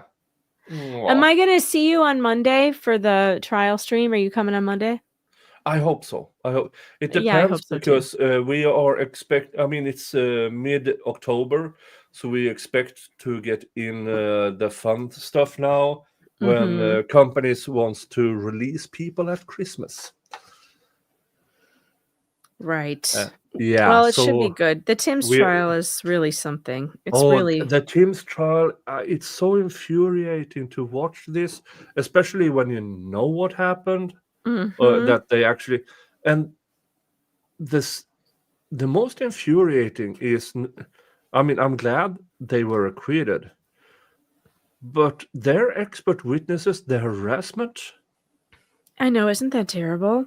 Yeah. So for you who don't know, go over to Meg's channel and watch the Tim's coverage and look at the defense experts that they have presented. Those people are now hesitant to testify because of harassment from hospitals. Isn't that awful? We only have 3 more witnesses to get through. We have Dr. Lisa Hutchinson, Morgan Wilson, who's an RN, and Dr. Michael La Posada. Only 3 more left. So until the closing arguments. So, you guys, it's worth catching up on the replays. It's been a really great trial. Even if you just watch it at, a higher speed, I'm sure you could get through it faster at higher speed. But check out the Tim's playlist. Almost every stream, just pass over the first 15 minutes. Right. It's bullshit. But it's all bullshit. Right. 15, 20 minutes sometimes. All obligatory bullshit you can just skip over. Yeah. But I better run. I better go feed that dog before he starts eating the woodwork. No worries. Folks, I will be sending you over to Jizzy Wisnot. He's doing something. Oh, that's fun. Courtroom Chaos and Cop Fails, the FNL pre-party stream, which is ongoing now. Tomorrow, I will keep reading the Delphi transcript. We are up on July 31st and the closing arguments in and then we are going into the Franks memo.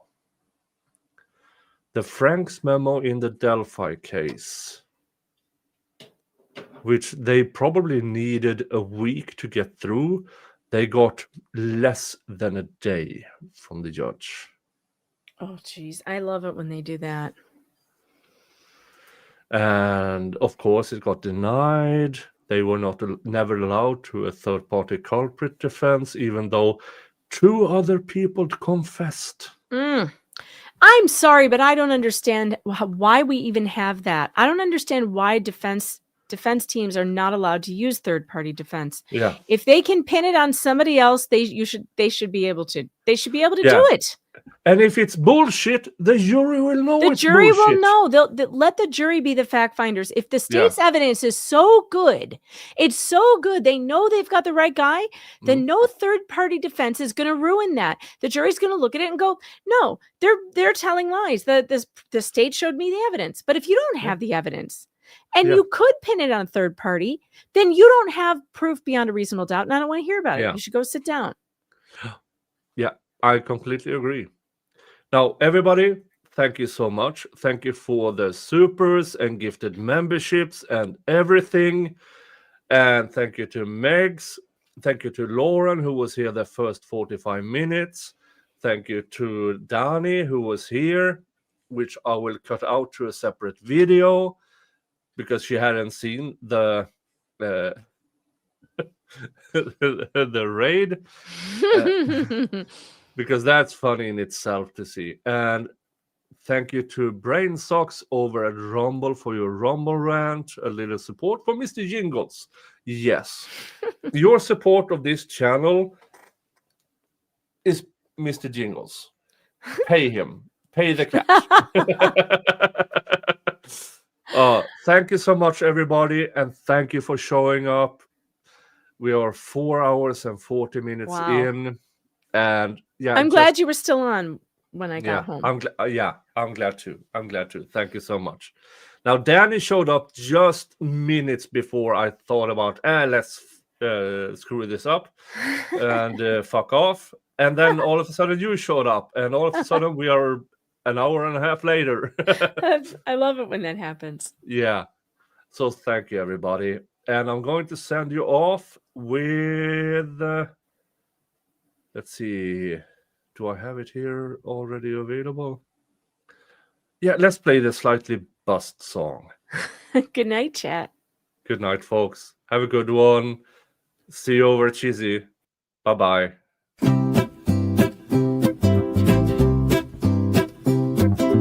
Nick the Viking lawyer's got a brew in hand, streaming wild cases across the land. A courtroom circus, a legal ride, slightly buzzed on justice and a Viking's pride.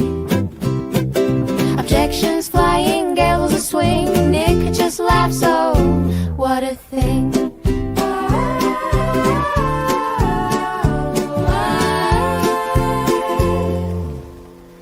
It's a Slightly Buzz Friday lore show where the weirdest trials steal the show. Nick's got the verdict, he's got the flair, with a horned helmet and a lawyer's glare.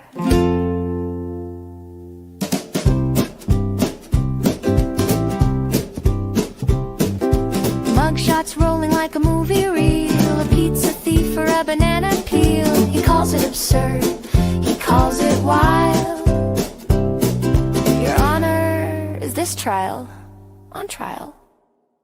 Raise your glass to the streaming king, a Viking lawyer with a legal zing. Don't sue me for fun, I'm here for the lore, and maybe one more drink before we explore. It's a Slightly Buzz Friday lore show where the weirdest trials steal the show. Nick's got the verdict, he's got the flair, with a horn helmet and a lawyer's glare.